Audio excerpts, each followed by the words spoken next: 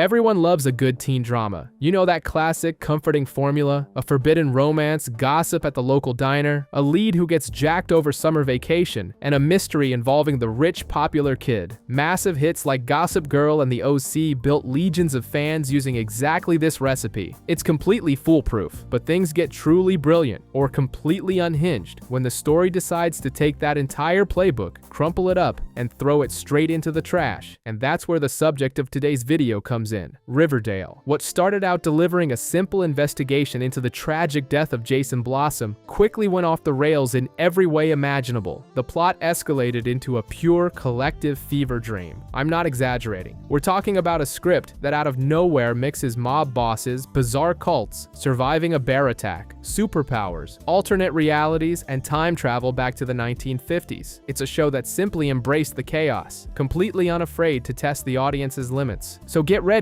because today on the channel, Riverdale, your typical high school teen mystery, but the completely unhinged edition. The vibe in town used to be peaceful, but everything goes south when Jughead Jones, our lonely narrator and Archie's former best friend, starts detailing the events of the summer. The whole town was shaken by the death of Jason Blossom. According to his twin sister Cheryl, Jason drowned in the river on July 4th trying to retrieve a dropped glove. The body wasn't found at the time, and the story became absolute truth, at least until weeks later, when the body turns up with a bullet hole right in the middle of his forehead. Meanwhile, Archie Andrews returns from summer break looking unrecognizable. Working at his dad's construction company gave the kid a superhero physique, and the whole school notices. But his new muscles don't help him carry the weight of his secret. On July 4th, Archie was by the river hooking up with his music teacher, Miss Grundy, and they both heard the gunshot. The problem is, going to the cops means confessing to a crime.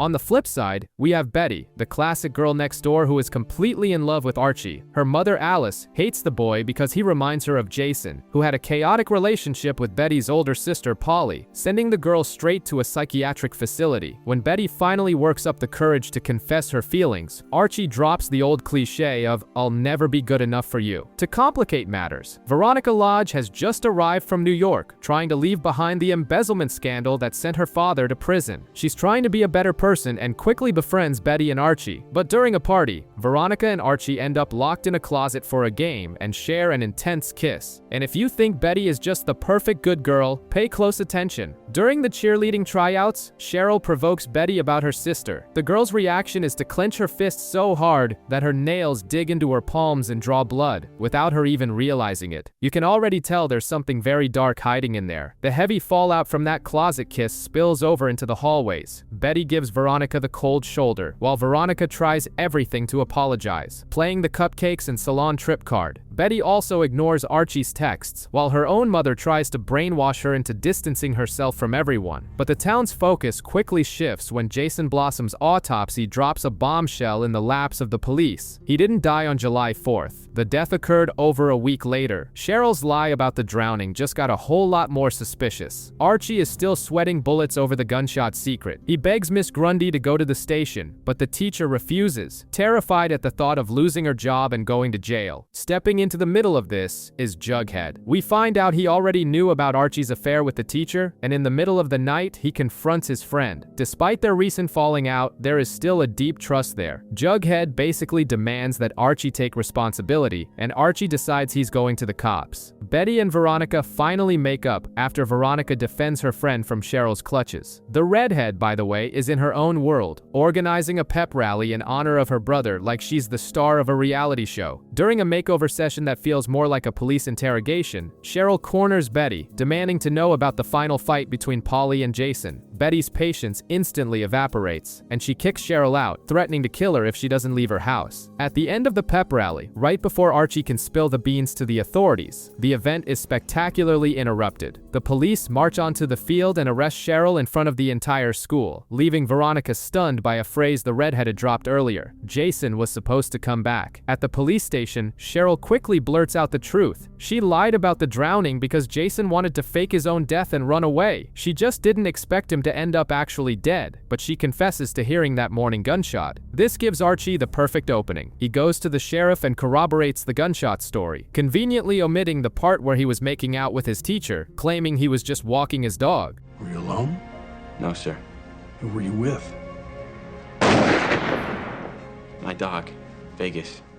When Archie's dad finds out he lied about his whereabouts that day, he grounds the kid. To make up for it, Cheryl decides to repay Archie's favor by forcing Josie and the Pussycats to listen to his songwriting. Josie hates the idea of a guy trying to dictate their sound, but she ends up accepting one of his lyrics. Later, after meeting Miss Grundy at a town event and hearing that his son has genuine talent, Archie's dad builds him a recording studio in the garage. Meanwhile, Betty puts on her investigative journalist hat and resurrects the school newspaper to hunt down the killer. She recruits Jughead, who goes straight to the scoutmaster, Dilton Doyley. It turns out Dilton was the one who fired that shot on July 4th during an illegal survival training session with the boys. To buy Jughead's silence, Dilton hands over a valuable detail. He saw Miss Grundy's car by the river. But things take a disturbing turn when Veronica goes on a date with Chuck Clayton, the star of the football team. The guy makes up disgusting lies about their night and posts them online. Investigating further, Veronica and Betty discover that the entire team keeps a secret playbook scoring the girls at school, and Betty's sister, Polly's name is in there, right next to Jason's. Revenge is inevitable. They lure Chuck into a hot tub and handcuff him. That's when the situation spirals out of control. Betty shows up wearing a dark wig, acting like she's someone else. She calls herself Polly, refers to Chuck as Jason, and shoves the guy's head into the scalding water until he confesses everything. Chuck is kicked off the team, but what terrifies Veronica is that the next day, Betty remembers absolutely nothing of what she did. Jughead takes on the narrator role, mourning the closing of the beloved Twilight Drive-In, while Betty dumps everything she knows about Archie and his music teacher into her diary. The secret doesn't last long. At Pops, Betty tries to corner Archie, and Veronica ends up overhearing everything, finding the gossip highly entertaining. Alice Cooper's intervention cuts the chatter short, but Betty doesn't give up that easily. Under the guise of a school newspaper reporter, Betty goes to interview Miss Grundy, and discovers that Jason Blossom also did independent study with her. Not satisfied, Betty recruits Veronica for a little breaking and entering. The two break into the teacher's car and find a lockbox with a gun and an ID under the name Jennifer Gibson. When Archie confronts Grundy with this info, she plays the card of a wife fleeing an abusive ex-husband. Archie, being soft-hearted, buys the story. Meanwhile, the entire town gathers for the last night at the drive-in. The mayor has been bought off by the lodges to demolish the place, destroying Jughead's makeshift home. Amidst the cars, Kevin ends up making out with a member of the Southside Serpents gang, and Hermione Lodge strikes a deal with another member of the same gang, unaware that Veronica is watching it all unfold.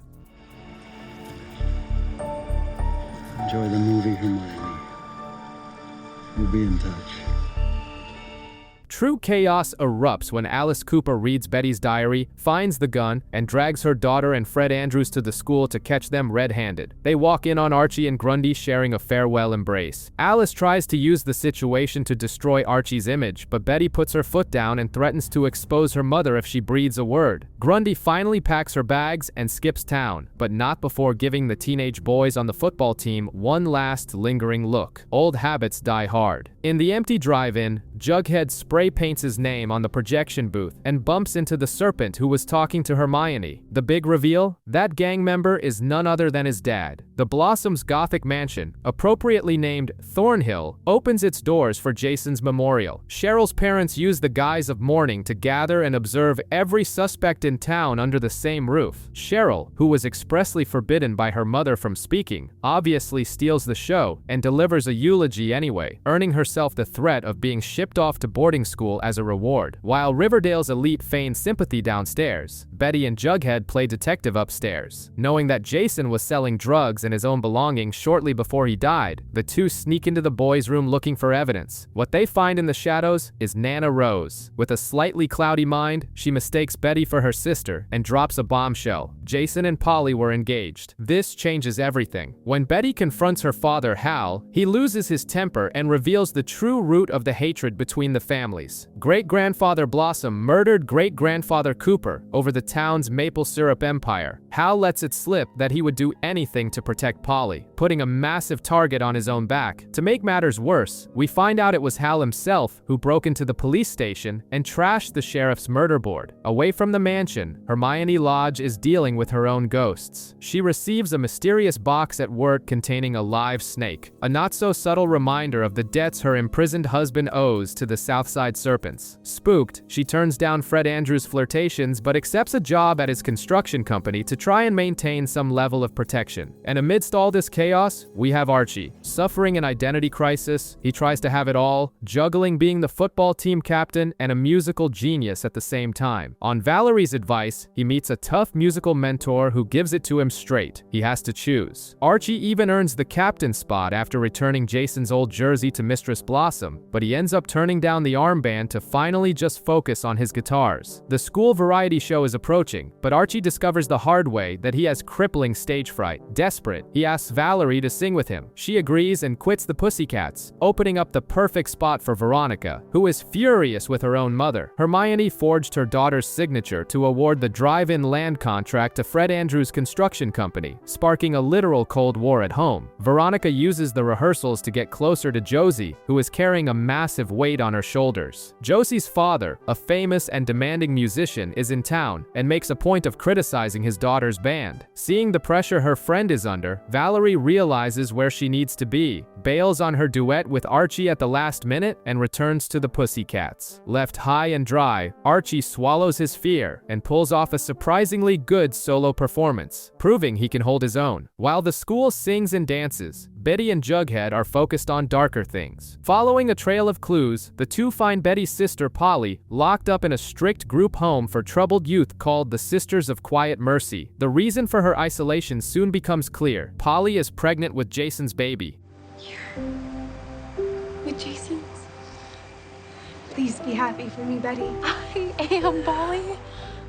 She reveals that the two of them plan to run away together on July 4th, but her parents found out and locked her away. The most tragic detail of the whole conversation is that Polly still thinks Jason is alive, waiting for her. Before Betty can break the truth, Alice Cooper shows up and drags her daughter away. Back home, Betty asks point blank if her father killed Jason. Alice just laughs, saying her husband doesn't have the stomach for it, but she herself would have loved to have done the job. Amid the tension, Jughead catches Betty off guard with an unexpected kiss. Refocused, they use Polly's information to find Jason's getaway car hidden in the woods, stashed with drugs, and the boy's varsity jacket. They rush to alert the sheriff, but someone was watching. When the cops arrive, the car is already up in flames, destroying all the evidence. Desperate, Betty and Jughead return to the convent to talk to Polly, only to find a shattered window. She's gone. The manhunt for Polly Cooper is in full swing. After escaping the facility right as Jason Blossom's car is torched, she becomes the prime suspect for murder and destroying evidence. Betty, desperate, makes the amateur mistake of talking about it out loud at school. The gossip reaches Cheryl, who immediately blasts it on Twitter. The Blossoms call the cops, forcing Betty's mother, Alice, to play a desperate card. She calls a press conference in front of the church and drops the bomb. Polly is pregnant with Jason's child. Instead of freaking out, Cheryl decides to help Betty protect the baby. Betty, by the way, had already found her sister hiding in the Cooper's own attic, because the most obvious hiding spots always work. Except the plan to get financial support from the Blossoms goes down the drain when Cheryl discovers that her own parents plan to steal Polly's child. With no way out, the girl ends up laying low at the lodge's apartment. The vibe there isn't much better. Veronica decided to punish Hermione for forging her signature on the drive-in contract by maxing out her credit card on clubbing and online shopping. The blackmail works, and Hermione agrees to confess the fraud to her husband Hiram. Meanwhile, Archie discovers that Jughead has been living in a closet under the stairs at school since his dad, F.P. Jones, was fired by Fred Andrews and hit the bottle hard. Archie gives him a nudge, and F.P. swallows his pride to ask for his job back at the construction company. Everything seems fine until the sheriff finds Jughead's giant murder board at school and arrests him as a suspect in Jason's death. To save the kid, Fred lies to the police, giving him a fake alibi for July 4th. F.P. shows up to pick up his son, leading to a tense shouting match with Fred, but the detail that really matters comes later. Home alone, F.P. opens a closet to reveal that he's keeping Jason Blossom's varsity jacket, completely ignoring common sense. Betty and Veronica decide to throw a baby shower for Polly at the lodge residence. The idea is to reunite the Cooper family, but but Polly decides to invite the Blossoms as well, creating a perfect recipe for disaster. Before the party, Polly confesses to the sheriff that Jason was dealing drugs for the Southside Serpents to scrape together some cash, and that faking his death was just part of their getaway plan. At the baby shower, Nana Rose announces that Polly is having twins. The atmosphere, which was already tense, totally blows up when the Blossoms offer their mansion for Polly to live in. Alice Cooper loses her mind, but the real stab in the back comes later. Polly reveals that her father, Hal, tried to force her to get an abortion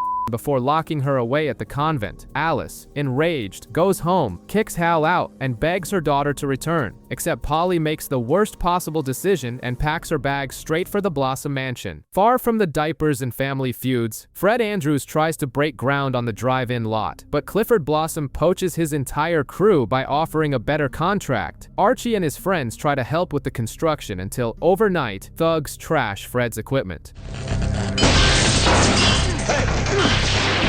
Hey, get away from that!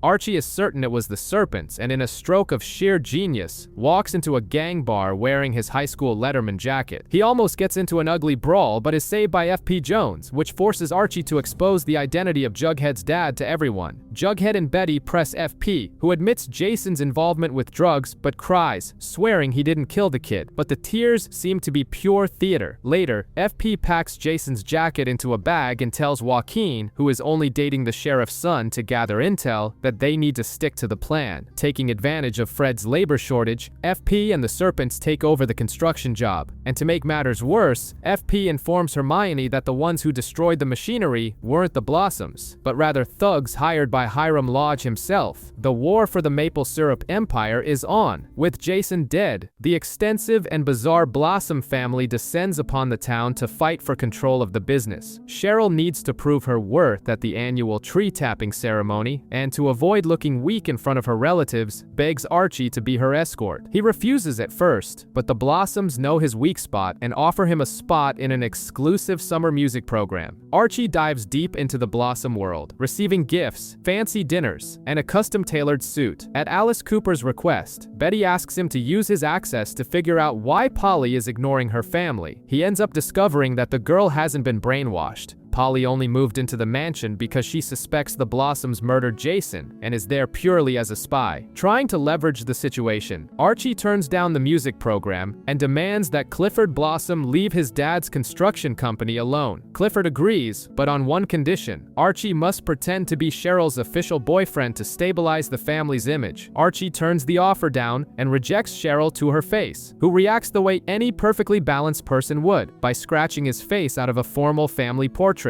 Tired of this drama, Archie's girlfriend simply breaks up with him and walks away. Meanwhile, Veronica tries to cleanse her karma by befriending Ethel Muggs, a girl whose family is drowning in financial troubles. The intention is good, until Hermione reveals that Ethel's father lost everything because of Hiram Lodge, and plans to testify against him. The guilt weighs even heavier when Ethel's dad attempts suicide. Veronica goes to the hospital to bring flowers, but the girl's mother recognizes the Lodge surname and kicks her out, destroying any chance of reconciliation. Back at the construction company, the truth also comes to light. Hermione finally confesses to Fred that she and her husband are the secret buyers of the land. Fred is furious, instantly cuts off their romantic relationship, but uses the leverage to his advantage. He demands 20% of the project's profits to keep working. Hermione, without much choice, accepts the deal. Betty decides that the best way to cope with the trauma of nearly drowning Chuck Clayton is to focus 100% on party planning. The problem is, the party is for Jughead, a guy who has hated his own birthday for at least a decade. The vibe starts off tense. Archie is raiding the liquor cabinet due to anxiety over his parents' divorce. Veronica is drinking because her dad sent a letter threatening to drag her mother into the family scandals. And Jughead gets depressed just being there, reminded of his own broken family, especially when his dad, FP, shows up at Betty's invitation. The depressing little get-together turns into absolute chaos when Cheryl and Chuck crash the place with kegs of beer and 50 random high schoolers. The duo's revenge plot is bizarre. Turn the house into a captive teenage arena to force Archie, Veronica, Betty, and Jughead to reveal their darkest secrets, and the secrets really fly. lie. Cheryl blurts out that the lodges bought the drive-in. Veronica accuses Cheryl of killing Jason out of a sick jealousy over her own brother. Dilton Doily pops up out of nowhere to expose Archie's affair with Miss Grundy, but the line is crossed when Chuck brings up Betty's violent outburst at the pool, prompting Jughead to punch him in the face and shut the party down for good.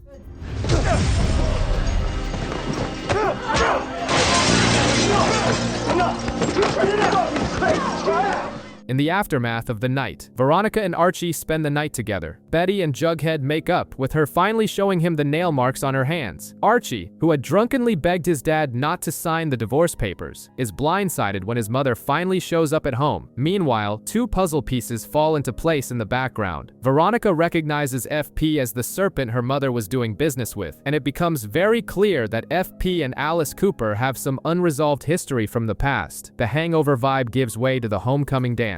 And with Archie's mom back in town, the adults are fully on the radar. Veronica wants to prove her own father didn't kill Jason, and to do so, she teams up with the most chaotic person possible for an investigation, Alice Cooper. The target this time is FP Jones. The plan is worthy of a spy movie. Alice invites FP and Jughead over for a tense dinner at the Cooper house, serving purely as a distraction. While Alice bombards FP with questions about his past and his motives, Archie and Veronica break into his trailer looking for evidence.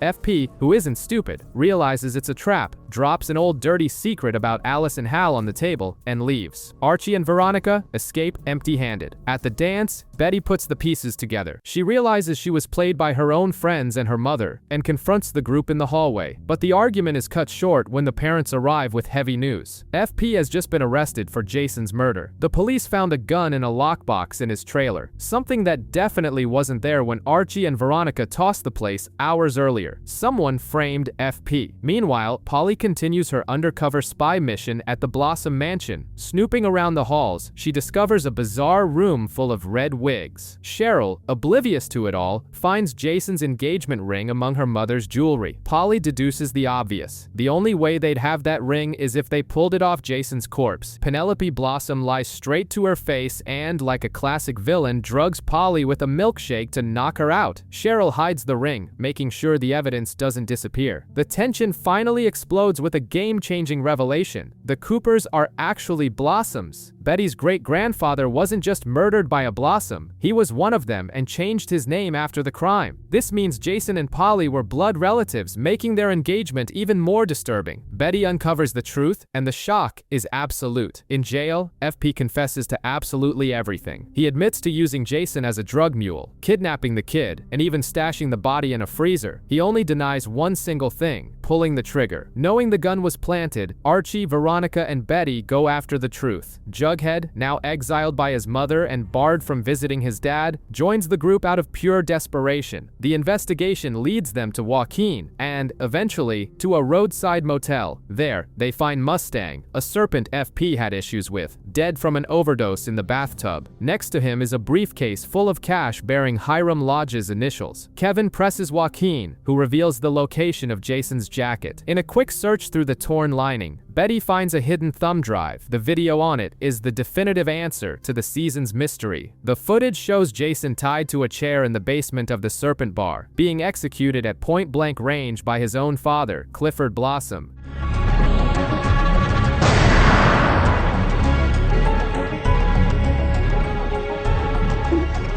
Betty immediately calls to warn Cheryl. Instead of running away, Cheryl confronts her father with a terrifying coldness. When the police finally raid the family barn, Clifford is already dead, hanging amidst the syrup barrels. As the Coopers finally storm the mansion to rescue Polly, a lingering question hangs in the air. Did Clifford really take his own life, or did the Blossom women take care of business before the cops arrived? Clifford Blossom's body is barely cold, and the truth finally comes to light. He took his own life because Jason was planning to expose the true family business. We find out that the famous maple syrup empire was actually a front for trafficking heroin. from Canada, because of course, nothing screams crime cartel quite like pancake syrup. Meanwhile, FP Jones remains locked up in jail. Sheriff Keller wants him to give up the serpents involved in the scheme, but FP keeps his mouth shut. This loyalty earns him the gang's respect, and they go after Jughead. Now living in a foster home and attending Southside High, they offer the kid protection and hand him the highly coveted Southside Serpents leather jacket. Across town, Archie and Veronica finally make their relationship official, but it's Betty who attracts trouble. She writes an article defending FP, and when Alice refuses to print it in the official paper out of fear of the town's wrath, Betty publishes it on the school's website anyway. The result? Her locker is vandalized with pig's blood in a very Carrie vibe. Pressuring her mother after the attack, Betty pries out another dark secret. Back in high school, Alice had a son and gave him up for adoption, hiding it from her daughters her entire life. Despair reaches a breaking point for Cheryl. Destroyed by everything that happened with her father, she walks onto the frozen Sweetwater River, ready to end it all. The ice gives way, but the Core 4 arrive just in time. Archie literally punches through the ice and pulls Cheryl back to life. Traumatized but looking to take back control, Cheryl returns home and handles the situation her own way, by burning the entire Blossom Mansion down in a final act of rebellion against her mother. The town tries to pretend everything is fine at its 75th Jubilee. Archie performs with Josie and the Pussycats, and Betty delivers a speech demanding that Riverdale face its problems head-on. Everything seems to be heading toward redemption until the next morning. Archie and his dad Fred are having breakfast at Pop's when a masked man bursts in. The gun is turned on Fred, a shot rings out, and the assailant flees, leaving a shell-shocked Archie on the floor, holding his bleeding father. Archie is desperate behind the wheel, racing against the clock and his own lack of driving skills. Without a license, he tries to get his shot father to the hospital. It's a miracle they arrive in one piece, but Fred is immediately rushed into surgery, experiencing constant visions of graduations and weddings. Amidst the chaos, Betty ends up blurting out to her mom that she almost slept with Jughead before being interrupted by a biker gang. Terrible timing for honesty with Alice Cooper, but Betty quickly focuses on what matters and spreads the news of the shooting. Jughead, ironically, hops on his dad's motorcycle on icy roads and manages to get to the hospital without a scratch. As the police investigate, Archie tells Sheriff Keller that the shooter wore a homemade hood and had green eyes. Keller's response? The guy must have been out of his mind on Jingle Jangle. Yes, that is the name of the local synthetic drug.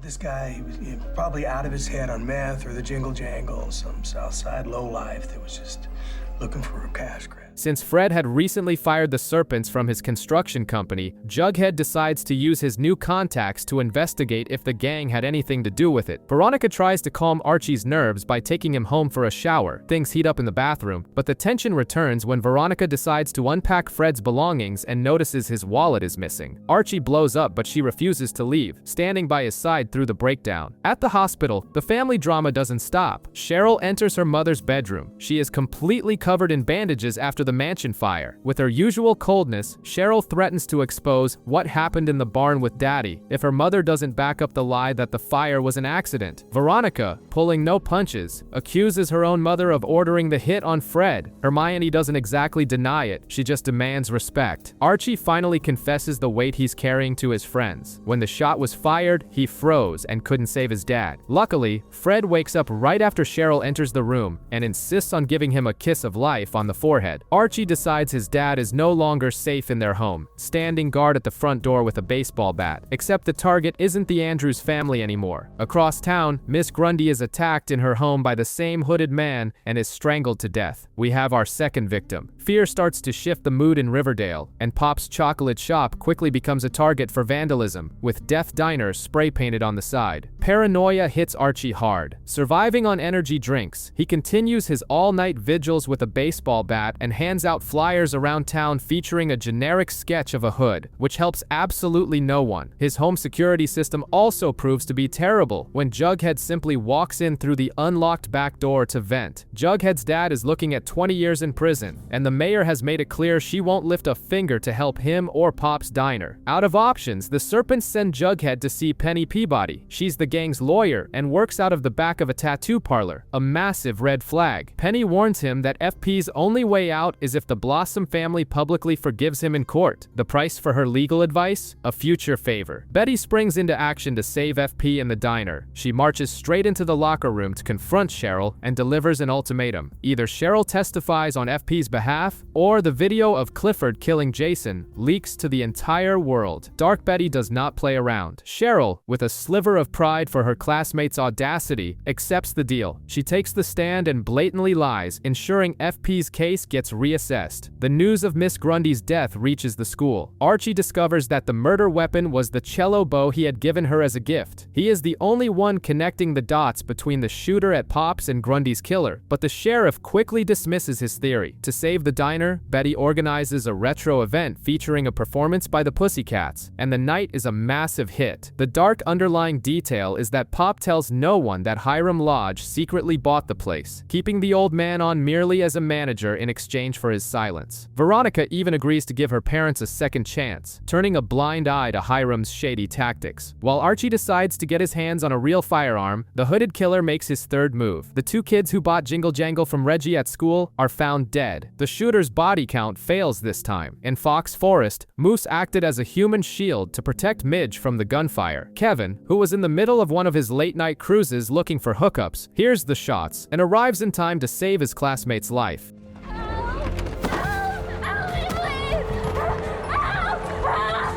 On the south side, Jughead faces the reality of Southside High, metal detectors, jingle jangle trafficking in the hallways, and literal cannibals. Tony Topaz, a serpent girl, tries to teach him the rules of survival, warning him to align with the gang so he doesn't become a target for the Ghoulies, the rival gang. But Jughead ignores the warning and tries to bring back the school newspaper. His brilliant idea to investigate the local drug trade earns him a brutal beatdown at the end of the night, which he hides from Betty, claiming it was a motorcycle accident.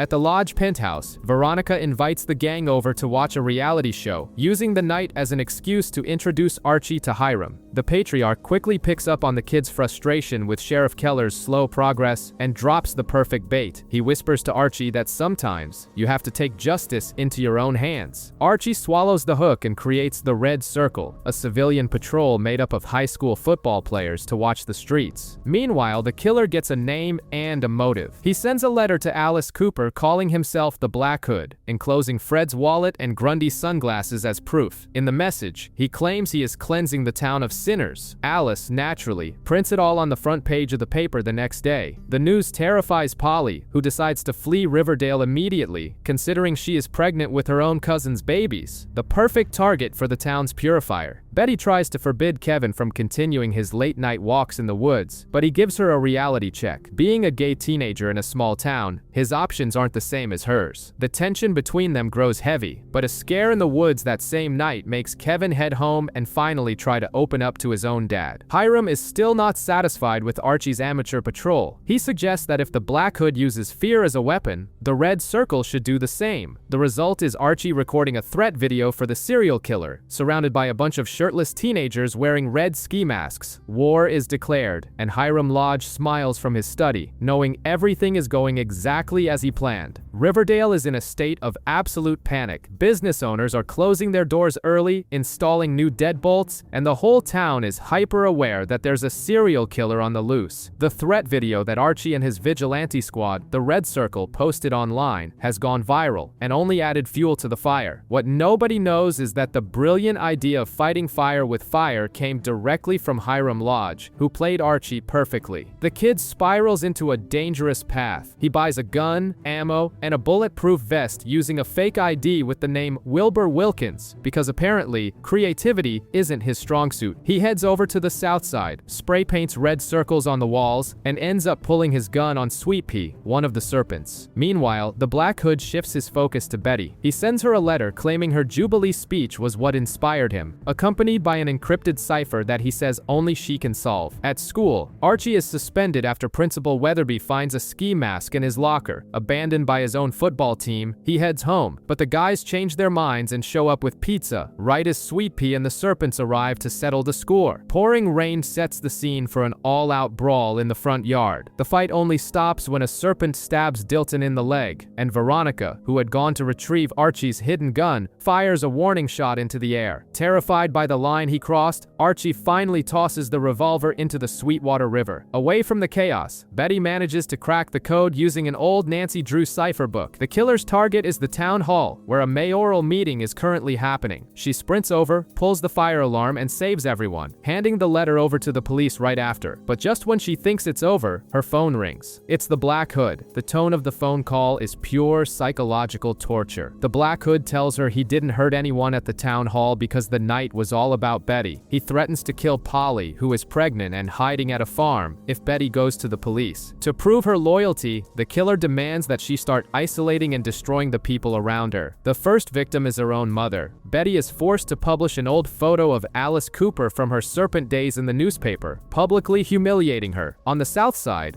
Jughead decides that the only way to keep the peace between the gangs is by becoming a real full-fledged serpent. The initiation involves taking care of the gang's dog, memorizing their laws, and retrieving a knife from a rattlesnake cage, a perfectly normal rite of passage for a teenager. In the wealthy part of town, the lodges host the rich and influential St. Clair family to secure an investment. Their son, Nick St. Clair, is the classic entitled New York rich boy who immediately starts offering cocaine to Veronica. During a party in Nick's hotel room, Betty carries out another one of the Black Hood's orders. She humiliates Veronica in front of everyone, calling her a terrible person and destroying their friendship. Right after, she asks Archie to break up with Jughead on her behalf. Archie delivers the worst possible news to Jughead, right as he is about to face his final trial for the Serpents, running the gauntlet and taking a brutal beating from every member. He takes the hits, survives, and earns his jacket. Back at the hotel, Nick St. Clair crosses every line imaginable and slips roofies into Cheryl Blossom's drink. Realizing what was happening, Veronica and Josie and the Pussycats bust into the room and give Nick the beatdown he so richly deserved. But the worst was still in store for Betty. The Black Hood takes her to an abandoned house, makes her put on a mask to prove they are the same, and demands the name of a victim to spare Polly. Panicking and pushed to the edge, she gives him a name: Nick St. Clair. Betty rushes to Nick's hotel, terrified by the thought of having blood on her hands, but finds him alive and being arrested by Sheriff Keller. Realizing that the Black Hood is merely playing psychological games with her, Betty decides she is done being the puppet of the story. She reconnects with Archie, tells him the whole truth, and the two team up again. The fallout from Nick's party hits the town hard. Mayor McCoy discovers the teenagers were using the town's new drug, Jingle Jangle, and orders a police raid at Southside High. Archie manages to pull Jughead out of there before he gets arrested. With half of their members behind bars, the Ghoulies, the rival gang, suggest an alliance with the Serpents. Jughead refuses and, following his dad's advice, challenges the rivals to a street drag race for control of the territory. Basically, a high school version of Fast and Furious. Meanwhile, Cheryl finds out her mother accepted hush money from the St. Clair family to drop the charges against Nick. When Veronica reveals to her parents that Nick also tried to assault her, Hiram Lodge's expression instantly changes. Shortly after, we get the news that the St. Clair family suffered a terrible car accident. A complete coincidence, of course. During the race, Archie and Jughead are in the lead when Archie abruptly pulls the emergency brake. He reveals he called the cops. The Ghoulies get arrested, temporarily solving the problem, but the Serpents despise anyone who brings the law into their business. The Black Hood makes his final demand. Betty needs to find out the identity of the Sugar Man, the town's drug supplier. Cheryl finally pries the truth out of her mother and passes the name to Betty. But instead of giving the name to the killer, Betty hands it over to the police and warns the Black Hood over the phone that the tables have turned. Now she is the one hunting him. The Sugar Man is arrested, but jail cells mean nothing. At the end of the night, the Black Hood walks right up to the cell and shoots the dealer at point-blank range. War is officially declared. A warning from the Black Hood is left taped to the door of Pops. He gives the town 48 hours to prove they are pure of heart, or the killings will continue. A game of Russian roulette with the entire population of Riverdale. As the town spirals into panic, Jughead gets a visit from Penny Peabody to collect. To pay off a supposed old debt of his father's, he has to deliver a crate of pancake mix to Greendale. Archie tags along to help with his car, but they get a flat tire in the middle of nowhere. Jughead ends up hitching a ride with a creepy stranger who has a suspicious tarp in his truck bed and loves talking about an old local serial killer, the Riverdale Reaper. Archie arrives just in time to save his friend's skin at a gas station, and they drop the cargo off to a Russian woman in a wheelchair. The catch? Penny recorded the whole thing. Jughead is now officially her drug errand boy, or the video goes straight to the sheriff's desk. At school, Josie is trying to focus on her solo career and starts receiving gifts from a secret admirer. The creepiness escalates quickly when she opens a box and finds a real pig's heart. She points the finger at Chuck Clayton, but the guy swears he has nothing to do with it, and even the cops let him go. The truth, however, is much worse. The person sending the gifts and drawing obsessive sketches of Josie is none other than Cheryl. Speaking of suspicions, Betty is convinced Sheriff Keller is the Black Hood, while Veronica bets he's just having an affair. Veronica breaks into his house looking for proof, and only discovers that the sheriff is ridiculously shredded. Betty, on the other hand, prefers breaking into his office. She even finds a black hood in his desk drawer, but Keller explains it's confiscated evidence. Not giving up, the two girls decide to tail him to a cheap motel late at night, and the mystery is solved. He isn't a serial killer, he's just sneaking around with Mayor McCoy.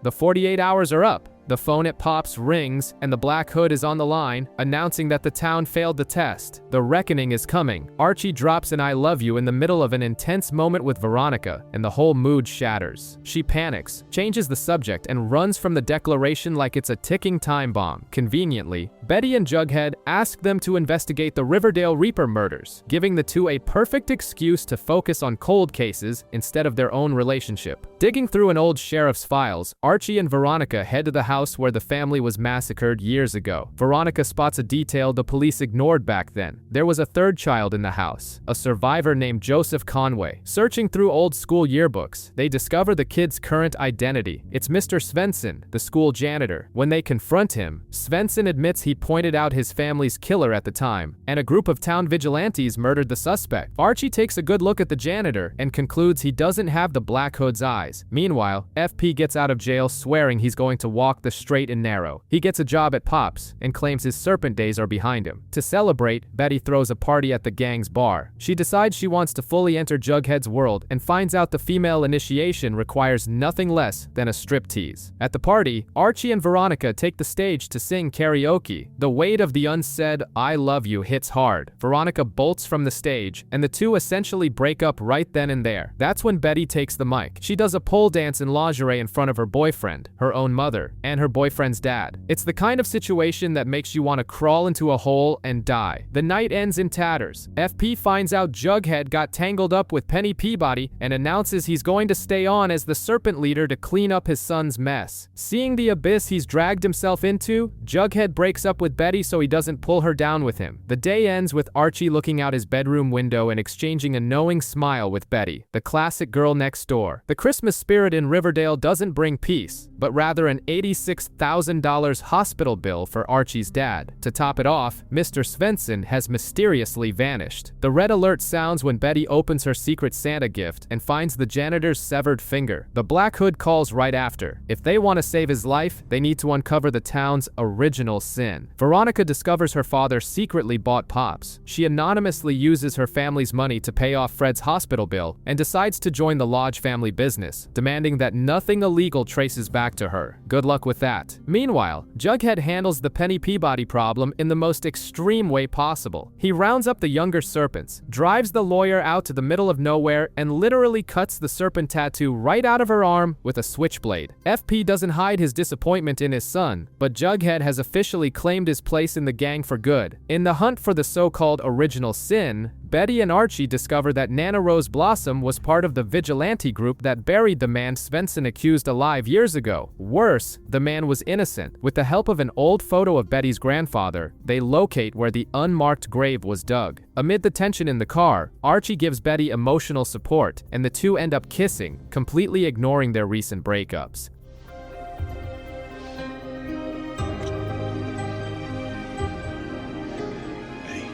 They find the grave in the park and dig up an empty coffin. The Black Hood emerges armed and forces Betty to bury Archie alive. The sound of police sirens distracts the killer, giving Betty the chance to whack him with the shovel. A foot chase leads them to a bridge, where Sheriff Keller shoots the Black Hood before he can jump. Pulling off the mask reveals the final twist. It was Mr. Svensson himself, and yes, he cut off his own finger. On Christmas morning, Veronica finally tells Archie she loves him, and the two kiss in his living room, completely unaware that someone is secretly taking pictures of them from afar. Meanwhile, Betty burns her case notes in the fireplace, but keeps a Black Hood hidden in her drawer. The mystery might supposedly be solved, but she knows the real story isn't over yet. Penelope Blossom needs money, and her solution to support herself and Cheryl is entering the adult entertainment industry, offering comfort to the lonely men of town at a local brothel.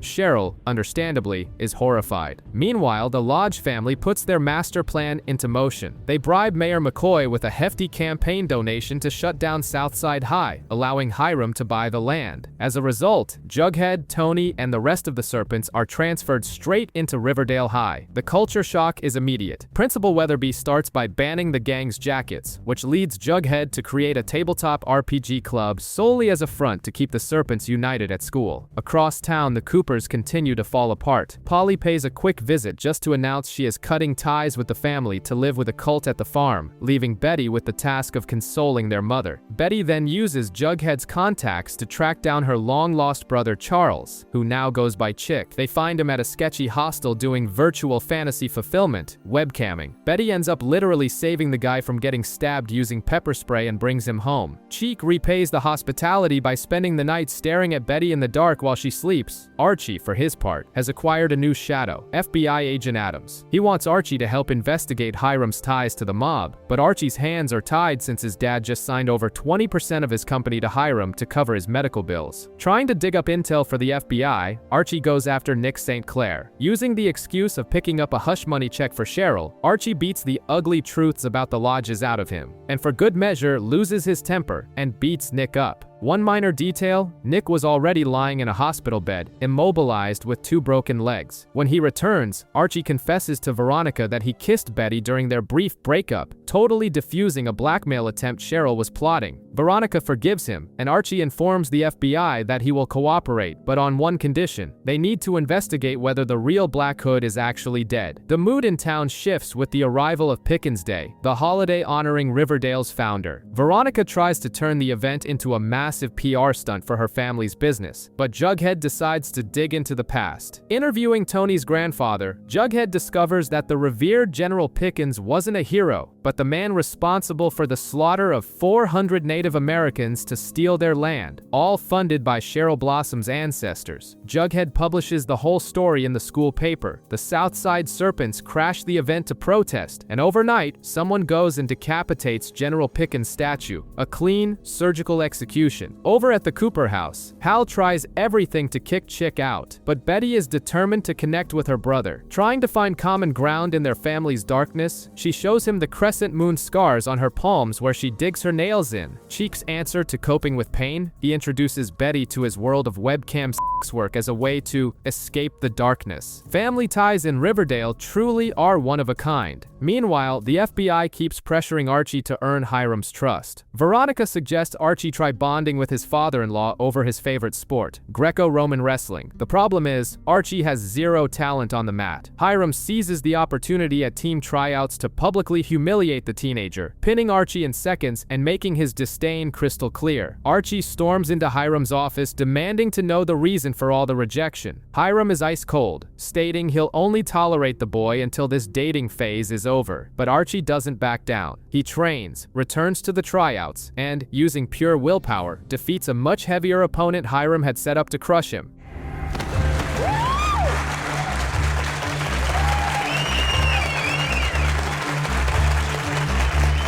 The victory earns a drop of respect from the mobster, who finally decides to make Archie his new business intern. The life of a mob intern isn't exactly glamorous. Archie spends his days picking up dry cleaning, but scores points with Hiram when his father-in-law finds out he beat up a cast-wearing Nick St. Clair. Impressed by the aggression, Hiram invites Archie to serve drinks at a poker game with his criminal associates. Veronica warns him that the men at the table are dangerous, but the naive Archie thinks he's just going to refill water glasses. His innocence shatters when, while plunging a toilet, he overhears two mobsters plotting to assassinate Hiram right after Veronica's confirmation. On top of that, Archie also discovers that Hiram is the true owner of Pops. Meanwhile, Hiram uses his lawyers to threaten to sue the school over Jughead's article, resulting in him and Betty being suspended from the paper. To make matters worse, Hiram orchestrates an eviction notice against the Serpent Camp, demanding the return of General Pickens' statue head. Since it never rains but it pours, Penny Peabody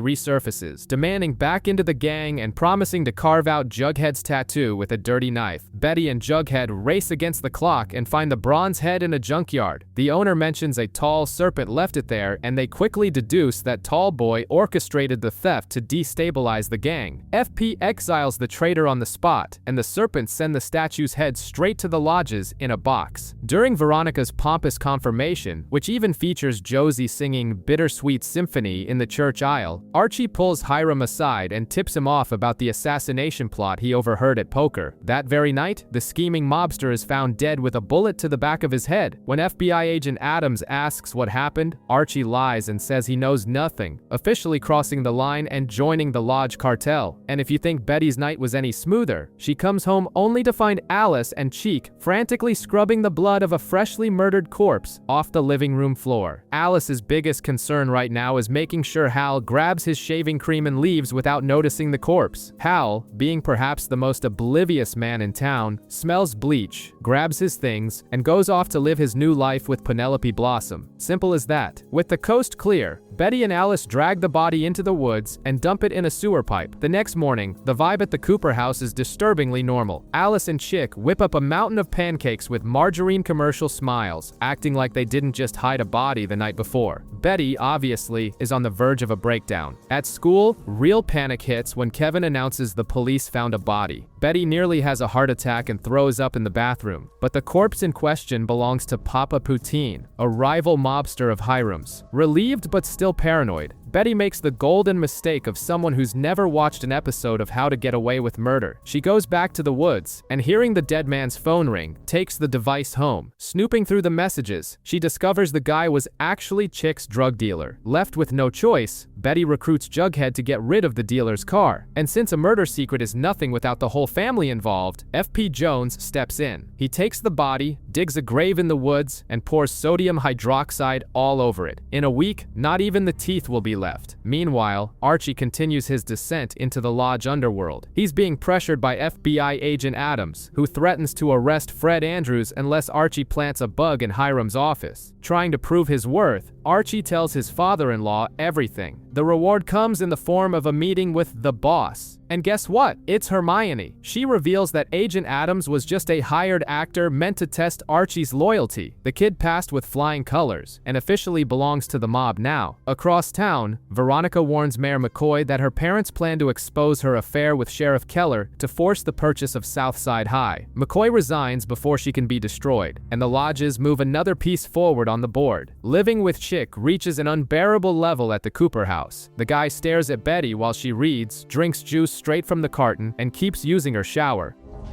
Chick, what's wrong with your bathroom? You have better water pressure. Tough, use your own. So when Hiram Lodge offers his lake house for a couple's weekend getaway to Veronica, she immediately invites Betty. Of course, Hiram's generosity has an ulterior motive. He's hosting New York mob families in Riverdale and wants Veronica far away. Archie, who is now the teen right-hand man to the boss, is tasked with keeping an eye on her, with the henchman Andre standing by in the shadows. At the cabin, the peace lasts just long enough to unpack. Cheryl, dealing with Penelope's psychological abuse at home and feeling rejected by the couple's trip, calls Jughead and drops the bomb, the kiss between Betty and Archie. Instead of a massive blowout, the foursome handles the situation with the flawless logic of hormone-fueled teenagers. To even the score and clear the awkwardness, Veronica and Jughead kiss in front of everyone. Problem solved, apparently. The next day, things spiral out of control when Jughead finds out Hiram bought the Sunnyside trailer park, and Betty gets the news that he also bought out the town's newspaper. The powder keg explodes, and the four of them start airing their dirty laundry in the living room. The shouting match is only interrupted when Cassidy, the cashier from a local store the girls visited earlier, breaks into the house with masked thugs. Veronica manages to trigger a silent alarm, but Cassidy makes a run for it, taking her necklace. Archie's vigilante instinct kicks back in full force. He chases the robber through the woods and tackles him to the ground. That's when Andre emerges from the shadows, tells Archie to step away, and executes the kid right then and there. The weekend is over. Back in Riverdale, Archie returns the necklace to Hiram. When asked if he feels remorse over the boy's death, Archie replies coldly, saying his only regret is that he wasn't the one who shot the Black Hood. Far from all this chaos, Cheryl finds a safe haven in Tony Topaz. In a heartfelt conversation, Cheryl confesses she was once in love with a girl in the past, but her mother destroyed the relationship and called her deviant. Tony just holds her hand, assuring her that she is, in fact, sensational. Hiram Lodge's web of lies keeps growing, and Jughead sets up an investigation board in his trailer to try and piece together the mobster's master plan. What he doesn't know is that Hiram already has his next target, Fred Andrews. The Lodges want Archie's dad to run for mayor in the special election. Archie knows this is a trap and desperately tries to steer his father away from the idea. He even tells Jughead that Hiram secretly bought the diner, but Pop himself begs them not to publish the secret so as not to break his mother's heart. While Archie tries to save Fred, the Blossom family proves they can always get weirder. During the reading of Clifford Blossom's secret will, Cheryl takes the floor and declares the family's days of madness are over. Immediately after she says this, a man identical to Clifford walks into the room. It's Claudius, the twin brother no one knew existed. Cheryl faints right on the spot. Shortly after, Claudius is already conspiring with Penelope to seize control of the fortune, targeting Nana Rose first and then his own niece. Over at the Cooper house, the situation is no less tense. Hal shows up asking Alice for a quick divorce to secure his cut of the Blossom inheritance, but Betty's attention is elsewhere. Cheek refuses to take the DNA test required by the will and has been exhibiting disturbing behavior around Polly's newborn twins. Betty manages to steal the guy's dental floss and sends it in for testing. When the results come back, she confronts her brother with definitive proof that he's not who he claims to be. On the lodge front, Jughead uses one of FP's connections at Shankshaw Prison and finally uncovers the missing piece of the puzzle. Hiram intends to turn the recently shuttered Southside High into a for-profit private prison. When Hiram tries to sell the idea to Fred, the Andrews patriarch stands up and rejects the candidacy on the spot. Archie, however, doesn't follow his dad. He stays behind and makes a literal blood pact with Hiram, slicing his palm and dripping blood onto a journal full of the mobster's secrets before throwing it into the fireplace. With Fred out of the way, the Lodges waste no time and launch their own mayoral candidate, Hermione. Betty is determined to uncover the truth about Chick. She drops the DNA issue on the table, and Alice finally confesses that Hal isn't his biological father. The truth is, Chick's DNA doesn't match because Hal isn't his father.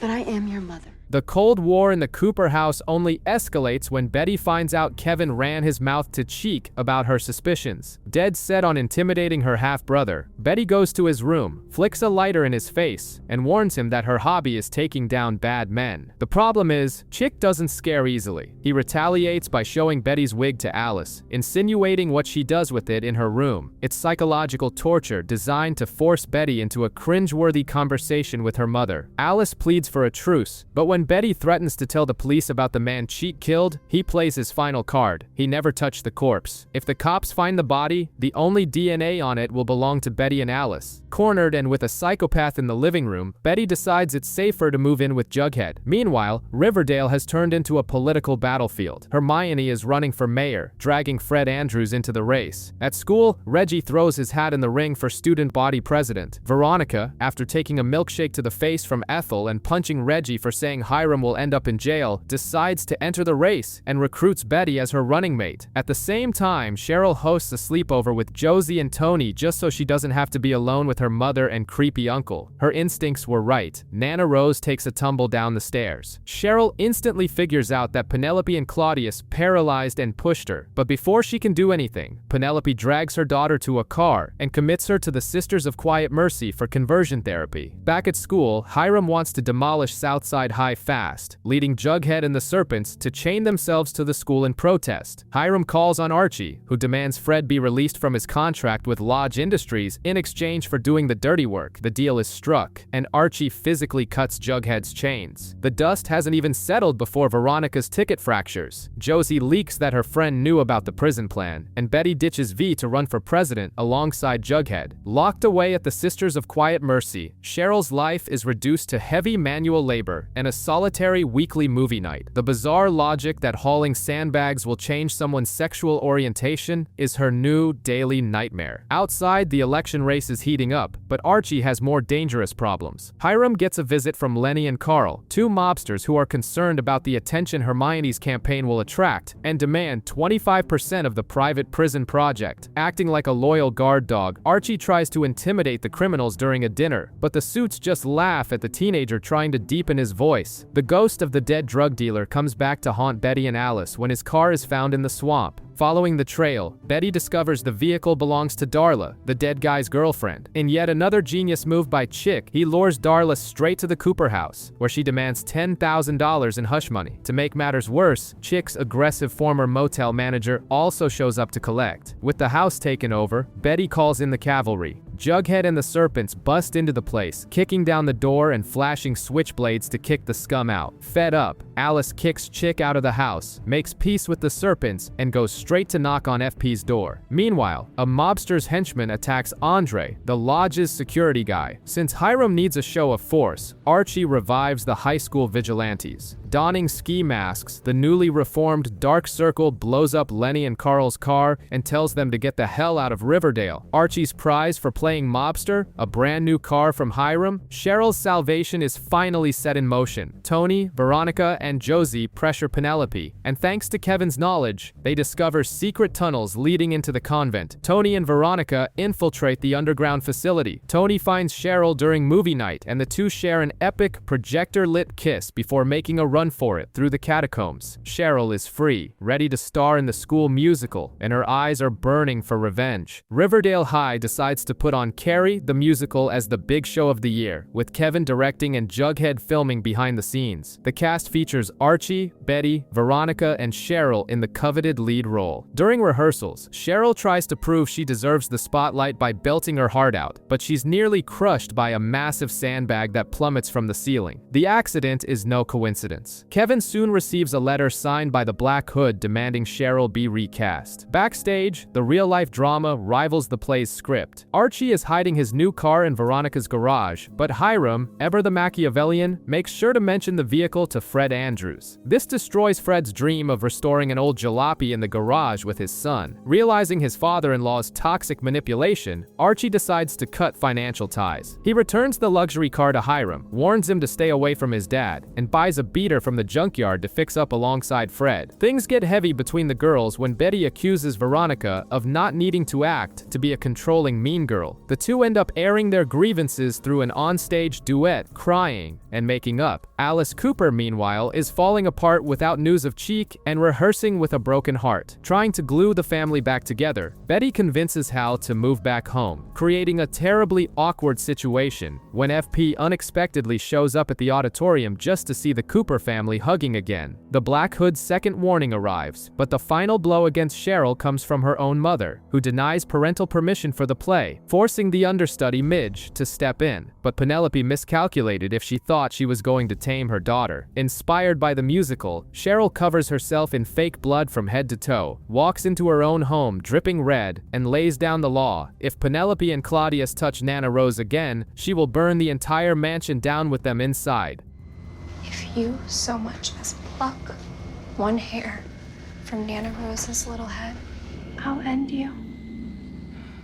Opening night finally arrives. The auditorium is packed. Alice sings her visceral solo, and at the climax of the scene, the stage panels rotate to reveal true horror. Midge is pinned to the wall, brutally murdered with dozens of scissors and knives. Behind her body, a message written in blood announces that those who escaped death in the past will bleed now. The Black Hood is officially back. Midge's funeral turns into a stage for a new tactical squad. The River Vixens show up wearing black uniforms, and Cheryl openly declares them the town's new vigilantes, even going as far as threatening Sheriff Keller in front of everyone. Far from there, Archie gets kidnapped. Nick St. Clair decides to show his face, demanding $1 million ransom. Hiram refuses to pay, arguing that caving would make the Lodge family look weak. When Veronica discovers the safe is empty, she moves to Plan B. She agrees to spend the night with Nick at his hotel to save Archie. The bizarre twist is that Nick plans to live stream the whole thing for Archie to watch, but Veronica is steps ahead of him. She slips him a roofie before anything can happen, extorts Nick's parents, and gets the money. Archie, fired up by the whole ordeal, decides to prove his worth to Hiram in a drastic way, by killing the Black Hood. Meanwhile, the Cooper family tree collapses. Betty and Jughead dig into the orphanage archives and discover that Chick is a fraud. The real Charles Smith shared a room with him. After being tied up in the basement, Chick confesses that Charles tried to come home, but Alice slammed the door in his face, which drove him to a fatal jingle-jangle overdose. Devastated, Alice rushes to FP to reveal a closely guarded secret. Charles was his son. The Black Hood soon contacts Betty using a custom ringtone. He takes credit for the recent murders and demands she hand over Chick, the ultimate sinner. Betty marches the imposter at gunpoint to the cemetery, where he finally confesses that he actually murdered Charles. When the killer shows up, Betty simply gives Chick a head start to run and turns her back. Upon returning home, the nightmare gains another layer. Hal is missing. Betty, on the other hand, focuses on her own father. She sneaks into Hal's room, copies his schedule, and cross-references the dates with the Black Hood's attacks. The match is terrifyingly perfect. When she confronts her parents and admits she handed Chick over to die because of her own inner darkness, Hal doesn't deny a thing. He merely says he understands that darkness. In the town's underworld, Veronica tries to open a casino, which catches the eye of young mob heirs who are impressed with how she handled Nick. But the real problem isn't the outside mob, it's the war erupting inside Riverdale. When the police find out Fangs was secretly hooking up with Midge, he gets arrested. Hiram capitalizes on the chaos and pays Reggie's vigilante group to attack the Serpents and trash their bar. The tension peaks during the mayoral debate. The Black Hood shows up and opens fire on the stage. Amidst the panic, Hal pulls Betty down to protect her, leaving the girl even more confused about who is really behind the mask. Things spin completely out of control at the police station. Fangs is released, but an angry mob demands blood outside. With no police to contain the chaos, Archie tries to disarm Reggie in the scuffle, but the gun goes off and hits Fangs. And as if the town weren't already up in flames enough, the Black Hood shows up at Cheryl Blossom's front door. Getting a visit from the Black Hood at your front door would be the end for most people, but Cheryl Blossom doesn't back down. Cheryl dons a red hunting cape, grabs her bow and arrow, and shoots him right in the shoulder. She even tries to track him through the woods, calling Betty with a clear warning. Hal is wounded and ready to kill. Riverdale goes into total meltdown. The shooting of Fangs sparks a bloody gang riot. The ghoulies show up with painted faces and nail-studded baseball bats, turning the streets into a scene out of Mad Max. Fred, FP, Pop, and Sheriff Keller manage to hold the mob back at the diner using Molotov cocktails. In the middle of the madness, Midge's mother confesses to Veronica that she was the one who shot Fangs. The true climax goes down at the Cooper house. Hal sits Alice and Betty down to show them old home movies and confesses everything. His grandfather stole the Cooper identity after murdering his own brother and wiped out the Conway family to protect the secret. Hal took up his grandfather's mission to cleanse the town of sinners. He confesses to the shootings of Fred, Grundy, the Sugar Man, and Midge, but denies firing at the debate. Alice acts fast, attacking her husband's ego to distract him, giving Betty enough time to bash him over the head. Across town, the mercenary Penny Peabody teams up with the ghoulies to take over the south side. Believing Fangs is dead and discovering that Hiram Lodge paid to destroy his gang, Jughead makes a drastic decision. To prevent a slaughter of the Serpents, he calls Betty, tells her he loves her, and surrenders himself to the ghoulies as a sacrifice.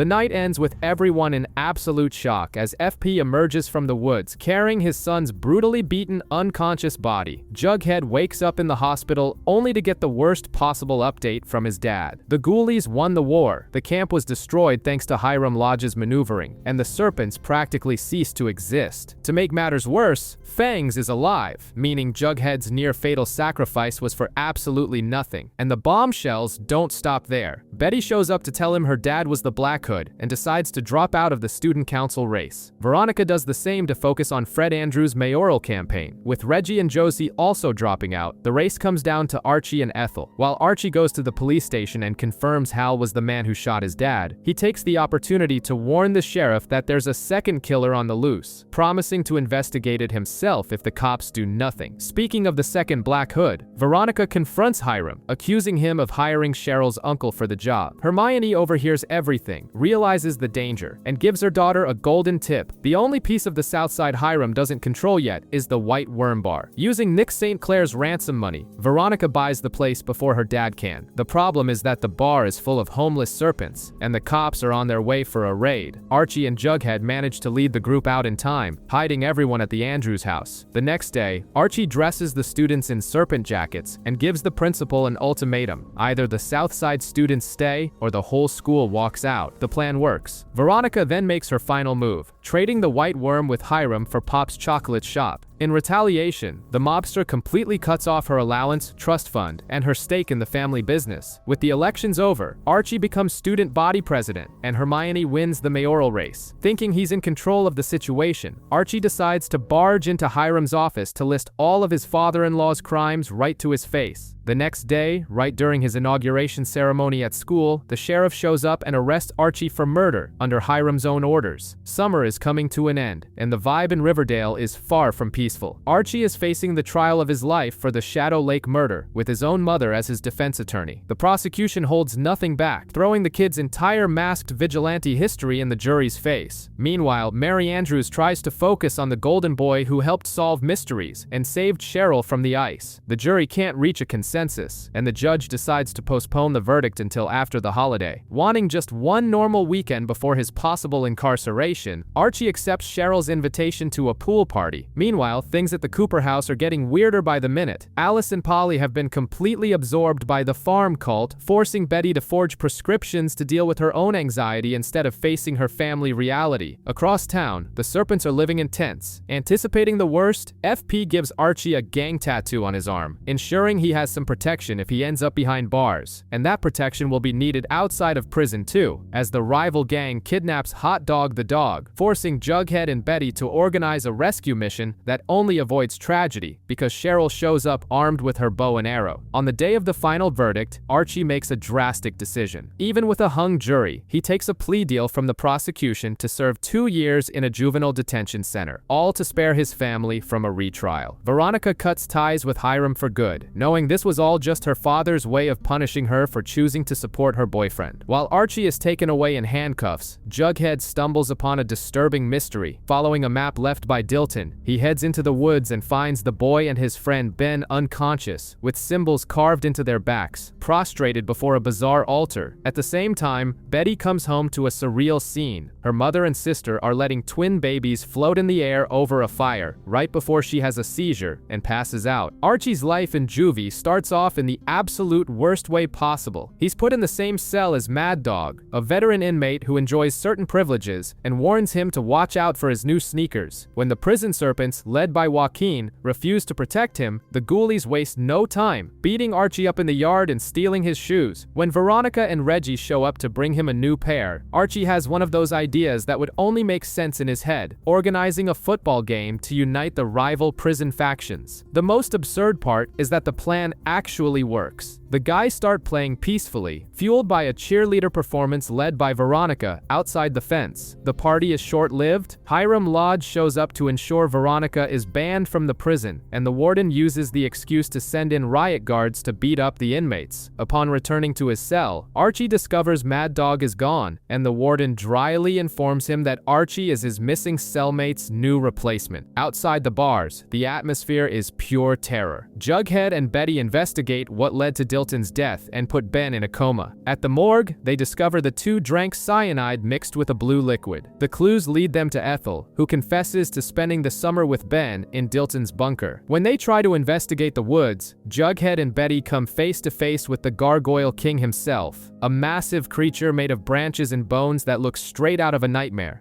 Yeah, I do. Okay. Run.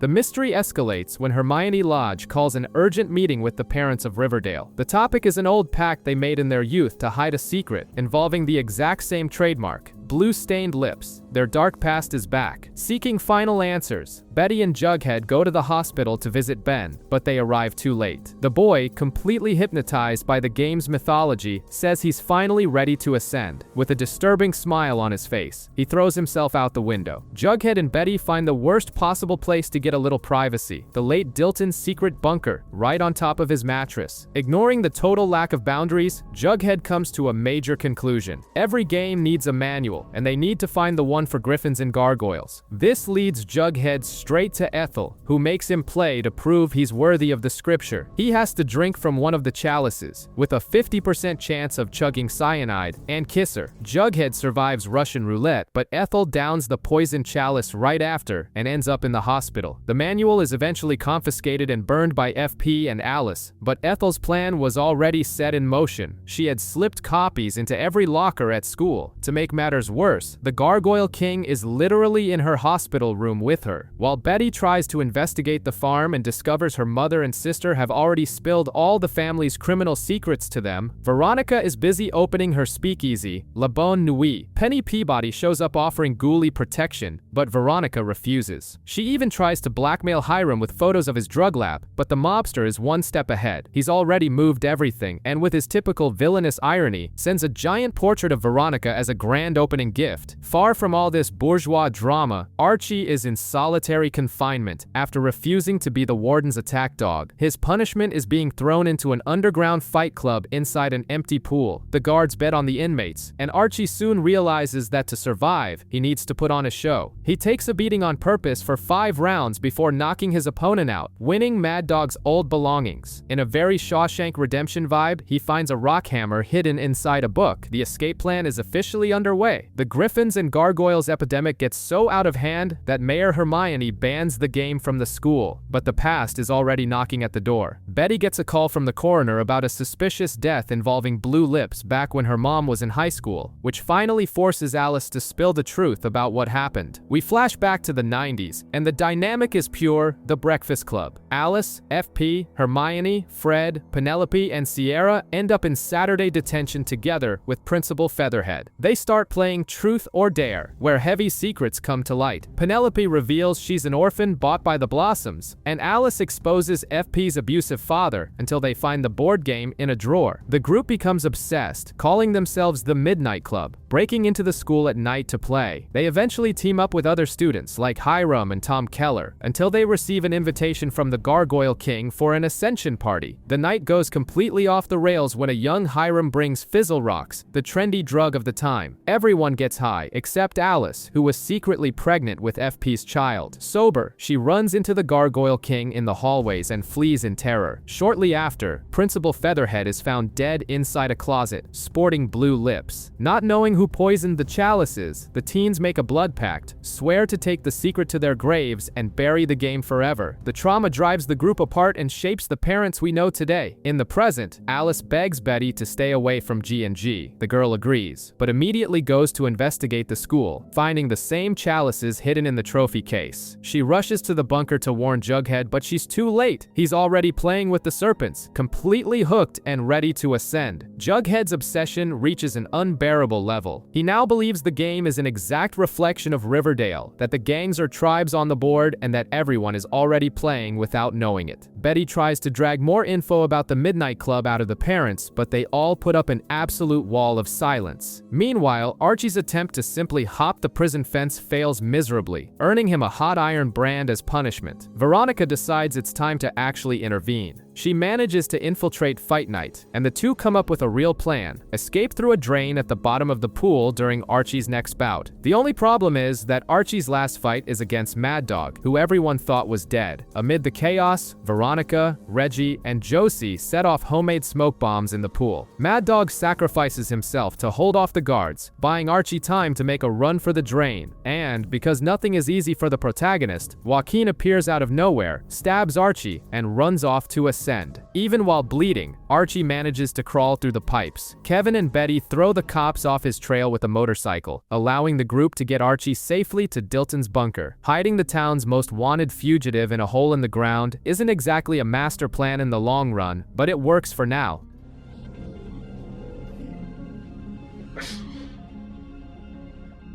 At the prison, the warden realizes he failed the mission written on his G&G card: kill the Red Paladin. With no way out, he drinks cyanide in his office. The game is collecting its debts in the real world. And in the woods, Jughead finally crosses paths with the Gargoyle King. Instead of running or fighting, he does the unthinkable. He kneels. Jughead returns from the woods with a bizarre story. He saw the Gargoyle King surrounded by 10 masked disciples. Since Warden Norton just committed suicide, the theory that he was the king goes down the drain.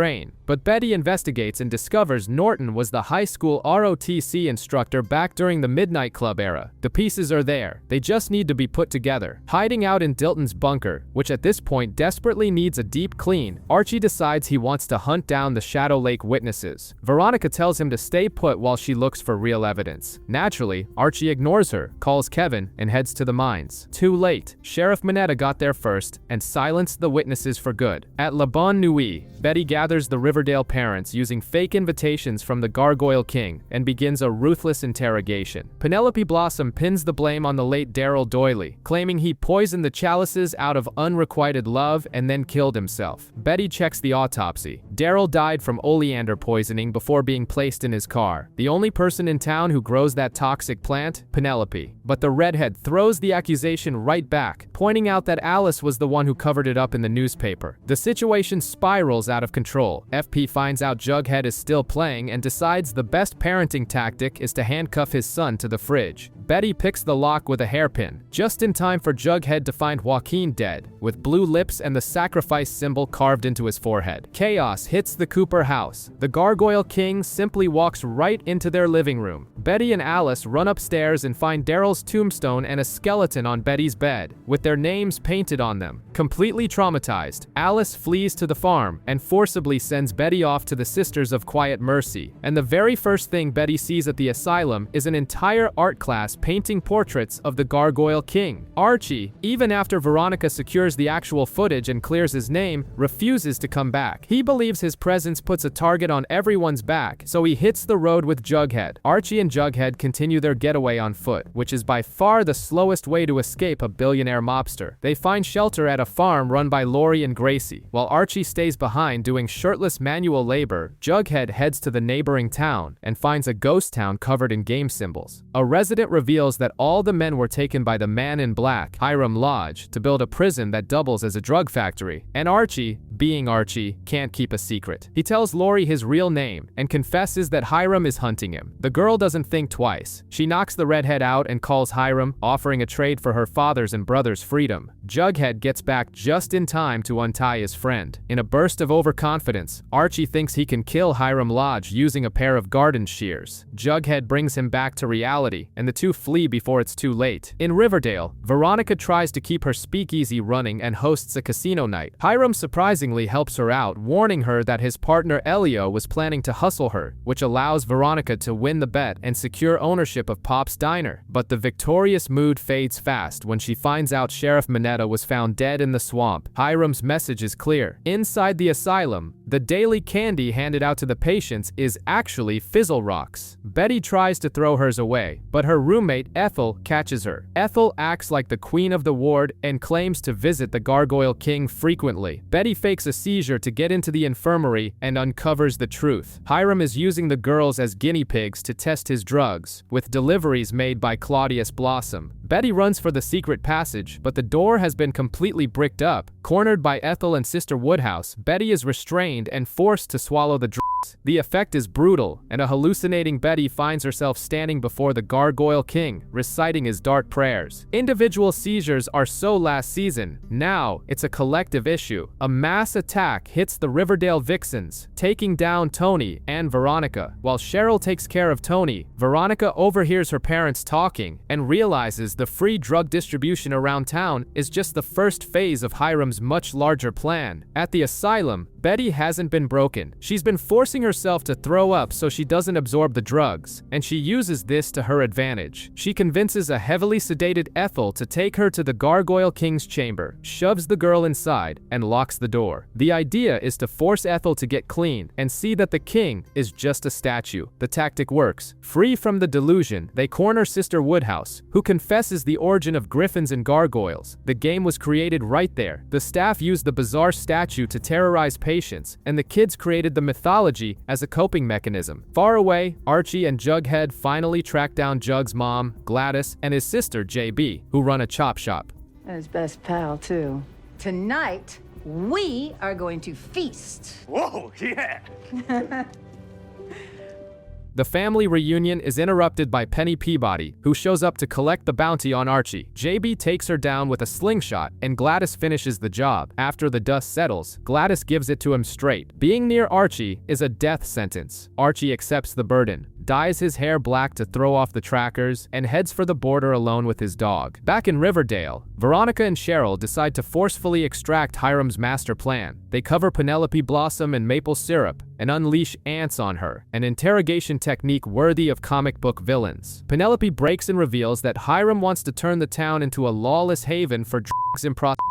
Betty and Ethel turn the asylum breakout into an epic game quest, leading the girls outside, but they have nowhere to go. Hermione Lodge declares a state of quarantine. Sirens wail and the borders are sealed off by armed guards, blocking FP and Jughead from entering. Isolated in his new kingdom, Hiram celebrates his victory in his office, and standing right in front of him is the Gargoyle King in the flesh. Riverdale's quarantine has finally been lifted, but the crime rate is still through the roof. And a big part of that is Cheryl and Tony's fault, as they've decided that breaking and entering is their new romantic couple's hobby. Meanwhile, Betty's house is turned into a refugee camp for the kids rescued from the Sisters of Quiet Mercy. The problem is that one of the boys gets caught with fizzle rocks, and Betty discovers the drugs came straight from Fangs. Obviously, Jughead doesn't let that slide. He calls a serpent meeting and bans any illegal activity within the gang under penalty of exile. Across town, Hiram Lodge decides to tighten his grip. He demands 15% of the speakeasy's profits and the return of an insanely expensive egg stolen by Cheryl and Tony. With no way out, Veronica makes Jughead a pitch. If he recovers the egg, the serpents take over the bar's security, cutting Hiram out of the picture. To fulfill the deal, Jughead makes a drastic decision and exiles Tony, Cheryl, and Fangs from the serpents. Veronica returns the smashed egg to her father, cancels any deals, and ends up kissing Reggie. At the Cooper house, Betty's plan to use the nuns to testify against Hiram seems to gain traction when a social worker reveals their vows of silence haven't been legally binding for over 60 years. Except Hiram Lodge is faster. He posts bail for the nuns, who return to the Gargoyle King's chamber and commit mass suicide by drinking cyanide. Out of options, Alice sends all the kids to the farm. Far from all this madness, up in Canada, Archie is living in an isolated cabin with his dog Vegas until he's brutally attacked by a bear. Bleeding out and doing a terrible job bandaging himself, he starts hallucinating. Suddenly, he's playing griffins and gargoyles with Cassidy and the dead boys from the mines. The game forces him to face his demons. He has to kill the Black Hood, stab Hiram, and, in the final level, destroy the one to blame for everything, himself. Archie beats his own hallucination with a baseball bat and ends up unconscious on his bed, having lost a lot of blood. Archie survives the bear attack, but returns to town carrying baggage. With his dark hair back and heavy scars, he tries to force a return to normalcy by fully diving into a romance with Veronica, but the trauma takes its toll. The pressure of studying for his SATs triggers intense panic attacks. In an attempt to go back to who he used to be, Archie dyes his hair red, but when Reggie tries to pick a fight in the locker room and sees the bear claw marks on his chest, even his rival backs down. The damage is bad. While Archie battles his own demons, the serpents finally strike a direct blow to the Gargoyle King. Fangs infiltrates the rival gang and tips them off about a ceremony in the woods. The ambush works, and the king is unmasked. It's Tallboy, Tallboy. Locked in the bunker, he confesses to killing Joaquin and terrorizing the Cooper house. The idea is to use Tallboy as bait to capture Hiram, but the one who shows up at the rendezvous point is Claudius Blossom. FP makes the arrest, but Claudius mysteriously ends up dead in his cell shortly after. And he's not the only casualty of the day. In his office, Hiram takes a bullet to the chest. At the hospital, the mood is completely grim. Veronica confronts Archie and asks him point blank if he was the one who pulled the trigger. That simple suspicion shatters their relationship on the spot, and Reggie is the one who ends up comforting Veronica in the hallways. For Betty, the drama is all in the family. After trying to pry information out of Hal, who lied about being the Gargoyle King just to get conjugal visits from Penelope, she discovers Alice donated Betty's entire college fund to the farm so they could buy the nuns' old convent. Things spiral out of control in the bunker when Tallboy tries to escape, and Fangs shoots him by accident. But the cover-up for this mistake falls into the lap of the most unlikely person. At Hermione's behest, F.P. Jones is suddenly appointed the new sheriff of Riverdale. The town is now in the hands of the very people who used to break the rules. Archie, ignoring all of this, isolates himself in his room, which he's turned into a makeshift prison cell, hitting a punching bag and drinking alone. FP's new gig as sheriff kicks off in the darkest way possible. He and Jughead have to hide Tallboy's body under a bed while trying to get their stories straight. The whole town's vibe takes on a film noir feel, with every resident harboring a dirty secret. Betty decides to investigate Claudius's death and stumbles upon yet another bizarre Blossom family scheme. She discovers Penelope runs a brothel called the Maple Club and, pulling the thread a little further, accesses Clifford's actual autopsy. The patriarch didn't hang himself in the barn. He was poisoned with pufferfish, probably the most absurd way to be murdered, but effective. When confronted, Penelope confesses that she kills bad men, revealing that Claudius was polluting the river with chemical waste that caused the girl's seizures. The problem is that Penelope blackmails Betty with the murder they covered up for Cheek, creating a total deadlock. Meanwhile, Veronica pays Jughead to find out who shot her dad. Hermione tries to shift the focus by blaming a corrupt health inspector Hiram was having an affair with, but the investigation leads Jughead to a cabin where he discovers Hermione is sleeping with Sheriff Minetta, who is very much alive. The truth finally comes out. It was FP who shot Hiram, collecting a favor from Hermione and seeking revenge for the attacks on Riot Night. To clear his dad's name, Jughead forges a video confession from Alice, pinning the shooting on the already dead Tallboy. Hermione thinks she's in control, but Veronica and Reggie break into the prison and burn Hiram's entire drug stash, ruining the massive sale the mayor had planned. On the flip side, Archie continues his self-destructive spiral. He gets into a fight at work and gets completely wasted until Josie throws him under a cold shower. In a moment of distorted clarity, he decides to go to the hospital armed to finish Hiram off once and for all. But plans change when Minetta enters the room, sent by Hermione to finish the job. On reflex, Archie shoots Minetta in the arm, saving the life of the man who ruined his. The shooter flees, only to be murdered by Hermione shortly after for failing. Archie's action earns him a silent truce with Hiram. Knowing the lie about Tallboy, Veronica decides to just accept the official story. After all, it's Riverdale. Forget the rules and move on. Romance is in the air in Riverdale with the wedding of Sierra McCoy and Tom Keller. The idea is to have a low-key reception at Veronica's speakeasy, but the peace is short-lived. The Gargoyle King sends an invitation for the Midnight Club to finish their infamous Ascension Night. FP tries to calm everyone down, warning them that Tallboy was just a pawn using the game to sell drugs, but the parents have no choice and break into the school. Penelope passes out cyanide antidotes just in case, but all they find is a bloody skull and a note letting them know they've been played. It was all a distraction, and the distraction works perfectly, because while the parents are chasing ghosts, their kids are busy. Archie and Josie strike up a romance after her frustrating Juilliard audition. Veronica and Reggie try to rob his dad's dealership to pay off a debt to Hermione's mysterious buyer. The brilliant plan ends with a graze wound and a useless bag of cash, ruined by a dye pack. The worst part? The buyer is Gladys Jones, Jughead's mother, who decides to keep the financial deal a secret from her own son. Cheryl has her fair share of drama too. After discovering that Penelope sabotaged her college admissions, she blackmails her mother with photos of the brothel's clients. Cheryl secures Tony's spot and even founds a new gang for her girlfriend to lead, the Pretty Poisons. But the real trauma hits Kevin and Moose. Their romantic bunker date is cut short when the Gargoyle gang kidnaps them. Cheryl, in full bow and arrow vigilante mode, arrives with FP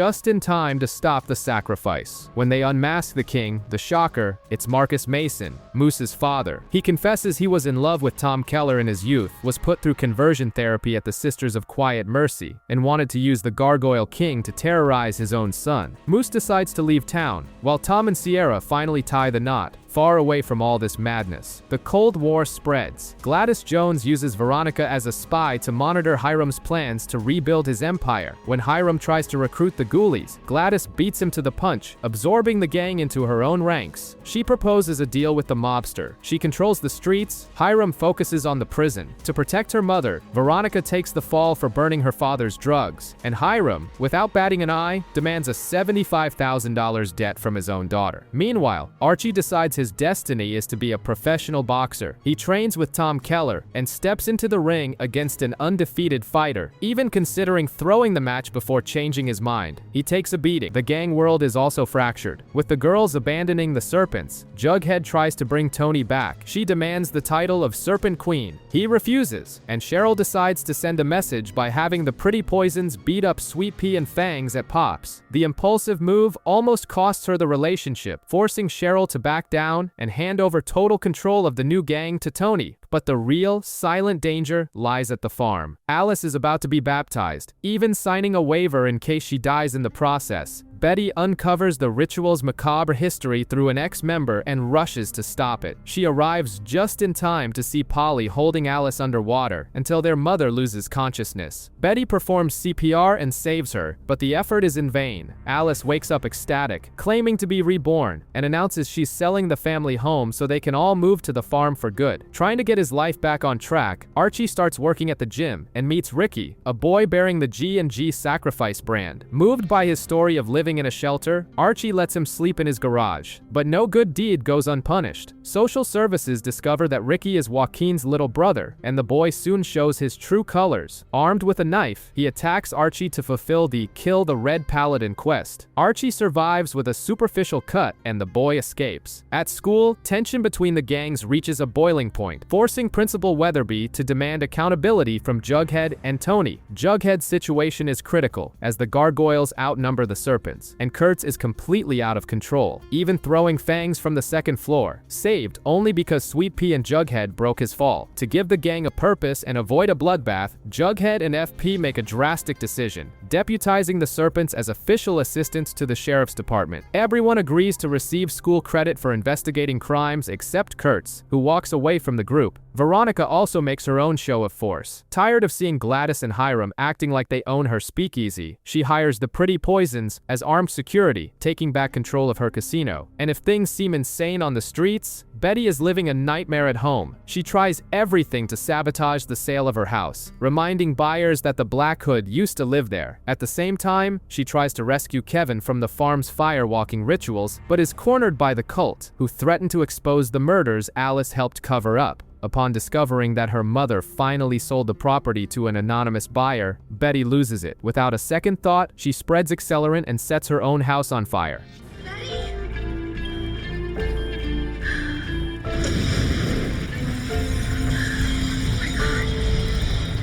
FP's 50th birthday raises an immediate logistical problem. Gladys has decided to buy the old Cooper house for the Jones family. Yes, Jughead is going to live in his girlfriend's house. Since Betty is now homeless, she crashes with Veronica, who promptly drops the bombshell that Gladys is running the Fizzle Rocks drug trade. Before Betty can tell Jughead everything, they need to resolve a technicality. Half of Riverdale wants to kill Archie. Archie presses Hiram, who confesses to printing 12 Kill the Red Paladin cards from Griffins and Gargoyles, distributing them all over town. Imagine being a mob boss and needing a dozen people to try and eliminate your teenage daughter's ex-boyfriend. Armed with a list of the players' hangouts provided by Hiram himself, Jughead gets an idea. He creates an extra rule for the game, faking a message from the Gargoyle King. Challengers have 12 hours to face the Red Paladin one-on-one, no weapons. Basically, Archie channels his inner Rocky Balboa and spends the day knocking out random nerds, and even a prison guard at a gym Hiram recently bought.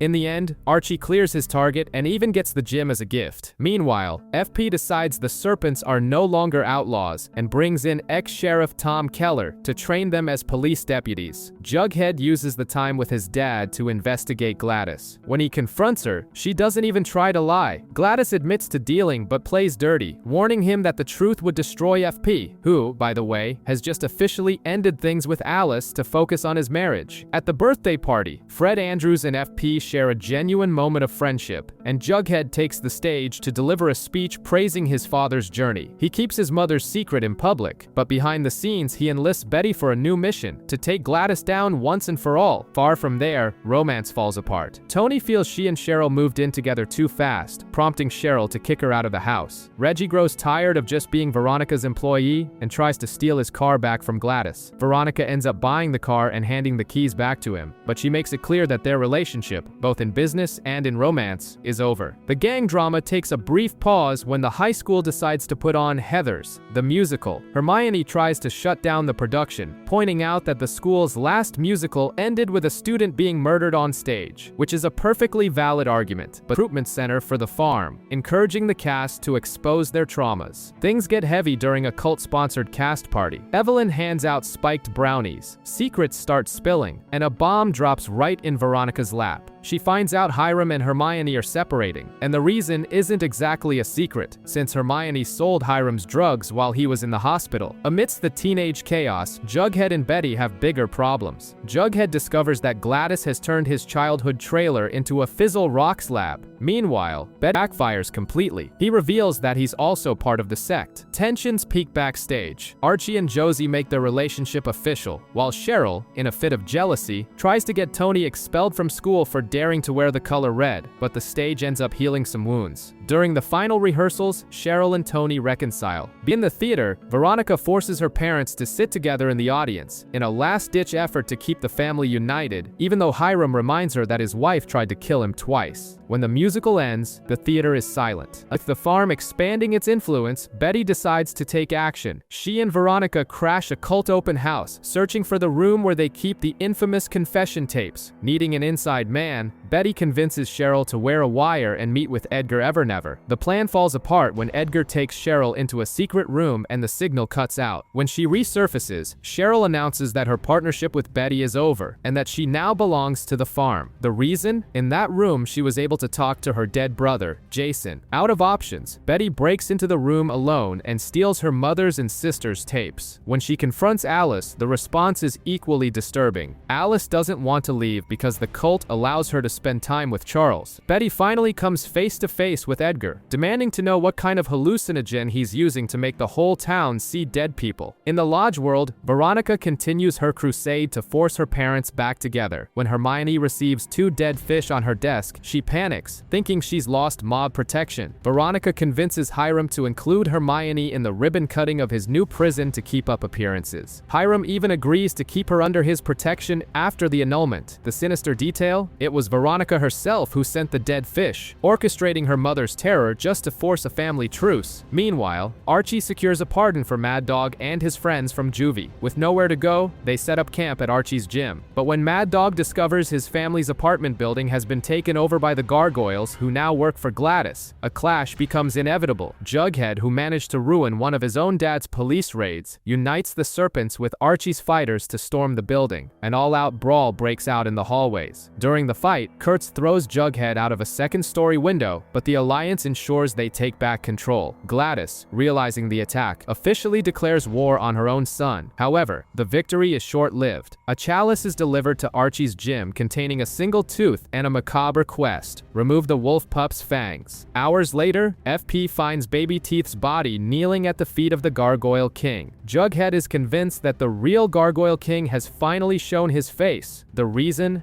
Baby Teeth's body was found drained of blood and missing all of his teeth. The town coroner delivers the report with such theatrics, he seems to be auditioning for a Shakespeare play, declaring that the killer is not human. To honor his fallen friend, Archie decides to enter Elio's new boxing tournament, with Veronica helping to organize everything. While punches fly in the ring, FP and Jughead are on a frantic hunt for Kurtz, who has started pushing a terrifying new batch of Fizzle Rocks around town, the kind that makes users foam at the mouth and smash their heads against lockers. They manage rush to arrest Kurtz outside Archie's fight. The problem is, with both of them busy and Gladys being Gladys, no one was watching Jellybean. Kurtz and his goons seize the opportunity and complete the game's ultimate quest, capturing the princess. Jellybean ends up face to face with the Gargoyle King. Across town, Betty tries an aggressive approach to pry Alice from the cult's clutches. The plan involves creating a fake gravestone, chloroforming her own mother, and handcuffing her inside Dilton's bunker surrounded by old family photos. But Alice, proving that stubbornness is genetic, sets her own memories on fire. Exhausted, Betty returns her mother to Evelyn, and even discovers through the recordings that Alice is afraid of her daughter's darkness. In the ring, Archie knocks out his opponent, Randy Ronson. The tragic detail is that Randy had taken Kurtz's tainted drugs and doesn't get back up. Ronson, we need a doctor. Somebody call a doctor!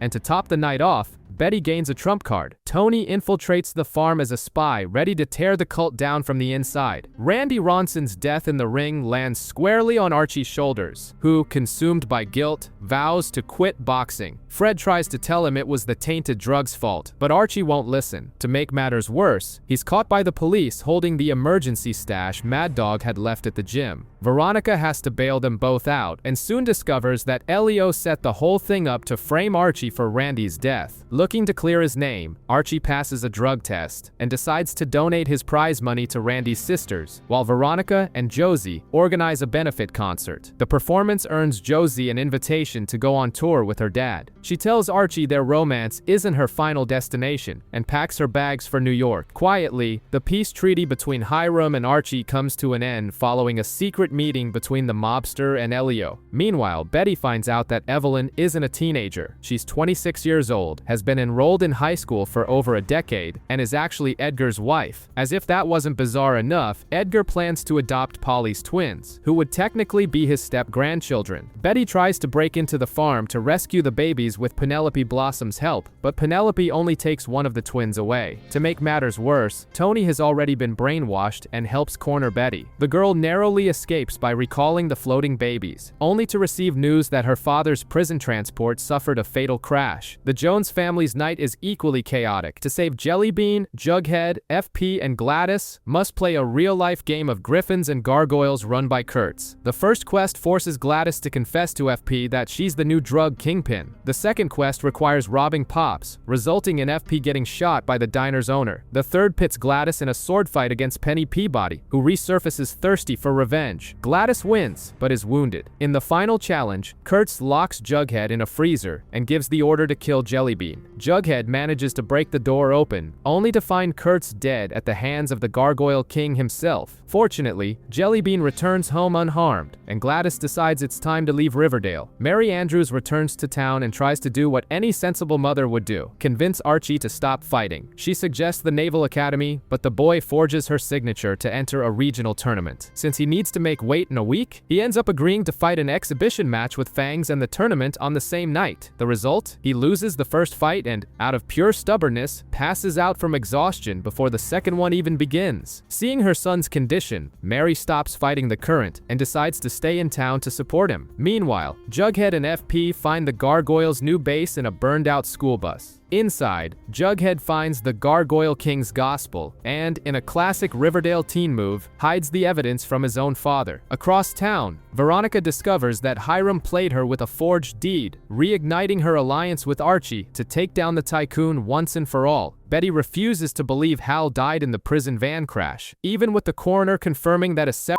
hand at the scene has her father's DNA, she's convinced he faked his own escape. The paranoia ramps up when she and Jughead investigate the gospel and discover that a mysterious blonde man has the same runic tattoo as Kurtz. Betty bets everything that it's Edgar, storms into the cult, and demands he take off his shirt. No tattoo. Bughead's big play happens at the prom. They manipulate the theme of the dance to Griffins and Gargoyles and crown Betty as the Griffin Queen, using the gospel to lure the Gargoyle King out. Betty receives a mysterious note and goes alone into the dark school hallways. She sees the Gargoyle King, but before she can act, she's attacked by none other than the Black Hood. And yes, he now has a hook where his right hand used to be. Basically an 80s slasher movie villain.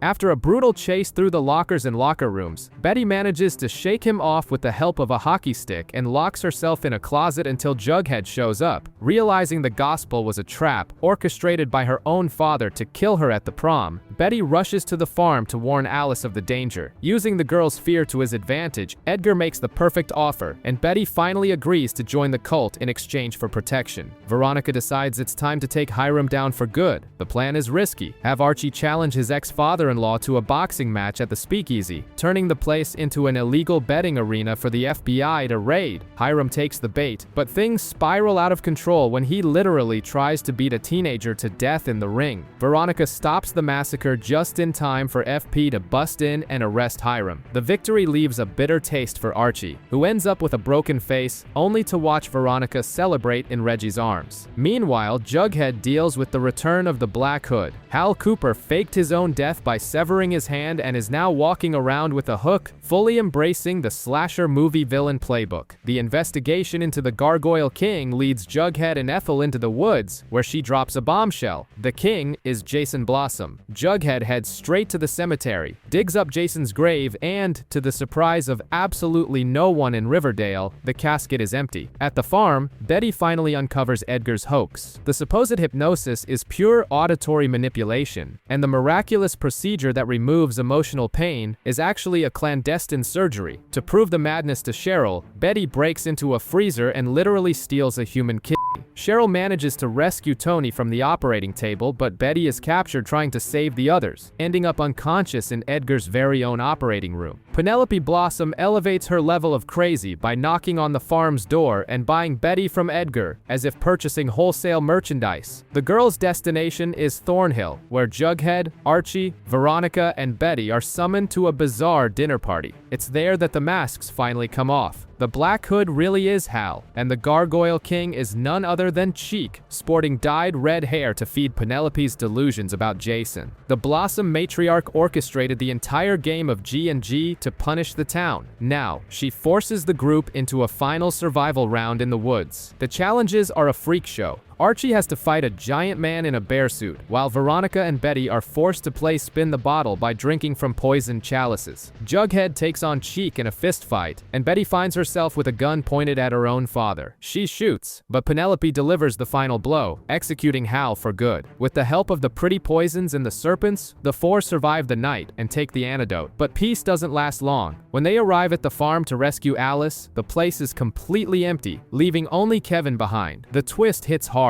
Alice was never brainwashed. She was an FBI informant this whole time, working with Charles, who just so happens to be Betty and Jughead's long-lost half-brother. The dust seems to settle at Pops, where the four promise to have a normal senior year, but a flash-forward shatters any hope of that. Archie, Betty, and Veronica appear in the middle of the woods, in their underwear, covered in blood. They throw Jughead's iconic beanie into the fire and make a blood pact to never speak of that night again. The nightmare is far from over. Summer brings a rare moment of peace to the town. The farm is gone, the gargoyles have been contained, and the residents are preparing for a grand 4th of July parade. The only off note is Cheryl, who spends her days calmly reading the newspaper to her brother's decomposing corpse. But the calm is brutally interrupted by a phone call that shatters Archie. His father, Fred Andrews, was killed in a hit-and-run while helping a stranded motorist with a flat tire on the side of the road. Unable to wait for the normal procedures, Archie, Jughead, Betty, and Veronica borrow a hearse from Reggie's dealership and hit the road in the middle of the night to bring Fred's body home. At the scene of the accident, they meet the woman Fred helped. She explains how he pushed her out of the way of the speeding car, trading his own life for hers. When FP calls to say he found the driver responsible for the hit and run, Archie goes after the guy seeking revenge. But upon pinning him against a wall, the truth comes out. The man is only taking the fall to protect his teenage son, who took the car without a license. Archie's anger evaporates as a profound realization hits him. Car when I wasn't supposed to? I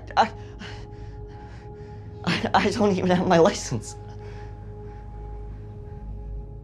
protecting his son is exactly what Fred would have done in that father's place. The return to Riverdale is heavy, but marked by compassion. Cheryl turns the 4th of July event into a massive welcome home parade for Fred. The funeral brings everyone together, from the Serpents to Hiram, who secretly pays for the service straight from behind bars. Archie delivers an emotional eulogy for the man who helped build the town. At night, as fireworks light up the backyard in celebration, Archie finally steps into the empty garage and allows himself to break down, mourning the loss of his hero. Summer is over in Riverdale, and the last few months have basically been Archie, Betty, Veronica, and Jughead attached at the hip, trying to cope with Fred's death. The final night of vacation takes place at Veronica's apartment, and in the blink of an eye, nostalgia turns into a full-blown hookup session. They end up oversleeping and arrive late for their first day of senior year, and waiting for them isn't Weatherby anymore, but Mr. Honey, the new principal who is definitely anything but sweet. On the field, Archie invites Mad Dog, who now goes by Monroe, to join the Bulldogs. The problem is that the newcomer's talent makes Reggie look like an amateur right in front of his abusive father. Tensions flare. Archie tries to intervene, but it's Reggie who loses it, smashing his father's car windshield with a baseball bat. Curiously, this leads to a civilized conversation between the two, which in Riverdale is suspicious at best. Meanwhile, Jughead is invited to tour Stonewall Prep after one of his short stories catches the eye of a teacher there, Mr. Chipping. During the visit, Jughead is amazed to see a classroom where the students have actually read Moby Dick. With a little push from Betty, he decides to transfer.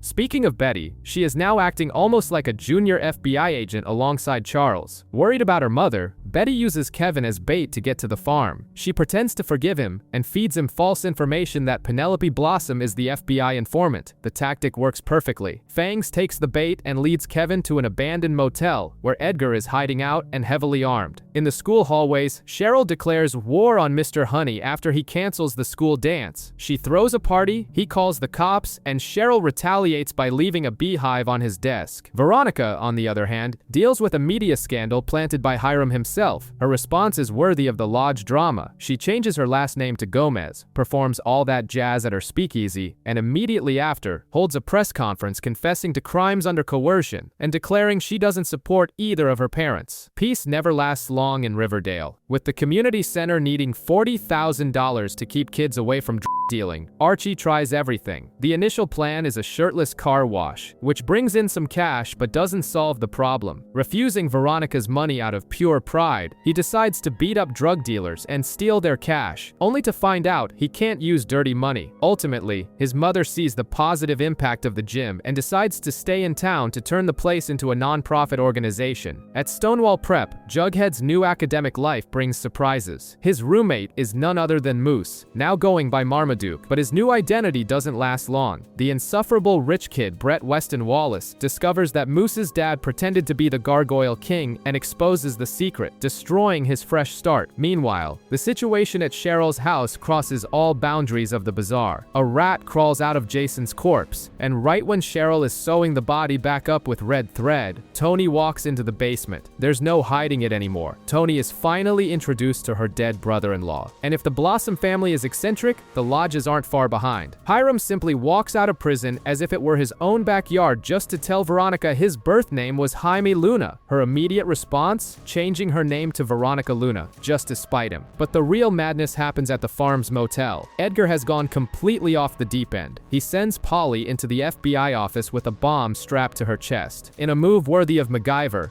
Betty disarms the explosives using a hairpin. She then steals a school bus and drives to the motel to deliver the ransom, but ends up captured. Edgar's master plan? Have Evelyn drive the bus full of followers off a cliff as a distraction while he escapes in a homemade rocket. Seriously, a rocket. Betty manages to break free and save everyone, while Alice corners Edgar on the roof. Dressed in an evil, Knievel-style jumpsuit, he points a gun at her, but Alice is faster and shoots.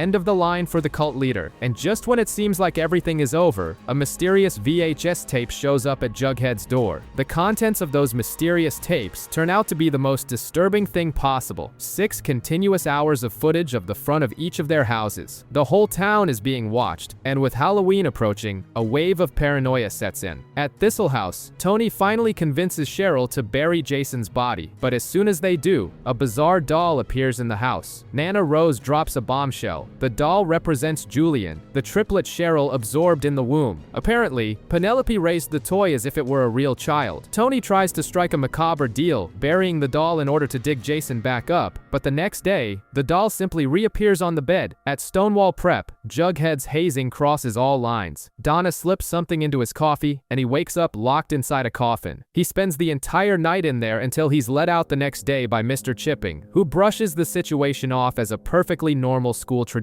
Welcome to the elite. Trying to keep the local youth away from Dodger's gang, Archie throws a Halloween party at the gym, dressed in a superhero costume of highly questionable taste. His intentions are good, but Dodger shows up and shoots one of the teens in the leg, leaving Archie ready to take justice into his own hands. Veronica, meanwhile, is closing up Pops when she lets a trucker in to eat. The timing is terrible. The radio soon announces the escape of a serial killer who forces his victims to cook for him before murdering them. Sensing the danger, she lures the guy down to her underground speakeasy, douses him in alcohol, and escapes, leaving him trapped in the dark. Meanwhile, Betty receives anonymous calls from someone pretending to be the Black Hood. Charles tracks the call to the clinic where Polly is institutionalized, prompting Betty to immediately cut ties with her sister. But shortly after, we see Charles listening in on Betty's own phone calls. It becomes glaringly obvious who the real manipulator of the story is, and as if the present wasn't tense enough, a flash forward takes us straight to the Riverdale morgue. The coroner pulls back the sheet, revealing to Betty and FP the lifeless body on the table, Jughead. Archie got a mask and decided to play vigilante. His target is Sketch Alley, and right on his second patrol, he gets pepper sprayed in the face. At the community center, he and Monroe kick out the kids hanging around Dodger's gang to prevent them from ending up dead or in jail. The neighborhood starts complaining about the center, and FP suggests Archie throw a community barbecue to smooth things over, because apparently, that's what the Serpents used to do. Ignoring the advice, Archie holds a press conference, threatens the neighbors by reminding them he's best friends with the sheriff's son, and tells everyone to get out of his way. But a local shopkeeper confesses they only complained because they pay protection money to Dodger. Archie's reaction? Putting the mask back on, hunting Dodger down, and threatening to paralyze the guy if he doesn't leave town. Meanwhile, Betty drags Kevin to FBI training and discovers she has a bizarre knack for identifying serial killers just by looking at photos. Panic sets in when her doctor confirms she has the infamous serial killer genes. Charles starts listing psychopathic traits, and Betty freaks out, remembering she sacrificed her run-over cat and keeps boxes of detailed diaries. Suspicious of Charles, she decides to stay with the FBI just to keep a close eye on her half-brother. Veronica concocts a risky plan. Hermione pleads guilty, and Veronica blackmails the governor for a pardon. It works, but Hiram walks free too. His secret daughter, Hermosa, recorded Veronica's conversations with the prosecution, forcing the charges to be dropped. Now a free man, Hiram announces he's running for mayor. At Stonewall Prep, Jughead discovers that Mr. Chipping is the ghostwriter for his favorite book series, The Baxter Brothers. After finding out he was only admitted as a charity project, Jughead wants to leave. FP stops him, revealing that it was Jughead's grandfather who used to send him those books when he was a kid. Noticing missing pages in the early editions, Jughead enters the school's competition to take over the franchise. In the flash forward, the bombshell, FP raids the school and arrests Betty, Veronica, and Archie for the cold-blooded murder of Jughead. The war against Dodger continues. Archie and Veronica try to employ the local teens at Pops to get them off the streets, but retaliation comes quickly. The community center is completely trashed. FP tries to raid the local arcade, but Dodger knows how to keep his hands clean. And worse, he has already figured out Archie is the guy behind the mask. Things spiral out of control when Dodger does a drive-by shooting at the Andrews house.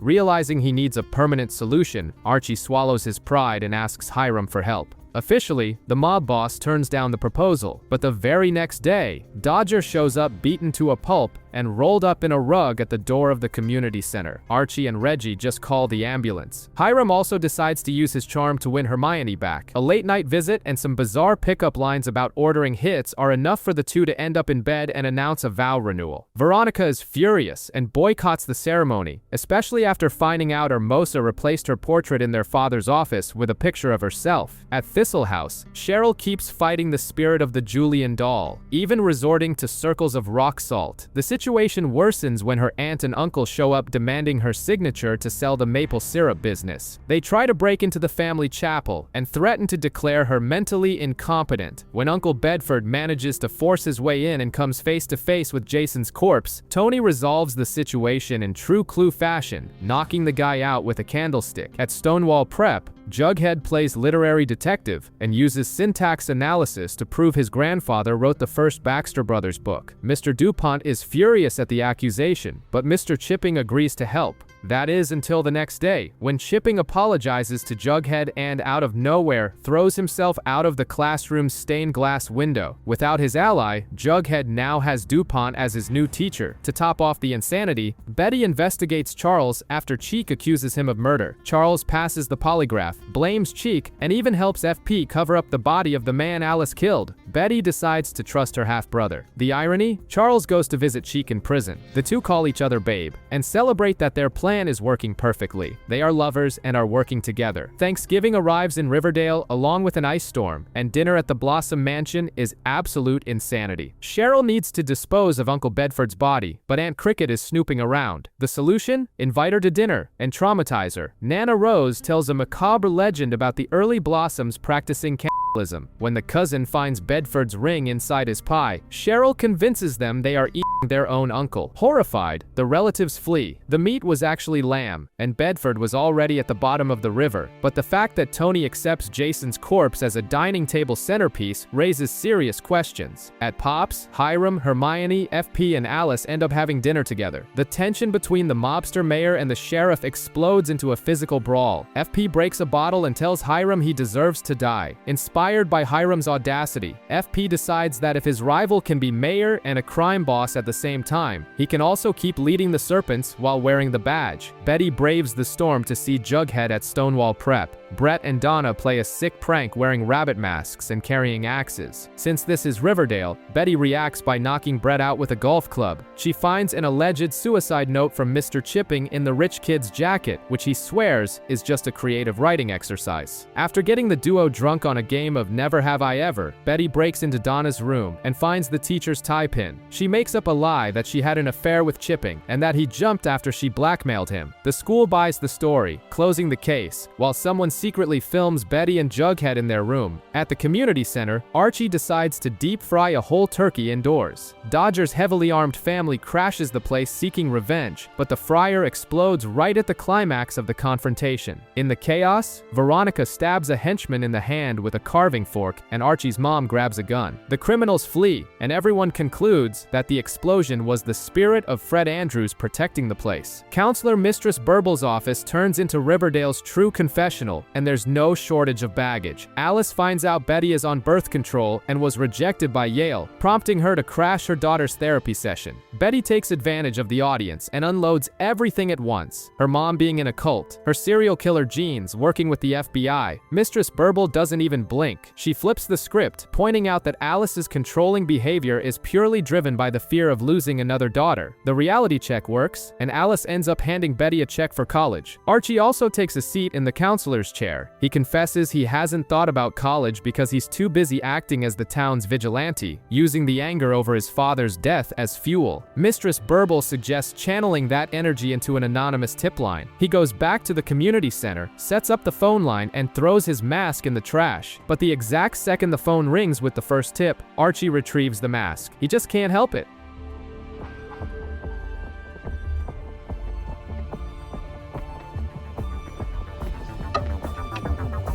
With her leadership of the Vixens threatened due to her absences, Cheryl needs a clean psych eval. She recounts her entire bizarre history, including the Julian doll and her conversations with her brother's stuffed corpse. Mistress Burble is blunt. Ghosts don't exist, which means someone is doing some heavy gaslighting to drive her crazy. A test confirms Cheryl didn't absorb a twin in the womb. The question now is who is behind the psychological torture. Veronica, who was just accepted into Harvard, finds out Hiram sent cases of his rum to the university. Diagnosed with a chronic obsession with her father, she decides the only way to cut the umbilical cord is to destroy Hiram in the business world. Meanwhile, Jughead realizes his obsession with the Stonewall Prep mysteries is pushing FP away. He promises to focus more on his studies, but the future doesn't look promising. A flash forward shows FP interrogating Brett and Donna, who accuse Archie, Betty, and Veronica of Jughead's murder. To make matters worse, bizarre VHS tapes keep showing up on everyone's doorsteps. The war between Veronica and Hiram reaches a new level when he revokes the liquor license for La Bonne Nuit. Veronica doesn't waste time. She brings her grandmother to town and secures the family's secret rum recipe. The problem is that Hiram reveals he has already patented the formula. With no immediate way out, Veronica throws one last massive blowout at the speakeasy, singing Elton John, and as a bonus, impressing a scout from Columbia University. At the community center, Dodger's gang crosses the line and attacks Archie's kids. FP takes off his sheriff uniform, puts on his serpent jacket, and goes with Archie to teach the guys a lesson. They win the fight, but their celebration at Pop's is cut short when Dodger does a drive-by and shoots FP. It's just a graze, but it's enough for Archie to lose his mind, hunt down Dodger, and beat him up so badly that it scares the very kids at the center. In the midst of all this emotional chaos, Uncle Frank, Fred's brother, shows up in town. Far away from there, Jughead finally tracks down his grandfather living in a bus in the woods. The Baxter brothers' mystery is solved in an almost anticlimactic way. DuPont didn't steal the idea. Jughead's grandfather simply sold the story for $5,000 because he didn't know what to do with it. Before FP can reunite with his father, the old man disappears again. Jughead returns to school, signs the book contract, and is initiated into the Quill and Skull secret society. At the Blossom Mansion, Cheryl sets off smoke bombs through the house and uncovers who was behind her hallucinations. Penelope. Cheryl holds a makeshift trial for her mother, locks her in the bunker, and finally makes a sensible decision. In a funeral pyre on Sweetwater River, she burns the boat containing Jason's corpse. The real nightmare happens with the Coopers. Alice and Polly slip into murderous trances after receiving phone calls. Charles tracks the calls back to Evelyn in prison, who is using the trigger word tangerine to activate the dark Betty inside them.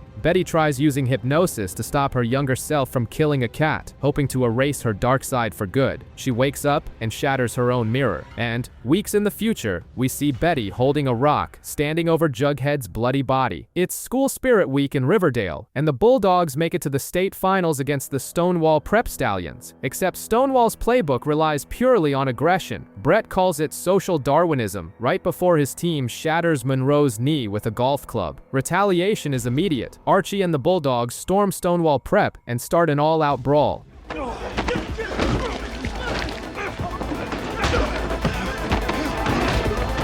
The one who bails Archie out of jail is his Uncle Frank. He gets a job at the family's construction company and seems to be straightening out until he decides to give Monroe heavy painkillers so he can play in the final game. The risk pays off with a Notre Dame scout offering Monroe a spot, but the Bulldogs still lose the game. In the bleachers, the drama is also in full swing. Principal Honey hires a new coach for the Vixens, but Cheryl refuses to lose her throne. She simply locks the new instructor in a classroom and leads the squad's routine as if nothing happened. In the business world, Veronica tries to launch her rum, but gets hit with a lawsuit from Hiram, who claims her recipe is a ripoff of his. Veronica's solution is a bold remix, blending her rum with the Blossom family's maple syrup. Meanwhile, DuPont's influence lands Jughead an interview at Yale, even though he never applied. He gets accepted, causing some initial friction with Betty, since that was her dream school, but Jughead's official induction into Quill and Skull comes with a price, revealing his darkest secret. He confesses to having stood by and watched, doing nothing, as businessmen beat up a man who used to protect him on the streets. The tension with Stonewall Prep is far from over. Betty sends Veronica undercover to investigate a secret society party. The mood only sours further when a new flash forward shows Brett taunting Betty, assuring her Jughead won't be going to Yale after all, because he'll be dead. Betty's academic life has spiraled into complete chaos. On top of finding out Jughead got into Yale and is writing a book inspired by her father's crimes, she receives the worst possible terrible news. Charles throws it in her face that the university rejected her precisely because her father was a serial killer and they wanted to avoid a scandal. Her immediate reaction? Taking a sledgehammer and smashing her own father's gravestone. Very therapeutic. To make up for the book debacle, Jughead pulls some strings and gets the Yale recruiter to attend the school's quiz show championship. If Betty wins, she gets a second chance. Not only does she dominate the game, but she crushes Brett in the final lightning round about cars. But her genius fails miserably right after. Her mom, Alice, had left the stolen answer keys hidden in her dressing room. Betty didn't use them, but made the amateur mistake of tearing up the paper and throwing it in her own trash can. The obvious result? Someone tapes the pieces back together, frames her, and both Betty and Alice end up suspended. This leaves Jughead blindingly angry, to the point of challenging Brett to a duel. Yes, an official quill and skull duel, because apparently Stonewall Prep is stuck in the 18th century. A grim flash forward already shows Betty sobbing to Archie, saying she doesn't know how to go on without Jug. Meanwhile, the rum war between Veronica and Hiram reaches absurd new heights. The girls warn Hiram they are back on the market, which results in a police raid at La Bonne Nuit, featuring Hiram himself smashing bottles with a sledgehammer. Apparently, the whole town discovered sledgehammers this week, but Cheryl has an idea: turn the old speakeasy into a secret club, with her own mother acting as the resident manager, provided Penelope wears a mask and an ankle monitor. To top off the mess, Archie puts Uncle Frank in charge as a foreman at the construction site. The guy proves to be an absolute disaster, gambling the company's payroll money to try and cover the crew's bonuses, and ends up in a fist fight with Tom Keller. Tom eventually quits so he doesn't have to watch Fred's company sink under the brother-in-law's watch. Oh, and Kevin somehow ended up joining the weird underground tickle video market for cash, something we definitely didn't need to know. Archie's life has officially turned into a Jason Bourne script. An old army buddy of Uncle Frank's, Ted, shows up in town, and it doesn't take long for him to try and stab Frank. It turns out the two worked as mercenaries after the war, and Ted was sent to tie up the company's loose ends. Archie does the only logical thing and brings in FP. After all, the sheriff has plenty of experience with killers and gangs. They use Frank as bait and manage to lock up the mercenary. The problem is that Riverdale's holding cells are a joke. Ted escapes, heads straight to the school, and throws Archie into a mirror and a porcelain sink. Archie miraculously survives, and with Kevin's help and a well-placed blow using the sink, they finally take down the steel-skulled man. What the hell is happening? Ted is handed over to the feds, but Frank decides he's caused enough trouble and simply skips town. Far from this beatdown, the infamous duel between Jughead and Brett takes place at school. The dispute is divided into fencing, a bare-knuckle brawl, and a chess match as the tiebreaker. Brett takes the fencing match. Jughead wins the brawl with a single punch. During the tense deciding chess game, Betty and Alice use the distraction to investigate Professor Chipping's death. They discover he had recruited Moose, but expelled him to protect him after finding out Brett was blackmailing him with a compromising tape. Betty breaks into the Quill and Skull basement looking for this material, but only finds the society's initiation videos. Upon watching Donna's tape, Betty realizes something shocking. The story the girl told about having an affair with Professor Chipping was a rehearsed lie. Donna is the real mastermind of this group. Back at the duel, Jughead simply loses his patience with Stonewall's rules and flips the chessboard. While all hell breaks loose, Veronica is in New York thinking she's there for an interview at Barnard College. She even meets up with her old friend Katie Keene to clear her head, but soon discovers the cruel truth. The trip was just a pretext for Hiram to consult a specialist. He has a degenerative neuromuscular disease. Faced with this, Veronica backs down from their business war, changes her last name back to Lodge, and decides to focus on family while there's still time. The pressure at Stonewall Prep reaches an unsustainable level. Jughead is summarily expelled from Quill and Skull, and Professor DuPont informs him that his Baxter Brothers contract has been canceled.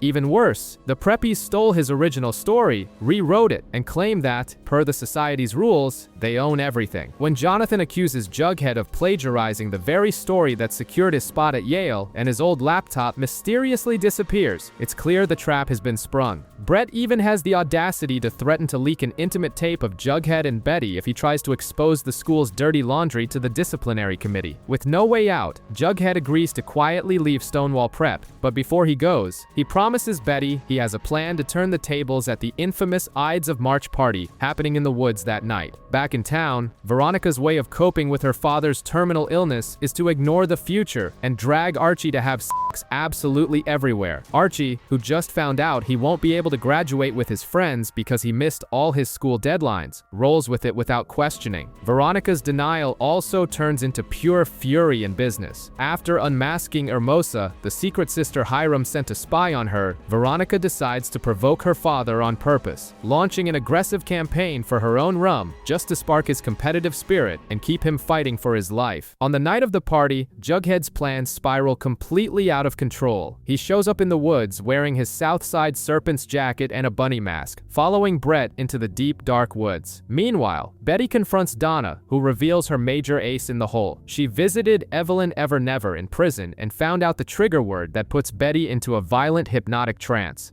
Your old friend, Evelyn Evernever. And you know what Evelyn told me? The magic word. Archie and Veronica, who spent the whole party isolated in the woods enjoying some alone time, arrive at a clearing only to find the worst possible scenario. Betty is standing still, completely in shock, holding a heavy, bloody rock. At her feet, sprawled on the ground, is Jughead's lifeless body. Stonewall Prep's checkmate has been delivered. The worst-kept secret in town finally comes to light. Jughead isn't dead. He faked his own murder to break the psychology of the Stonewall Prep crew. But until the plan works, the charade must go on. Alice wastes no time and is already producing a documentary about the case, while Cheryl decides to stick to Betty under the guise of being her constant shadow on suicide watch. Obviously, Betty sees the opportunity and uses the redhead's meddling presence to her advantage. On the law enforcement side, FP arrests Betty, Veronica, and Archie after Donna pins the blame on them, but forensics revealed that the rock used in the crime only had corn syrup on it, courtesy of Jonathan. It's enough to release the trio, but Donna isn't buying the story. She's absolutely certain Jughead is alive and demands that Brett open the coffin in the middle of the funeral, only to be stopped at the last second by Sweet Pea. To throw Donna off the scent for good, Betty initiates phase 2 of the plan. Knowing Cheryl is listening, she stages a crying fit to Archie at Pops. The next day, when Cheryl sets up a memorial in the school hallway, Betty runs to the music room. Archie follows to comfort his friend, and the two kiss. True to her chaotic instinct, Cheryl snaps a photo and sends it to the entire school. Veronica causes a perfect public scene, completing the farce. The final blow happens in Dilton's bunker. Betty knows Donna will follow her, so she and Archie stage another passionate kiss right as their rival walks in. Convinced she has uncovered the new secret romance and that Jughead is truly history, Donna leaves, never imagining that the real Jughead was hiding under the cot the entire time. With their cover secured, Betty returns the iconic beanie to Jughead, which apparently helped cushion the blow from the rock. Betty, when did you have time to do this? We all manage our stress in different ways. My mom had her documentary.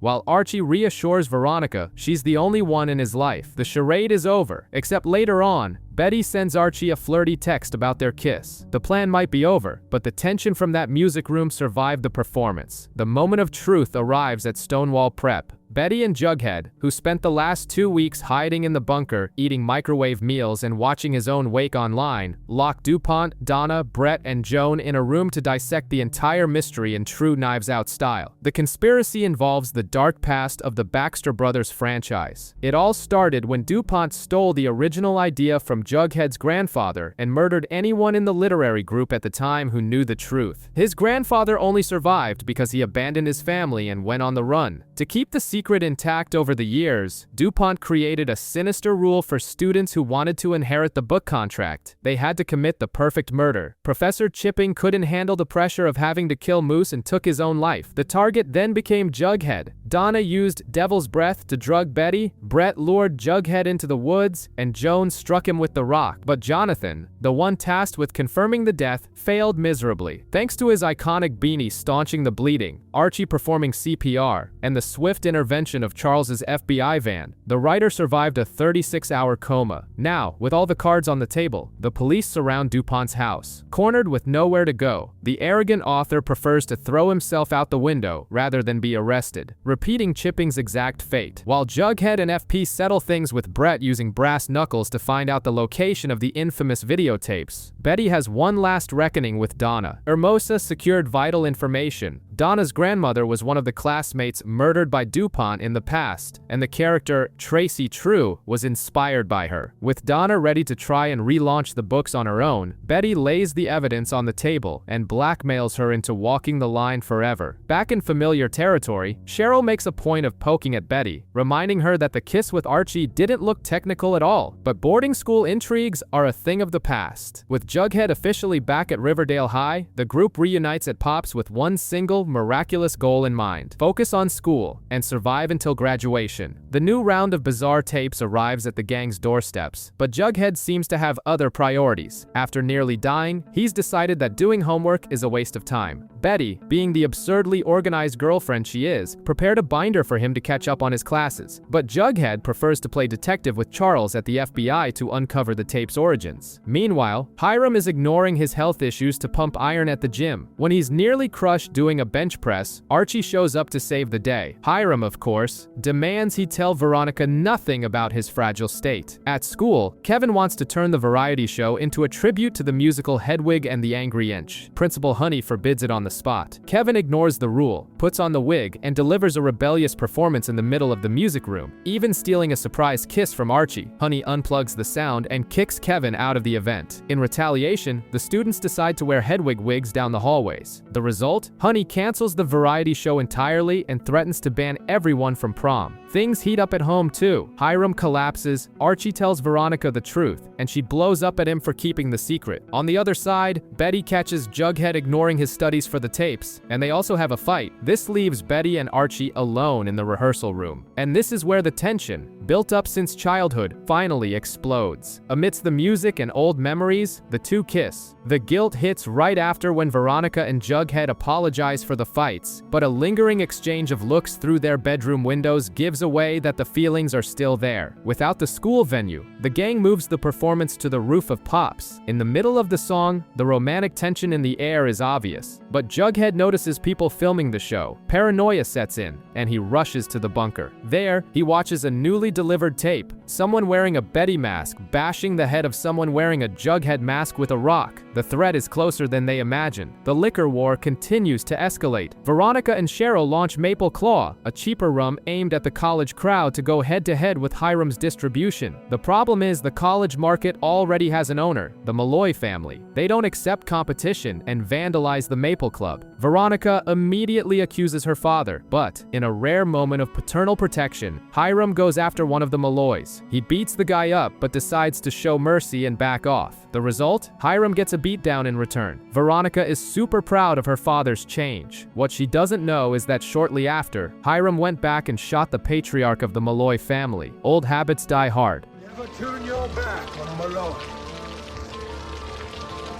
Lesson learned.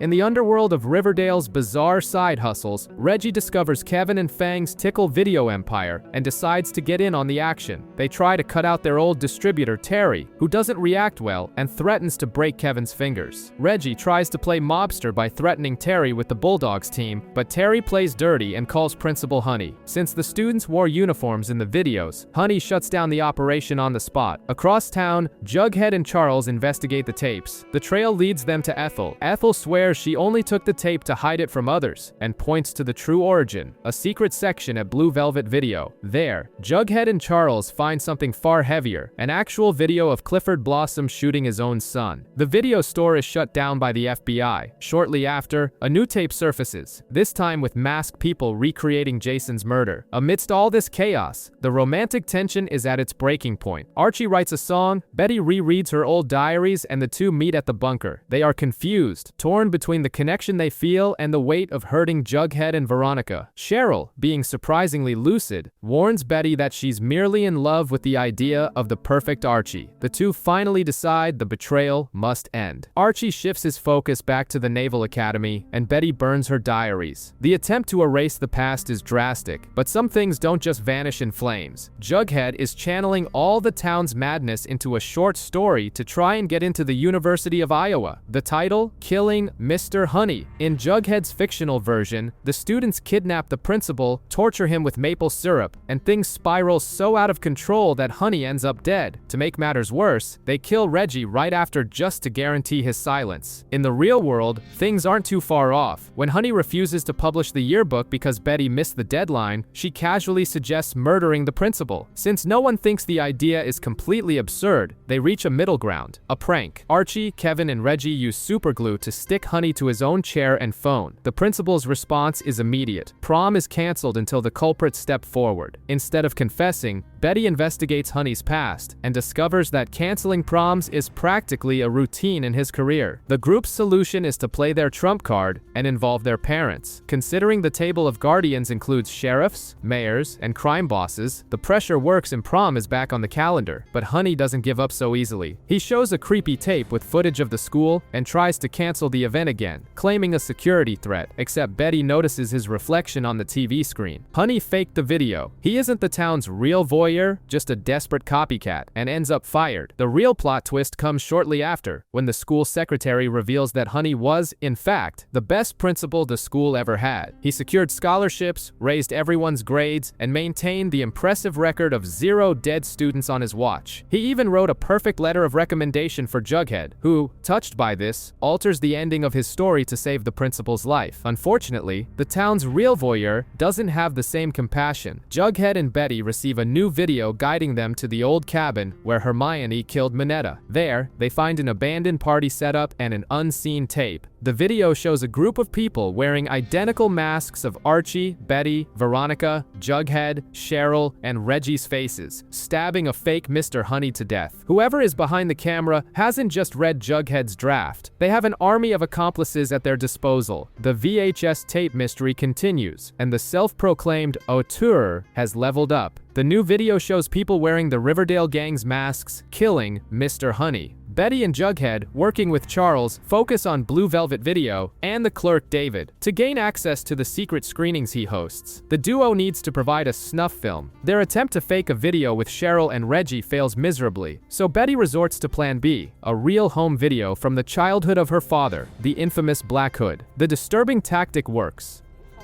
Do we? No. But you will do better. We must do better.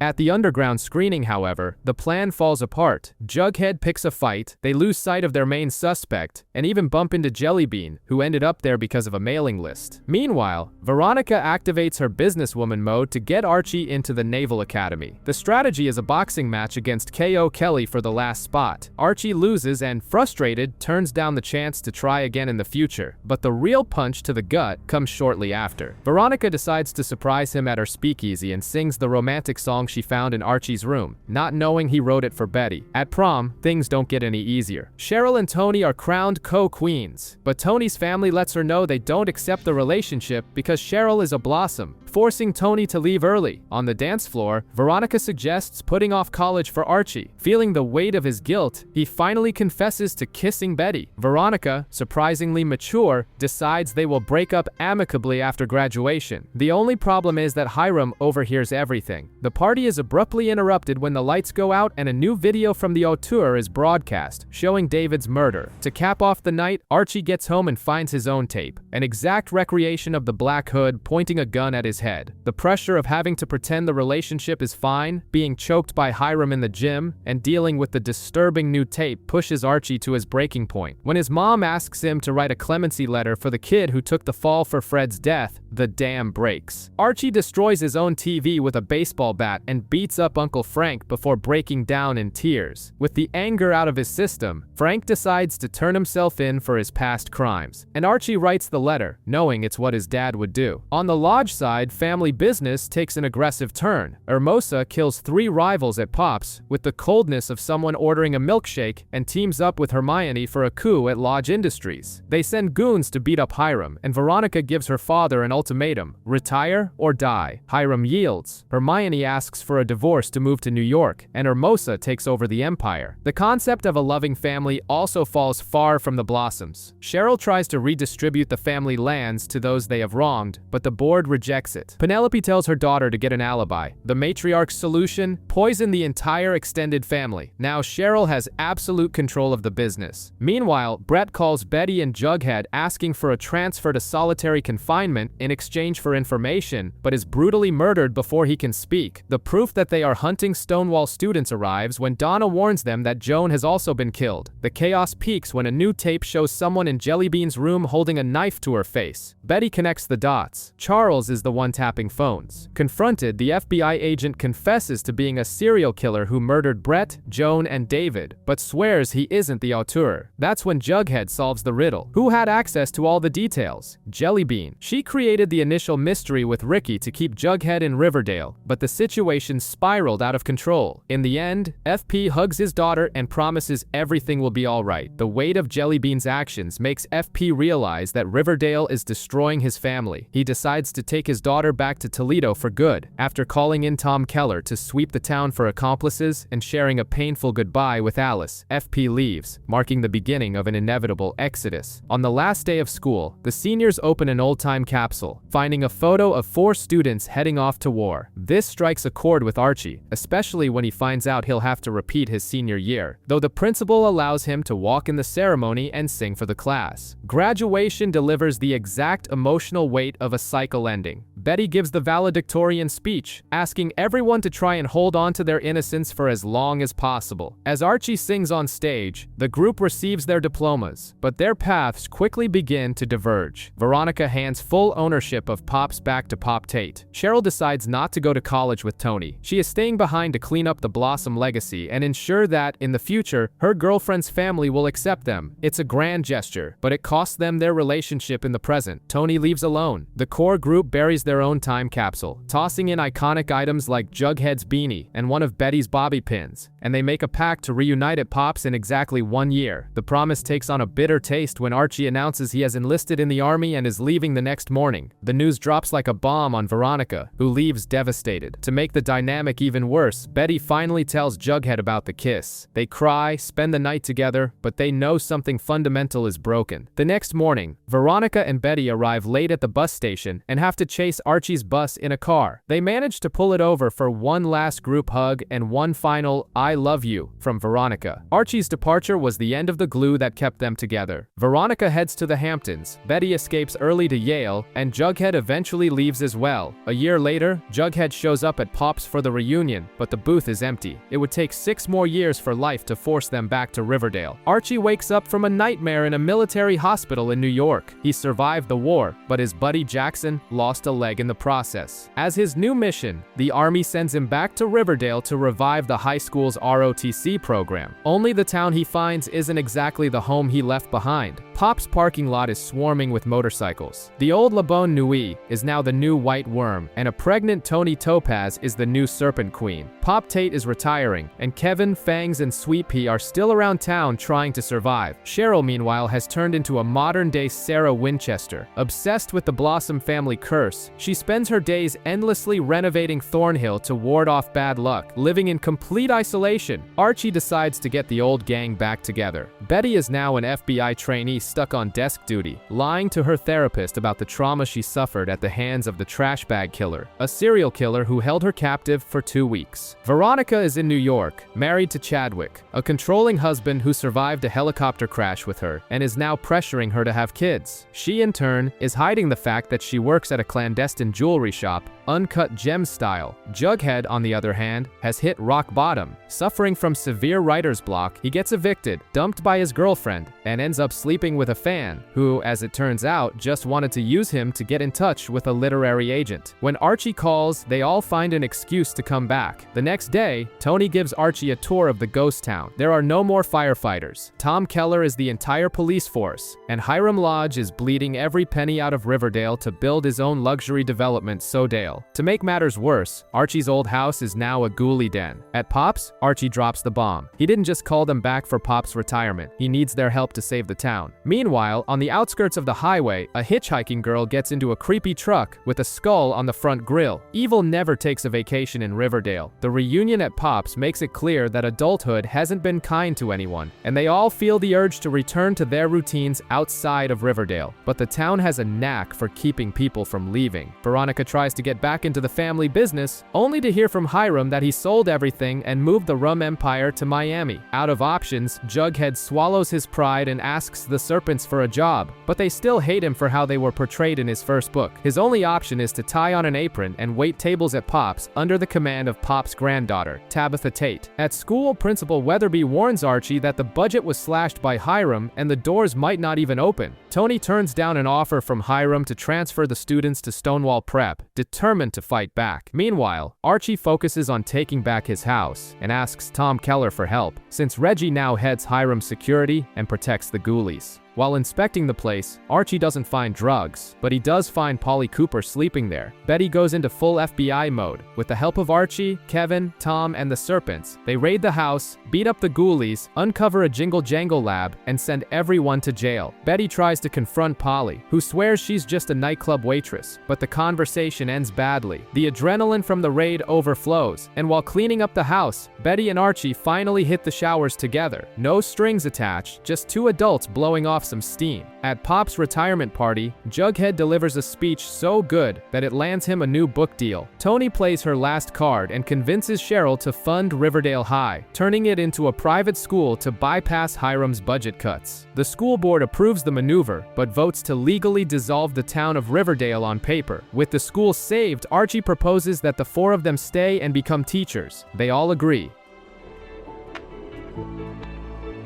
Hold on forever.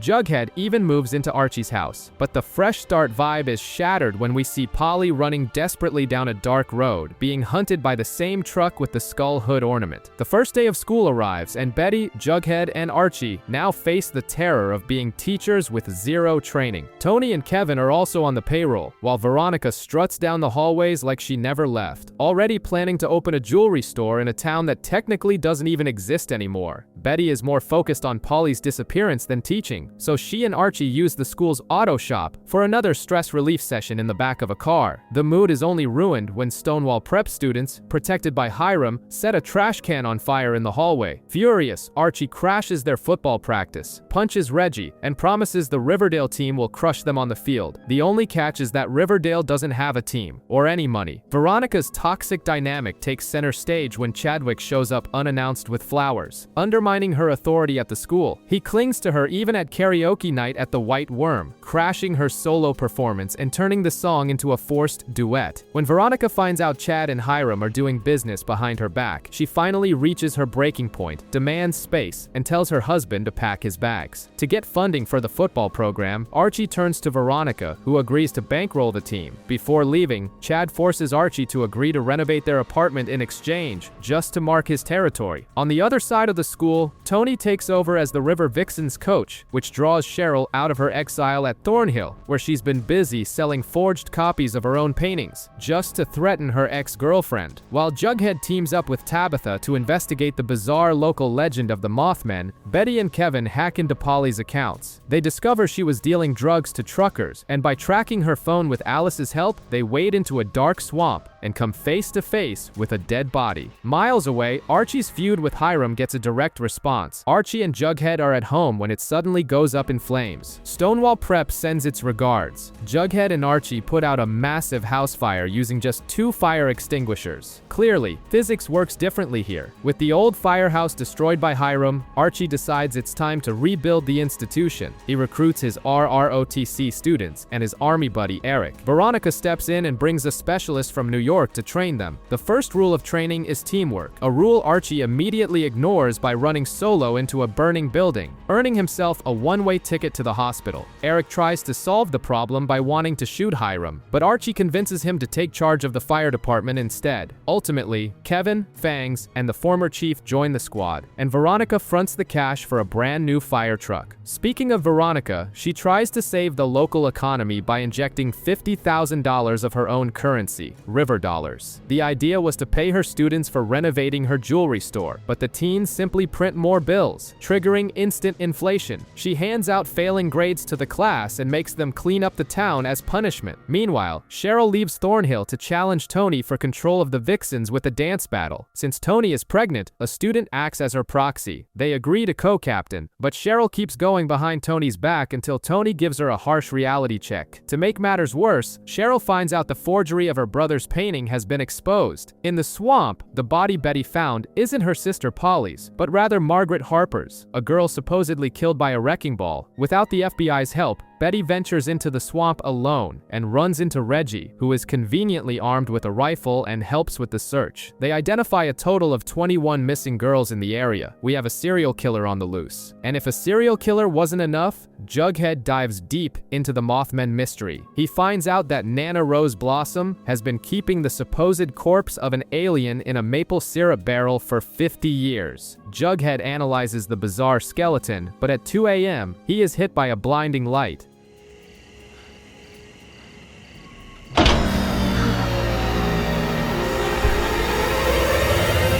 He loses 4 hours of memory, and when he wakes up, the alien body is gone. Kevin has been secretly hooking up with truckers while, at home, he and Fangs drop a bombshell on the group. They are engaged, and Tony is going to be their surrogate. Cheryl, predictably, freaks out. The idea of Tony building a family with them destroys any chance of reconciliation. Even after Tony explains she made the decision due to a medical condition that makes getting pregnant difficult. To retaliate, Cheryl throws a key party at Thornhill. The excuse is celebrating their youth before turning 30, but the real intent is to sabotage Kevin and Fang's engagement. The rule is simple: pull a key from the bowl and leave with its owner. Chaos ensues quickly. Reggie pulls Fang's keys and plants a kiss on him. A completely wasted Jughead, who spent the day hallucinating about Mothmen and wondering if he had been abducted, ends up being taken home by Tabitha. Veronica tries to grab Archie's keys, but her husband Chad throws a fit. She ends up leaving with Chad just to tell him she wants a divorce. When only Cheryl and Tony are left, the hostess reveals a fully furnished nursery at Thornhill. Tony sees right through the manipulative trap, refuses to raise her child in a house of horrors, and leaves for good. Cheryl's plan works in a twisted way on another front. The swinging atmosphere makes Kevin admit to Fangs that he isn't ready for marriage, leaving his boyfriend devastated. Betty pulls Archie's keys, but no romance happens. Haunted by nightmares of the trash bag killer, Betty confesses that her darkness is too much for him and asks that they just be friends. The path is cleared for Archie, who shortly after confesses to Veronica that he hooked up with Betty. Veronica doesn't even blink at the info, focused solely on the present, and the two share a kiss. The mood is brutally cut short. Betty and Alice receive a desperate call from Polly, saying she is being chased on the lonely highway. When the two rush to the scene, they find only the phone booth completely smashed and drenched in blood. No sign of Polly. Suddenly, Veronica Lodge's biggest problem is the high school football team. The Bulldogs are playing so terribly that the league is threatening to expel them. Veronica's solution? Offer $10,000 to the first player who scores a touchdown and make a bet with Hiram. If the team scores, they stay. She recruits a bunch of random teens, Cheryl puts on a pop performance in the middle of the field, and a girl finally scores the winning point, saving the team. Off the field, things are much darker. Kevin ends up getting beaten up in a sauna during an anonymous hookup and finally breaks down. He confesses to his father that he feels deeply ashamed of being gay, rooted in comments his mother used to make during his childhood. It's a heavy reality check amidst the Riverdale chaos. And speaking of heavy reality checks, Betty gets confirmation from the FBI that the blood in the phone phone booth is indeed Polly's. Instead of telling her mother the truth, Betty channels her rage and tracks down the trucker she had run into days before. She beats the guy up and even points a gun at him, on the verge of pulling the trigger and fully embracing the darkness she fears so much. The execution only doesn't happen because Jughead calls needing a rescue. A student of his, Lerman Logan, who coincidentally wrote an essay about being abducted by Mothmen, has disappeared near the lonely highway. Detail: the boy's parents already wanted Jughead away from him for asking inappropriate questions in class. Betty goes to the highway and finds Lerman sleepwalking in the dark. The boy has a history of losing entire days of memory without explanation, which surprisingly makes Betty start giving credit to Jughead's alien theory. While the two investigate sleepwalking boys and abductions, Agent Glenn arrives in town for good. He takes control of the case out of Betty's hands and does what she couldn't. He knocks on Alice's door and reveals the whole truth about Polly's blood. Veronica agrees to have a last supper with Chad in New York before signing the divorce papers, but the farewell night costs her dearly. She wakes up to discover that her husband sank her new jewelry store's name into terrible investments. Now, the divorce will have to wait, or he could blackmail her in court, forcing her to break the bad news to Archie, and Archie already had enough problems. During parent-teacher night, the school is invaded by criminals who just broke out of Riverdale prison. Archie, slipping into his classic action hero mode, takes down the intruders one by one, including a guy who managed to find a machete along the way.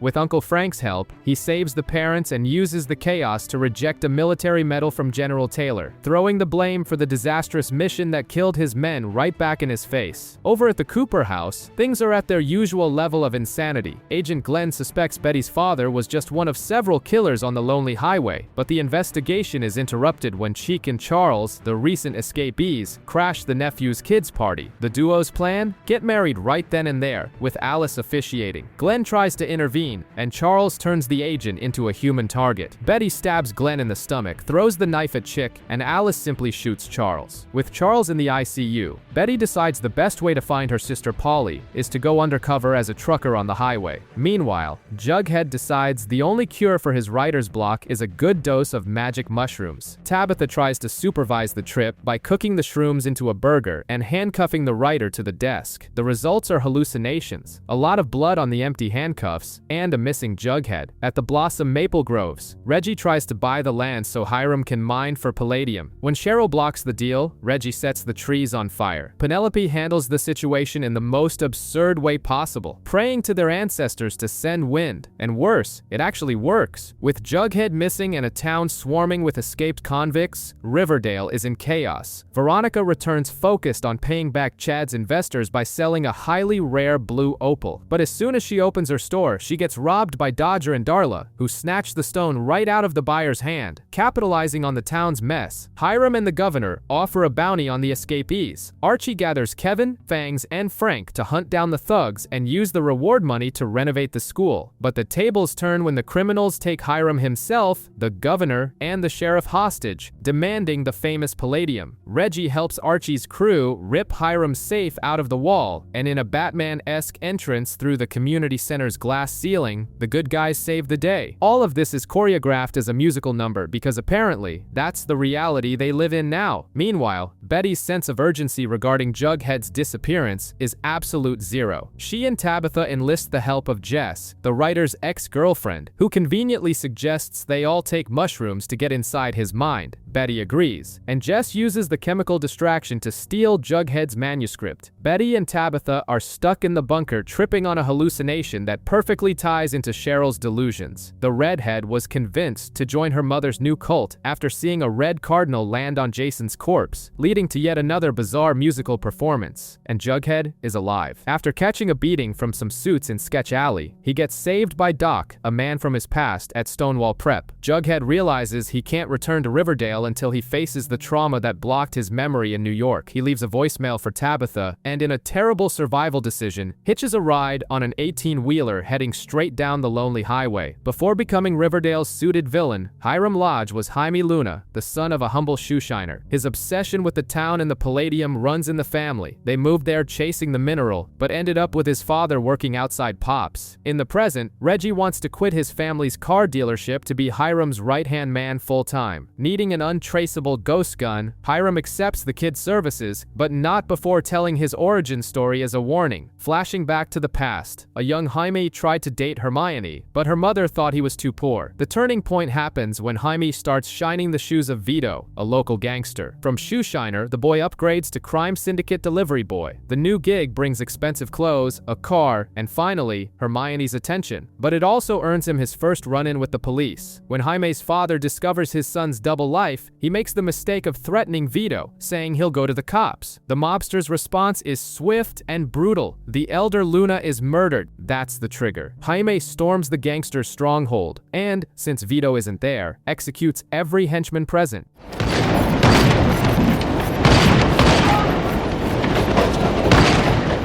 He seizes control of the town, adopts the name Hiram Lodge, and only leaves for New York once his empire is built. Returning to Riverdale years later was never by chance. It was for the Palladium his father searched for his whole life, buried deep beneath Blossom Lands. Back in the present, Reggie delivers the ghost gun. Hiram goes to a nursing home and uses it to execute Vito Alto, the man who killed his father decades ago. With his revenge complete, he dismisses Reggie, suggesting the kid go back to working with his own father while there's still time. At home, watching Hermione and Veronica on TV, Hiram promises himself that as soon as he gets his hands on the Palladium, he'll bring his family back. The town's atmosphere reaches a whole new level of insanity, told through the new paintings Cheryl shows to Minerva. The first canvas takes us to Archie, who is trying to cope with his PTSD using meds. Cheryl knocks on his door with an offer he can't refuse, using his crew to mine the Palladium hidden beneath her land. The problem is, shortly after they start digging, Archie begins having violent hallucinations of Mothmen and accuses his psychiatrist of drugging him. The truth is slightly more lethal. The mine is leaking carbon monoxide, pushing the entire crew to the brink of madness and leaving Archie surrounded by the ghosts of his fallen army buddies. And if you're truly experiencing such an extreme level of hallucination, then I don't think it's safe for you to be around anyone right now. The second painting depicts an even darker scenario. Betty has turned the school's woodshop into a clandestine interrogation room, complete with a tied-up killer. She tries to play with his emotions by bringing Alice in to talk about Polly. The criminal's response is to sadistically describe how he slit the girl's throat. Alice loses it and beats the guy up, forcing Betty to change tactics. She borrows a macabre speech from the trash bag killer about chainsaws and steps out to grab the tool. When she returns, the interrogation ends abruptly. The psychopath has bitten off his own tongue and to death, leaving Betty with the theory that he was just a cog in a whole family of hunters. The final canvas reveals Jughead's rock bottom. At an AA meeting, he recounts the dark days after school, where mushrooms and alcohol seemed like the only way out of his writer's block. The 3-day blackout he suffered in New York wasn't just a simple bender. After leaving a hurt voicemail for Betty, he fell into a sinkhole in the street and ended up in the sewers, where he met a bizarre figure called the Rat King. He was rescued, covered in rodents, and treated for rabies at the hospital. Surviving Riverdale was already hard enough, but getting out of it seems to exact an even heavier toll. The past comes knocking with the triumphant return of Josie. Now a multi-platinum music star, she mysteriously abandoned her tour and reappears in town with zero patience. When Hiram complains about the noise at the hotel, Josie doesn't hesitate to put him in his place with class and a few insults, forcing management to move the mob boss's room. She is definitely no longer the teenager he could intimidate. Josie's visit serves as a reality check. During a hangout with the old crew, she throws it in their faces that they were never really good friends. After all, her most vivid memory of Cheryl is receiving a pig's heart in the mail, and leaves early, though not before having a more intimate reunion with Sweet Pea. Her real focus is reconnecting with Melody and Valerie, who are now dealing with Hollywood offers and marriage dilemmas. Josie apologizes for leaving them behind and convinces them to record a new song. Josie's mother arrives shortly after, bringing the true reason behind the sudden career break: the ashes of her father, who passed away in Europe.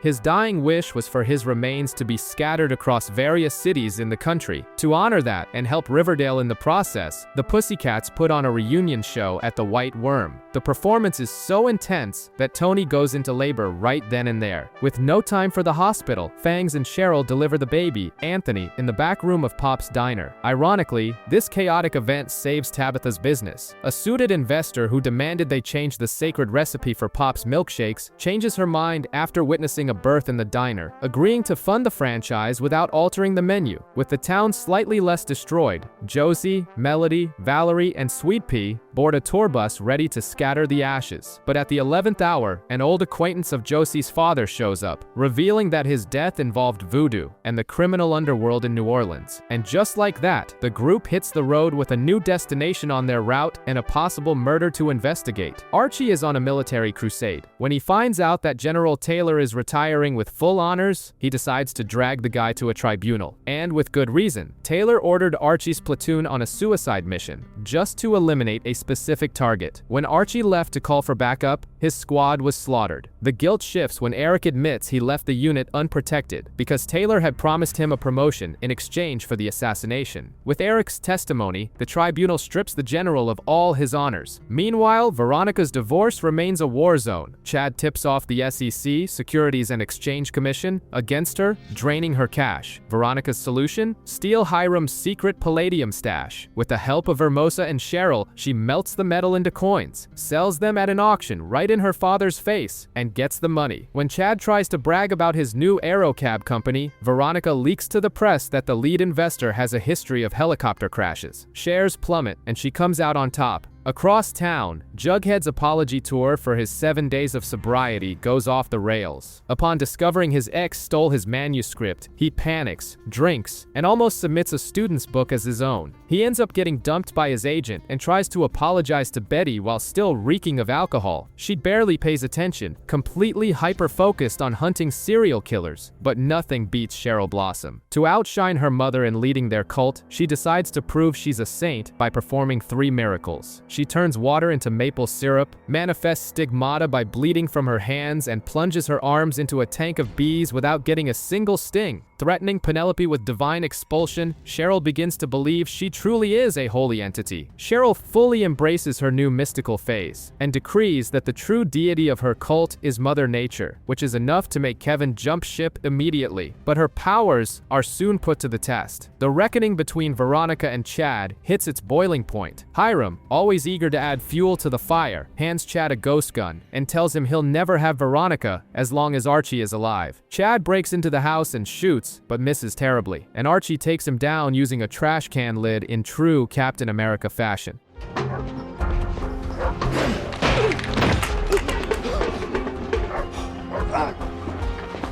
Hiram refuses to accept defeat and blows up the town's mines with Archie and Eric inside. Veronica takes her own father hostage, while Cheryl uses her connection to the elements to guide the rescue in the mines. When Chad attempts one last break-in while Veronica is drawing a bath, she uses the house's smart system to kill the lights, blast loud music, and disorient him. The struggle ends with Veronica shooting and killing Chad once and for all. Out on the lonely highway, the vibe is much darker. After finding the dismembered remains of a girl named Squeaky, a DNA test reveals that the killer trucker Betty interrogated was a Blossom relative. Cornered, Nana Rose confesses the Starkweathers are illegitimate children of the family living in isolation at the junkyard, responsible for creating the Mothman myth to keep Snoops away. Betty rallies Jughead, Tabitha, Tony, and Fangs for a raid on the junkyard. After neutralizing Old Man Dreyfus and calling the FBI, Betty and Alice pop the trunk of one of the abandoned cars. Inside, they finally find Polly's body.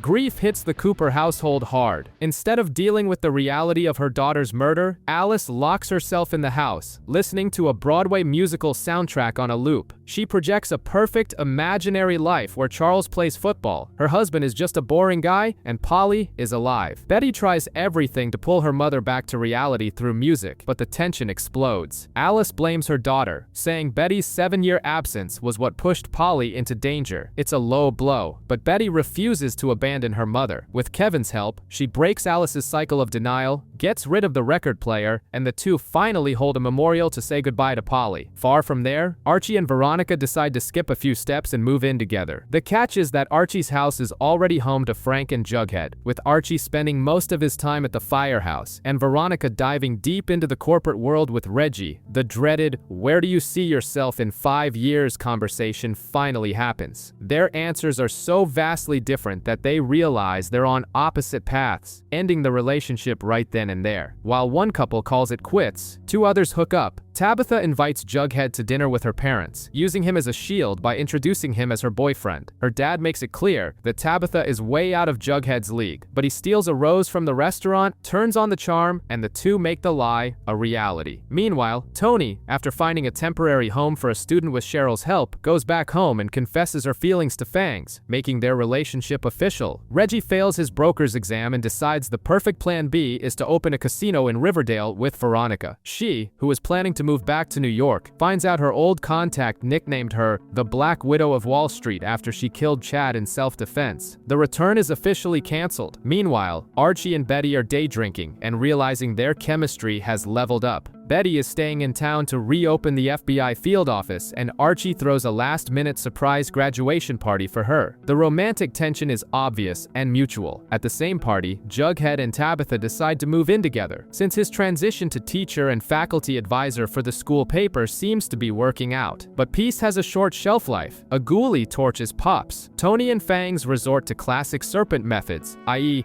basic torture, to confirm what everyone already knew. Hiram ordered the hit. Payback is swift. Archie kicks down the door to Hiram's office amidst a smokescreen, and Reggie shows up in the pouring rain with a flash drive containing the video of Hiram murdering Vito in the hospital. Instead of getting their hands dirty with blood, Veronica and Archie kidnap Hiram from jail, gather the entire town, everyone heavily armed, and screen the irrefutable proof, forcing the Lodge patriarch into permanent exile. The town then votes to reincorporate. Tabitha, Tony, Alice, and Frank form the new town council. Pops will be rebuilt, and Veronica and Reggie are already running their new casino. Except, down in the mines, Cheryl finds ancient skeletons. Nana Rose reveals that Archie, Betty, and Jughead's ancestors burned Abigail Blossom at the stake in 1819 because she refused to sell her land. Abigail cursed them. Since the town refuses to issue a public apology, Cheryl declares Thornhill's independence and recites the curse out loud. Ignoring the mystical drama, Betty and Archie finally decide to give a real relationship a shot. They go up to Archie's room, but the mood is killed by a rhythmic ticking under the bed. Hiram left a parting gift, an armed bomb. The bomb goes off, but reality warps. Welcome to Riverdale, an alternate universe where magic and folklore swallow science whole, and Jughead now breaks the fourth wall as the town's omniscient narrator. In this new dimension, things are intense. Tony and Fang's baby won't stop crying. Dr. Curdle Jr.'s bizarre solution is to place a toad in the child's mouth to suck out the colic. They refuse the medical advice and opt for an old serpent tradition, leaving the baby on a tree stump in the woods overnight. Fortunately, Cheryl shows up with a calming perfume and solves the problem before parental negligence turns into a tragedy.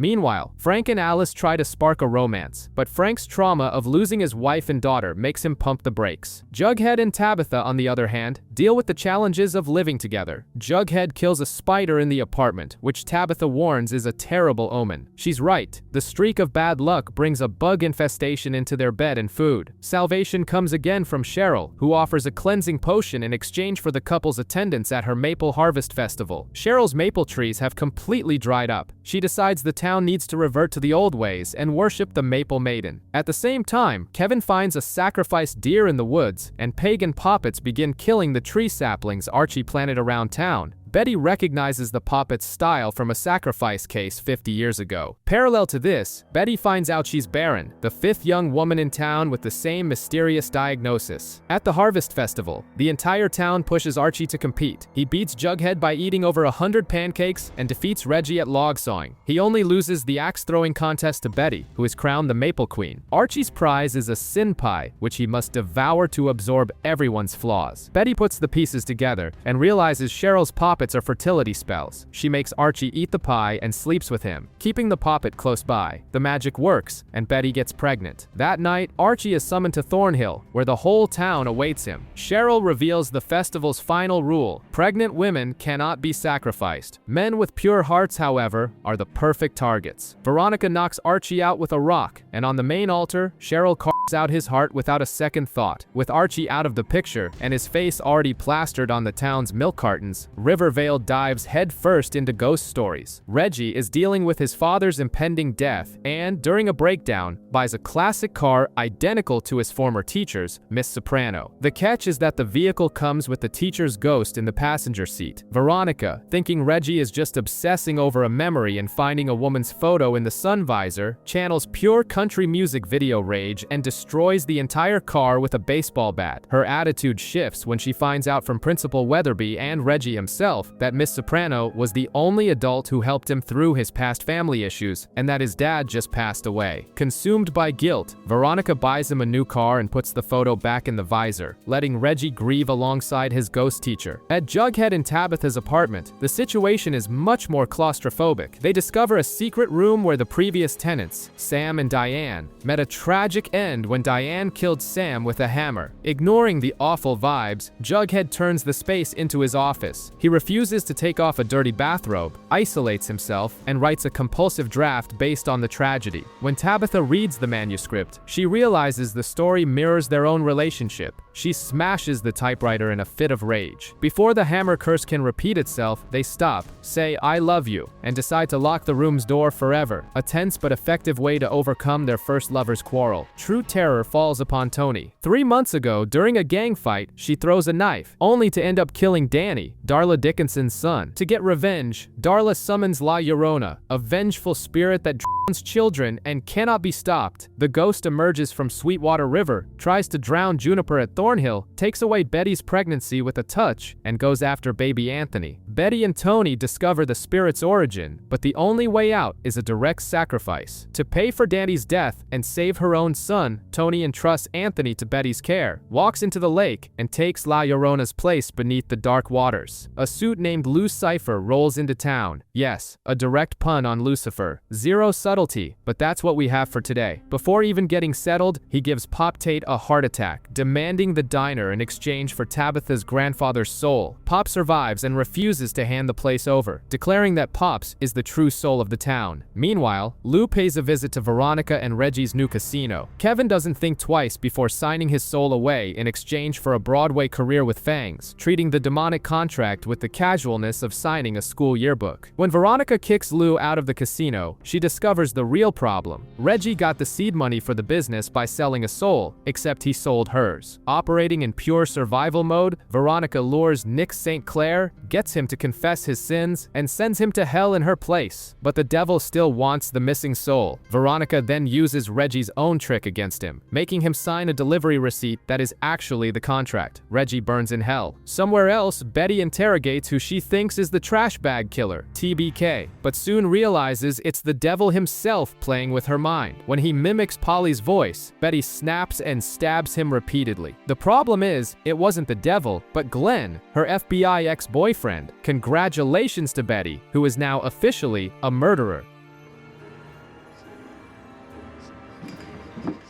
Jughead decides to interview Lou for an exclusive story. He trades his ability to write for fame, regrets it 5 minutes later, and sells his own soul just so he can write again. Typical writer drama. Back at Pop's, Tabitha is visited by the angel Raphael, who gives her tears from the Virgin Mary. She mixes the tears into a milkshake and serves it to Lou, who vomits blood and gets expelled. The diner is consecrated and becomes holy ground. In a way, a milkshake saving the day makes perfect sense around here. Bailey's comet passes by every 65 years, and it is under its light that Cheryl tells Nana Rose the true history of the Blossom women. In 1892, Abigail Blossom falls in love with Thomasina Topaz, a teacher who fled to town after killing her abusive husband. The romance is cut short by the arrival of Finn Fogarty, a soldier who brings a letter stating that Abigail's twin brother died in combat, and his dying wish was for her to marry Finn. The truth, however, is much worse. Finn is a warlock and a serial killer who forged the letter and murdered her brother. Finn kills Thomasina, and in retaliation, Abigail channels her inner Lizzie Borden, bringing an axe down on him with brutal fury. With his dying breath, Finn curses her to an eternal, lonely life. Jump to 1957. The mysterious Poppy Blossom gathers the housewives of Riverdale to hand out magical solutions to their marital problems, contraceptive roots, aphrodisiacs, and even herbs to intentionally make their husbands sick. When the men find out, they are furious, and Kevin arrests her on charges of being a communist sympathizer. Betty, who initially turns her back on Poppy, ends up begging for her help to deliver a baby at home during the comet's passing. Poppy successfully delivers the child and, as a bonus, gives Betty a poison she uses to get rid of Jughead a year later. Poppy spends the rest of her life isolated under house arrest. Back to the present, the grand trick is revealed. Cheryl, Poppy, and Abigail are actually the same person. Finn's curse really worked. To finally be able to die and reunite with Thomasina, Abigail needs cosmic help, which shows up in the form of Sabrina Spellman. The two witches perform a soul transference spell. Abigail's weary soul goes into Nana Rose's frail body, allowing her to finally rest in peace, while Roseanne's spirit gets a second chance at life in Cheryl's youthful body. The madness reaches its peak when the rules of reality begin to crumble. Dead people, like Ben Button and Dilton, are walking the school hallways as if nothing happened. Betty and Archie are set to be married, but Jughead receives a highly peculiar phone call. His own dead body was just found on the side of the road. Investigating his own murder, Jughead dives into a pile of comic books and uncovers the truth. Riverdale isn't their town. It's a parallel, completely warped universe, created at the exact moment Hiram Lodge's bomb exploded under Archie's bed. The instability of this universe is so severe that two Reggies exist at the same time, and they resolve the paradox in a gun duel, where both end up dead.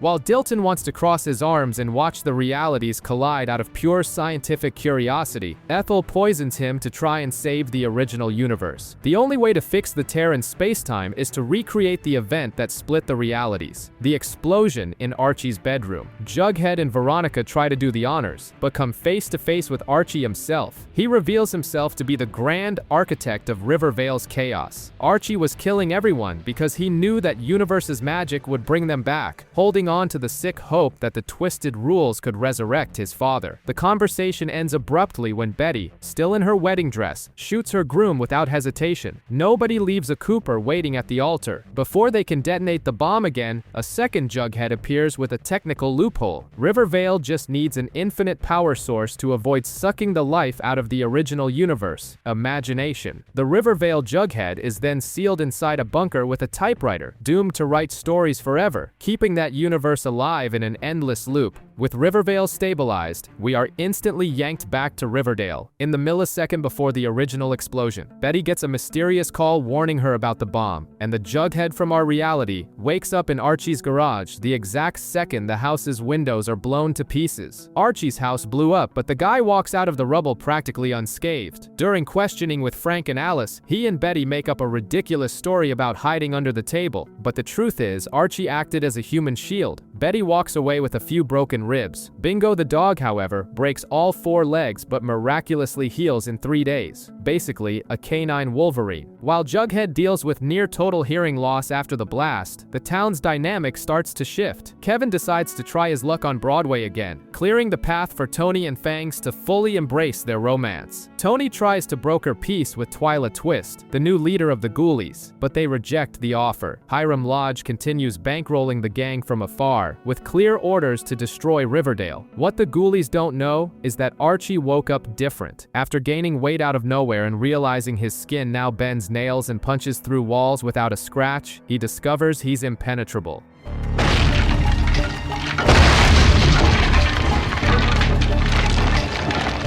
With zero strategic sense, he marches solo to his rival's turf and beats the crap out of everyone, declaring open warfare. Betty also got a freebie from the explosion. She now sees a red aura around people who pose a threat. Confirmation comes quickly. After punching Glenn at the hospital, her new ability helps her take down a killer nurse, forming a makeshift vigilante duo with Archie. Later, Glenn ends up being strangled by the infamous serial killer TBK. Amidst all this, magic is running wild. Cheryl tries to break Abigail's curse, but a possessed Britta sabotages the ritual. Nana Rose promises to banish the spirit, but instead, she transfers Abigail straight into Cheryl's body. And to top off the chaos, Veronica freaks out over the explosion and puts a hit out on her own father. By the time regret kicks in, it's too late. The hitman informs her the job is done. The weight of Hiram's probable death now rests in her hands, while a dapper stranger named Percival Pickens rolls into town, buying what's left of the burned-down Andrews house. Dealing with newfound abilities doesn't come without a price. Betty starts suffering from brutal migraines because of her new aura vision, while Archie discovers the hard way that palladium acts exactly like kryptonite would to Superman. The timing couldn't be worse. TBK is back in town, sending pieces of Glenn's body to Betty as a sick warning. The killer even pays a visit to her office, dressed head to toe in trash bags, and Betty realizes something terrifying. He has no aura. TBK is her blind spot, but his main target right now is Archie. Disguised as Dennis, one of the construction workers, TBK uses palladium to knock the armored hero out and ties him up in the attic. Salvation comes in the most unlikely way.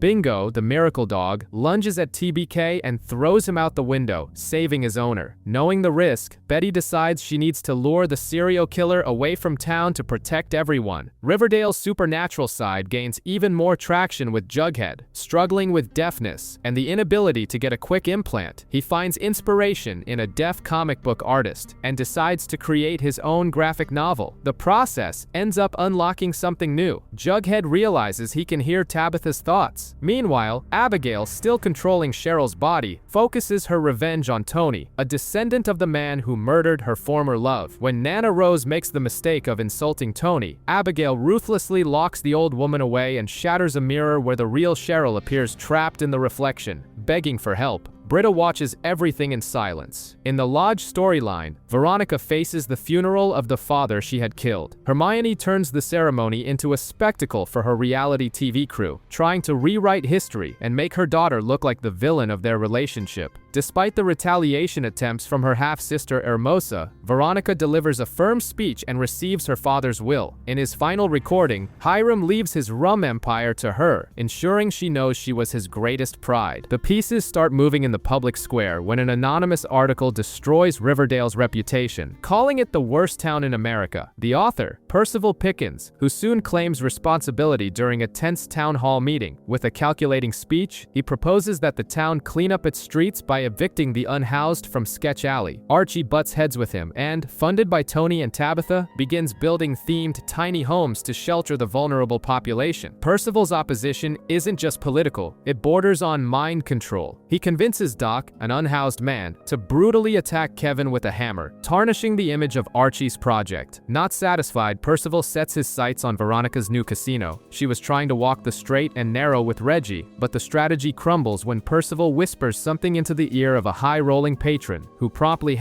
himself in a private room. Left with no way out, and the town council against her, Veronica decides to hide the body and return to her shady schemes to keep the doors open. Percival's escalation is silent. He manipulates the unhoused into leaving town on their own accord and even secures a spot as a deputy, but he makes a mistake by crossing paths with Jughead. During a fake interview, Jughead uses his new telepathy to read the Brit's mind. As it turns out, Percival not only senses the intrusion, but violently kicks Jughead out of his head, writing the writer's power down in his diary next to the town's most influential names, away from Percival's prying eyes. The battle for Cheryl's mind reaches its climax. She continues to suffer torture at the hands of an illusory version of Penelope within her own subconscious, created by Abigail. Using Spike T, Britta manages to put Abigail's physical body to sleep and invades this mental space. She doesn't have much time, but she manages to leave a letter warning Cheryl that none of it is real. When the fake Penelope approaches with a coat hanger for another punishment session, Cheryl refuses to be the victim. She takes control of the illusion and fights back, taking the first step to expel Abigail from her head. At the end of the day, Betty arrives at Archie's house needing total darkness, as her migraines worsen with the light. Archie uses the moment to update his girlfriend on the new pieces on the board: Jughead's telepathy and Percival Pickens' sinister manipulation. Percival Pickens is officially in villain mode and his main weapon is pure persuasion. It's not smooth smooth talking, it's straight-up vampire-style mind control. To make matters worse, Jughead's telepathy simply hits a brick wall when he tries to read his mind. Riverdale now has its first declared supervillain. Percival's first target is Tony. Under the guise of ending gang warfare, he decides the Serpents need to be dismantled. Tony tries to turn the gang into a peaceful political group, but Fangs disagrees in the most subtle way possible, hiding a bag full of guns at home. Naturally, the police launch a raid, led by Percival himself, who has now conveniently acquired a badge. While the superpowered trio, Archie, Betty, and Jughead, try to win back the town, the only one willing to join the fight is Veronica, after seeing Percival induce a client to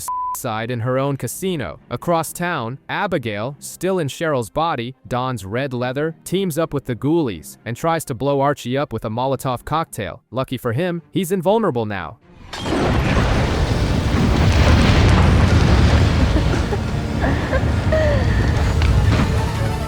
Jughead decides to read Britta's mind to uncover the truth about his friend, and with Nana Rose's help, the group manages to banish Abigail's spirit into a doll. Cheryl is finally back. Things escalate when Percival manages to oust Tony from the council, and the Ghoulies kidnap baby Anthony. The perfect ambush is set up in a warehouse. The Serpents are called out for a brawl, but it's the cops, armed to the teeth, waiting for them. Salvation comes when Tony pulls out her phone and starts a live stream. Apparently, police mind control doesn't work so well with the entire internet watching. Anthony is rescued, but Kevin warns them he's going to file for primary custody of the child. And the Ghoulies? All dead by police fire, except for Twyla. The macabre detail is that the gunshot wounds were self-inflicted. Percival takes Tony's seat on the council, proving there's no limit to the number of minds he can break. With Percival controlling the town, Jughead decides that Riverdale needs a modern folk hero to inspire the people and break this influence. The obvious candidate is Archie. The plan is to bring in a Guinness World Records judge to officially document Archie getting smashed with a sledgehammer and surviving a freezer, proving he's the toughest man in the world. To ensure the trio isn't mind-controlled in the process, Jughead discovers they need an emotional anchor, a core memory to ground their minds. Meanwhile, Veronica loses clientele to the White Worm and Pops. Reggie, who had been running an illegal underground casino behind Veronica's back to try and cheer up his sick father, ends up banished from her life and business. At Thornhill, Cheryl doesn't just have a fever, she is literally boiling. The night nurse turns to ash in a brutal case of spontaneous human combustion. FBI agent Drake enters the scene and confirms Cheryl has developed pyrokinesis. With Betty's help, she uses her hatred for her own mother as a trigger to discharge the built-up heat, incinerating a painting before passing out. Archie's big event was supposed to culminate in a boxing match against K.O. Kelly, but Percival, always one step ahead, uses his powers to make K.O. calmly walk into oncoming traffic. With his opponent in the hospital, Percival himself steps into the ring. Archie uses the memory of his father as an anchor and resists the mind control, forcing the villain to actually fight, and that's when the impossible happens. Percival not only knocks Archie down, but makes him bleed, knocking the hero out in 3 punches. The invulnerability failed. Later, the truth comes out. Percival had controlled Alice to get into the Cooper house, forced Betty to reveal Archie's weakness to palladium, and then wiped her memory. With the medal hidden in his glove, he secured the victory, erected a statue of his murderous ancestor in the park, and has already set his sights on his next target, Tabitha. The attack on Tabitha begins with a plan by Percival to build a railroad right through the middle of Riverdale, exactly where Pops is located. When Tabitha tries to rally the folks against the idea, she ends up getting shot by one of Percival's goons right inside the diner. But instead of dying, the trauma triggers her superpower, time travel. She is thrown back to Christmas Eve,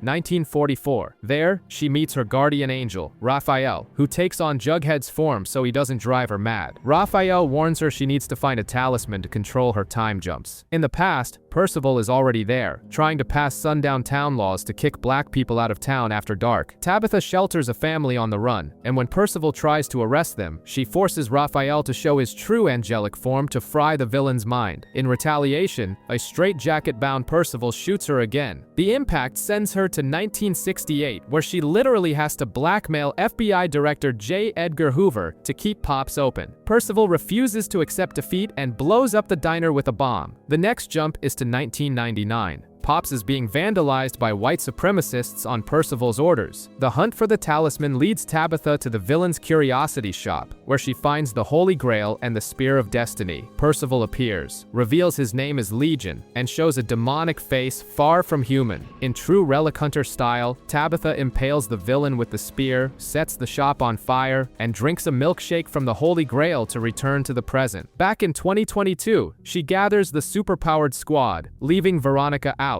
since she's the only one without abilities, and delivers terrible news. She saw Riverdale's future, an ash-covered sky and Pops destroyed. The Grail was never the magical artifact. The true talisman that keeps her tethered and gives her strength has always been Pops itself, and the war against Percival has just reached biblical proportions. A dense fog swallows Riverdale, trapping everyone indoors and giving Percival the perfect excuse to convince Alice to declare a state of emergency. The move blocks the group's plan to stage a coup against the town council. Betty and Archie use the isolation to talk about the future and the past. The mood grows heavy when Betty finally details how she escaped the TBK. There was no heroic rescue. The serial killer gave her an ultimatum. To survive, she was forced to dismember a body. Betty fears her mind is corrupted forever, but Archie assures her he's all in, because his plan is to build a family right there. They then face a pregnancy test, waiting for the results in sheer silence. In another corner of town, Tony and Kevin were trying to set up a truce dinner over Anthony's custody, but the fog traps Kevin at the school with Moose, the new PE teacher. What was supposed to be a frustrating lockdown ends up rekindling their old romance. Fangs, however, loses his patience with the no-show and decides to take Kevin straight to court. Trapped in the casino, Veronica and Reggie play strip poker and end up in bed. It feels like the perfect reconciliation until they start arguing about Hiram's portrait and what they want out of the future. Veronica's wrong answer seals their final breakup. Meanwhile, Cheryl almost incinerates her own mother when Penelope shows up wearing a nun's habit. But Penelope, now sheltered in a convent in the Himalayas, comes in peace. She hands Cheryl letters from Heather, her childhood crush, confessing that she hid them for years.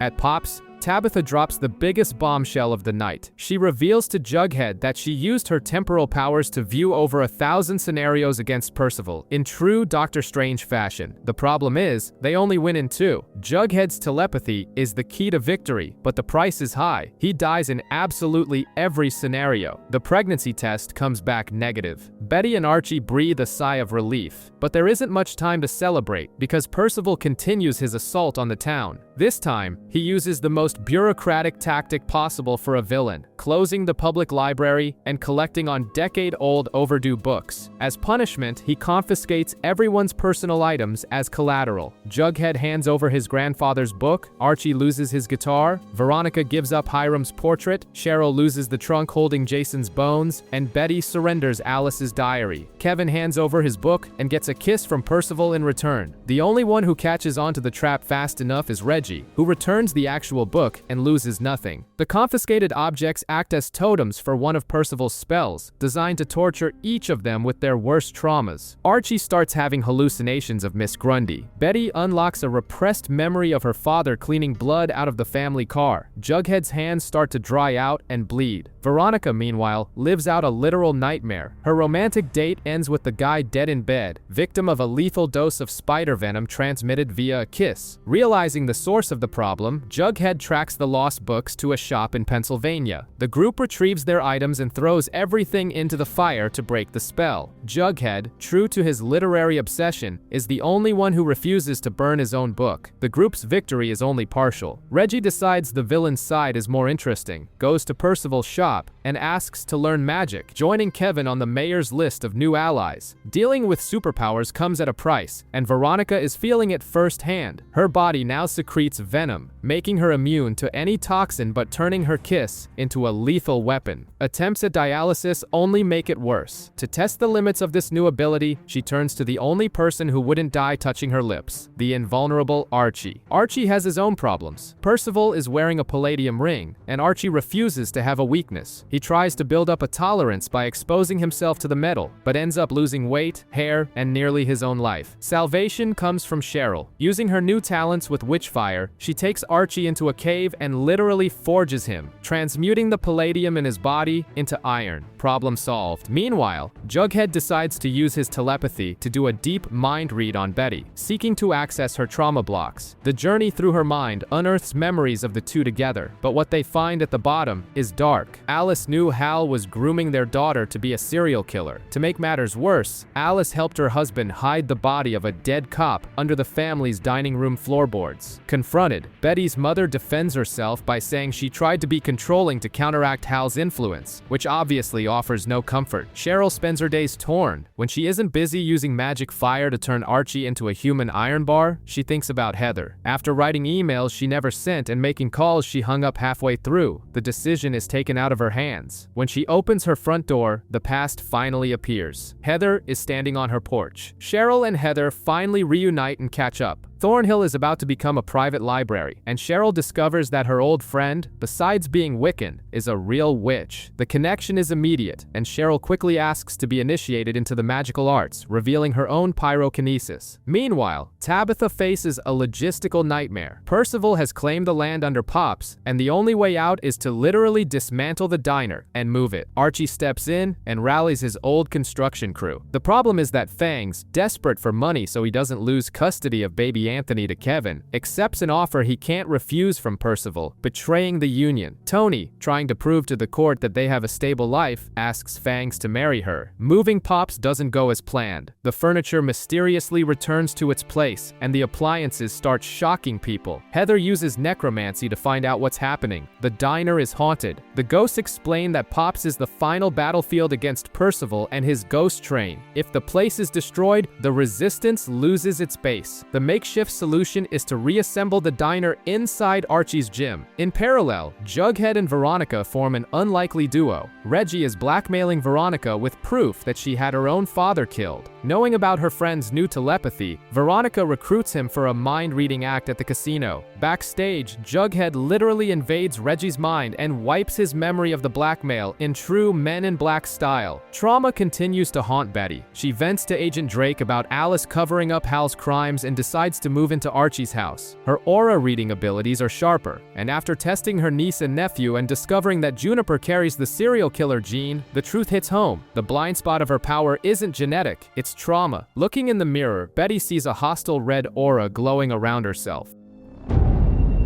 I don't know who this person is a threat to. Herself?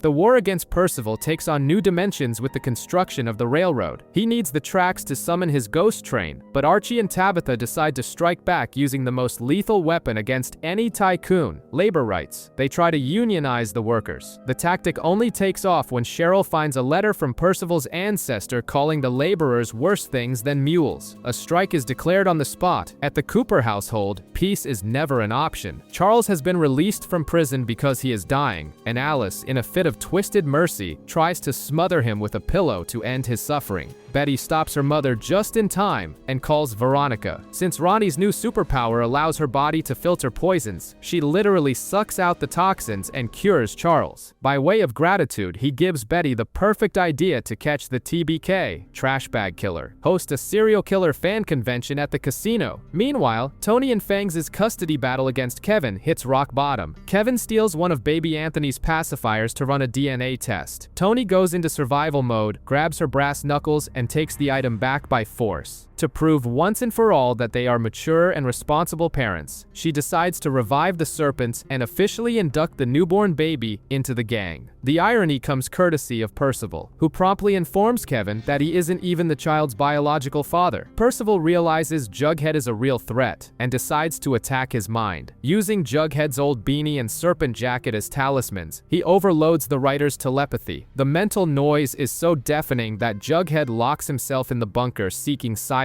But the isolation makes him tune into a completely different frequency. He starts hearing thoughts coming from Riverdale, the alternate universe. SlaughterCon is officially open. Veronica turns her casino into a haven for true crime obsessives, all with the sole purpose of luring out the TBK. But the event brings its own set of problems. Betty has to deal with a creepy fan who bought her father's knife on the internet, and to top it off, Agent Drake picks this exact moment to confess she is in love with her. With her mind racing, Betty confides in Veronica her fear that her own darkness is too heavy for a good guy like Archie. Veronica doesn't miss a beat. She tells Drake to keep her libido in check and reminds Betty that everyone in this town has blood on their hands. On the magic side, things also spiral out of control. Jealous of the impending wedding, Cheryl casts a spell to create a rift between Tony and Fangs. The spell backfires and hits baby Anthony, giving the child terrible colic. Heather has to step in to clean up the magical mess, and the incident ends up bringing the two closer, as they finally decide to give their relationship a real shot. At the railroad, Percival attempts to force the striking workers back to the job using mind control, pushing his limits so hard that his nose starts to bleed. The spell is only broken when Archie, Tony, and Tabitha sing a labor song reminiscent of the men in their families. The convention ends up being a failure as a trap, but the TBK doesn't disappoint. When Betty gets home, she finds Alice and Charles tied up and the killer waiting for her in the garage with a romantic dinner and a custom-made duct tape mask. He delivers the classic speech about how they are the same, but Betty finally understands that it's a lie. Without hesitation, she grabs her father's gun and shoots the TBK, ending the nightmare once and for all. Free from the past, Betty opens her heart to Archie. He doesn't back down an inch. He states he trusts her with his life and reminds her that she has always been a protector, never a monster. The couple seals the promise with a kiss. Percival decides to escalate the war and unleashes literal biblical plagues on Riverdale. Frogs, flies, lice, the whole package. And Tony and Fang's reaction to this apocalypse? Getting married immediately. Veronica is put in charge of organizing the ceremony, but she spirals into an existential crisis over being single with no social life, going so far as to turn the rehearsal dinner into a private performance of The Ladies Who Lunch. To make the vibe even worse, Tony asks Cheryl, her ex, to officiate the union. A purely cruel move, but Cheryl accepts. Trying to solve the town's actual problem, Cheryl and Heather use magic in an attempt to burn Percival alive. The spell backfires, and the one who ends up catching fire is Nana Rose, who somehow survives. The group needs another tactic. After Kevin fails to steal Percival's diary, they discover that locking him in the stocks neutralizes his powers. While Archie carries steel beams on the tracks by himself, since his workers are covered in boils, the plan springs into action. The wedding finally happens. Cheryl shows up surprisingly basic, wearing only her serpent jacket, and Kevin is promoted to impromptu wedding singer. Everything seems under control until Percival's locusts devour the wood of the stocks, freeing him for the final plague, the death of the firstborns. He goes to Nana Rose and kills her in her bed. At the party, chaos ensues. Archie collapses. Tony, Fangs, and all the other firstborns, except for baby Anthony, drop dead in the middle of the hall.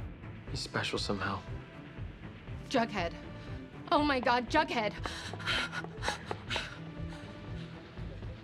In the bunker, Jughead, who is spending his time dealing with his own Riverdale variants, and La Llorona, is also struck by the plague and passes out. With half the town decimated, the situation seems impossible, but Heather casually mentions that she knows a necromancer named Sabrina. Sabrina Spellman lands in Riverdale on her literal broomstick on a tight deadline. While the gang fakes a funeral for Nana Rose to throw off Percival, the bodies of the plague victims are kept on ice. To pull the souls from the sweet hereafter, Sabrina needs a coven of 6 witches. She, Heather, and Cheryl are good to go, so Betty, Veronica, and Tabitha need to be initiated on the spot. The process requires signing a book, swearing an oath to the goddess Hecate, and throwing a 50s-style dance party. And just like that, out of nowhere, they become witches. The portal opens, but there's a hitch. No one wants to come back. In the afterlife, Jughead has his hearing back and infinite burgers. Archie is living a picture-perfect family life with Betty, and Tony and Fangs are at peace. Sabrina resorts to Plan B, pulling her boyfriend Nick Scratch's soul into Jughead's body to help with the crossing. The girls try to convince the dead in person. Veronica goes after Archie, since Betty is barred from heaven due to her dark aura. Cheryl tries to talk to Tony and Fangs, but finds Jason and Polly living happily and understands exactly why no one wants to leave that place. Meanwhile, Tabitha gets a direct heads up from an angel. Baby Anthony is immortal, and she herself is Riverdale's guardian angel. With diplomacy failing, Sabrina activates Plan C, revealing that Cheryl possesses the power of the Phoenix. All she has to do is incinerate her friends' bodies to ashes to forcefully yank their souls back. Just a regular Tuesday. The spell works, but Cheryl loses her hand. She doesn't just bring back the core group, She resurrects Jason, Polly, their kids, and Nana Rose. Sabrina leaves, dropping the classic warning that death doesn't like to be cheated, which is definitely going to cause trouble. The resurrected return to their bodies. Far from there, Percival tries to force Reggie to execute Kevin. Reggie refuses, and now he, Kevin, and Mr. Mantle are locked up, relying on a stolen magical dagger to try to survive. War is officially declared. The gang gathers at Archie's house to try and figure out Percival, knowing only that his powers are tied to an approaching comet and that he has a bizarre obsession with ghost trains. Jughead has a theory of his own. He believes his telepathy accidentally opened a portal to another dimension, and he convinces Tabitha to jump to the other side with him. They land straight in Riverdale. There, they find the version of Jughead who lives isolated in the bunker, writing infinite stories. The couple discovers that this alternate Jughead is scripting real-life tragedies, including a comic book where heroes face Percy the Perverse because he sold his soul to the devil, Mr. Cypher. They track down Cypher at a chess tournament, because of course he'd be there, and uncover Percival's true origin. He is from 1580, survived a death sentence by making an immortality pact, and was blown into Riverdale by Hiram's bomb. His real target was never Pops, but the land beneath the diner, which hides the entrance to the Hellmouth. His plan is to use the ghost train to bring in an army of spirits and take over the town. Meanwhile, Betty reunites with the newly resurrected Polly. Carrying the weight of her darkness and the serial killer gene, Betty is comforted by her sister, who washes her feet in an act of forgiveness. The spiritual cleansing works, and Betty's dark aura begins to glow yellow. Back to the real threat, Percival sets up a live broadcast with a brainwashed Alice preparing for the public execution of Reggie, Kevin, and Mr. Mantle. Using his new portal powers, Jughead manages to teleport the prisoners to safety at the last second, but Percival doesn't take losing well. Shortly after, the gang receives a text message with a disturbing photo. Without his original prisoners, Percival went ahead with the executions anyway, killing Alice, Uncle Frank, and Sheriff Keller. The older generation's last line of defense has been wiped out. The tension in Riverdale hits a breaking point. Jughead is already writing what might be his final article, because Percival, the immortal warlock with a god complex, has sealed the town's borders. No one gets in, no one gets out. Archie, embracing his inner Captain America, leads the counterattack. The first mission is to weaken Percival by sealing the Hellmouth beneath Pops with Tabitha's Holy Grail. Yes, that's the level of problem we are dealing with. Trying to negotiate, Archie and Veronica head over to the Babylonium. Veronica, having zero patience for villain monologues, pulls out a gun and shoots Percival. Only flowers pop out of the barrel in pure Joker fashion. As a show of good faith, Percival returns the bodies of Alice, Frank, and Tom, but the trap snaps shut right after. The corpses are headless, meaning Cheryl can't use her Phoenix powers to resurrect them. Betty, already consumed by grief, throws her faith out the window. Percival then breaks his own deal and launches a bizarre sneak attack, mind-controlling people and even corpses. What follows is pure chaos. Betty runs from a zombified Glenn armed with a knife, a scene straight out of Evil Dead.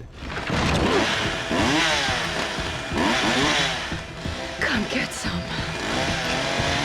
Veronica hides from her own shotgun-wielding grandmother, and Cheryl has to burn Jason alive yet again. Archie gets stabbed by Reggie, but survives thanks to the healing saliva of his dog. Bingo. Don't even try to understand the biology behind it. Just go with it. Needing brute force, Tony and Tabitha place baby Anthony in a time bubble, aging him up to adulthood so he can lead the serpents in an attack. But the ultimate showdown goes down at Pops. Percival paralyzes everyone except Jughead, who challenges him to a mental duel. But it's a trap. Jughead lured the villain into the alternate dimension of Riverdale. With Percival vulnerable, the team stabs him, and Tabitha dispatches him straight back to the year 1580, handing his soul over to the devil. Victory, right? Almost. The heads are recovered, and Cheryl resurrects everyone. But Percival left a parting gift. He redirected Bailey's comet, and now a mass extinction event is heading straight for the town in less than 24 hours. With an apocalyptic meteor just 18 hours away from obliterating the town and an invisible barrier preventing any escape, a classic under-the-dome trick, the situation is desperate. Tabitha has already time-traveled, and the outcome is always the same: fatal impact. The only hope is Abigail, who reveals that Cheryl can melt the comet using the full extent of her Phoenix powers. The tragic catch is that doing so would drain her magic, instantly killing everyone she resurrected, including Archie and Jughead. Abigail's price for this information is very specific. She demands one last night with her beloved Thomasina. This means Cheryl and Tony have to surrender surrender their bodies to the ancestral spirits, while Heather keeps their souls in a mason jar. As the end of the world looms, priorities vary. Archie, with his unbreakable optimism, decides it's the perfect time to propose to Betty. Betty, being the voice of reason, asks him to hold off on the emotion until the comet is destroyed. She also gets an offer to lead the FBI's serial killer division, but turns it down. It's the definitive end of Dark Betty. She finally chooses the light, and soon after, she's the one who proposes to Archie. He says yes. Elsewhere, Tabitha and Jughead accept the possible end by watching Titanic, and she uses her powers to give Jughead a 1-minute glimpse of what their entire life together would look like in a booth at Pops. It's a genuinely beautiful moment amidst the chaos. Then Veronica has a brilliant epiphany. Since her powers deal with toxins, she proposes acting as a human dialysis machine, absorbing everyone's powers through a blood pact and transferring them to Cheryl with a kiss. That way, Cheryl would have enough strength to destroy the comet without sacrificing her own magic. As the town braces itself, Cheryl channels everyone's energy and blasts the comet. A blinding flash consumes everything. When the dust settles, Archie wakes up in his bed, but the setting has completely changed. There's no more magic or serial killers. They are in 1955, teenagers in high school once again, and Jughead is the only one who remembers the life they had before. Jughead wakes up in this new 1955 setting as the only sane person in a temporal madhouse. Burgers cost pennies, Julian Blossom is alive, Hal Cooper is back to just being Betty's dad, and the biggest problem of all seems to be science class. Desperate to prove they come from a bizarre future, Jughead digs up the gang's time capsule and spills the truth. Smartphones, the internet,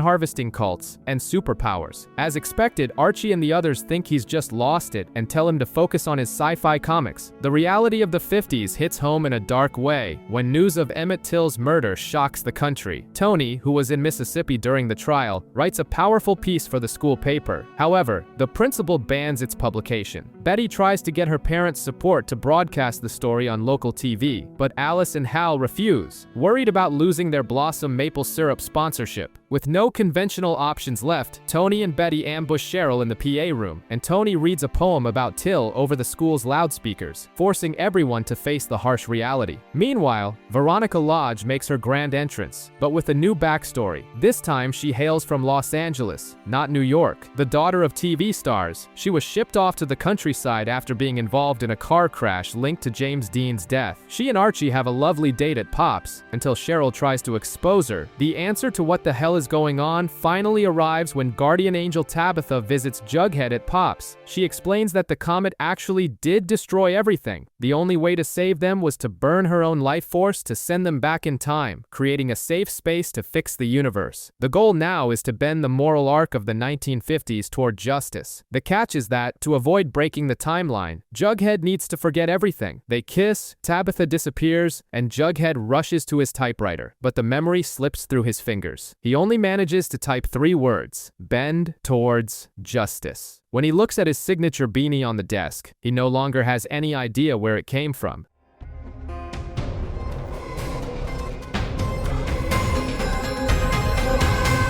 In the next day, Jughead discovers the hard way that Pep Comics blatantly stole a story he had submitted and was supposedly rejected. True to the era, he heads over there to complain in person. The editor couldn't care less about the accusation, but tosses a half-baked file of ideas into his lap for a writing test. Ethel Muggs steps in, asking to do the illustrations. Meanwhile, Cheryl decides to organize a school sock hop. Archie realizes he needs to learn how to dance if he wants any chance of taking Veronica, so he asks Betty for help. The vibe between the two during their private lessons heats up fast. This would be great if Betty wasn't dating Kevin, except Kevin isn't exactly reciprocating her advances. When Betty tries to kiss him in the car, he pulls back, says he doesn't want to catch a cold, and even calls her a maniac. Later, Kevin bumps into a new student named Clay, and the chemistry between them is immediate and undeniable. Veronica decides to test Archie's dedication by inviting him and several other guys to her house, including Julian Blossom. Archie even writes a poem that leaves Betty swooning, but drops out of the race when he sees the level of competition Veronica has set up. Behind the scenes of the dance, sparks constantly fly between Tony and Cheryl. Fang's band ends up replacing Kevin's at the event, and the two girls start selling tickets together. At the dance, it's the usual dynamic. Almost everyone is dancing with the wrong person and casting sideways glances at who they really want. Archie dances with his mom, Veronica with Julian, and Betty settles for Kevin. And just when it seems the night will end with nothing but teen drama, Ethel bursts into the gym covered in blood, warning Jughead that something terrible has happened. Because of course, a school event in Riverdale wouldn't be complete without the threat of a homicide. The reason Ethel is covered in blood is grim. Her parents were stabbed to death. She swears the milkman is the culprit, but no one buys the story, since the town's milkman is in his 70s and hardly going around slicing people up. The problem is, Jughead goes to Ethel's house to rescue some macabre drawings that would incriminate her, and ends up finding a comic book right there focused exactly on a killer milkman. At school, it's sex education week, and the curriculum is as depressing as you'd expect from the 50s. Luckily for the gang, Betty finds a book on human sexuality and Ethel's belongings. After a night of very revealing dreams, featuring her with Archie, Kevin with Clay, and Cheryl with Tony, Betty decides to share the knowledge with her friends. This inspires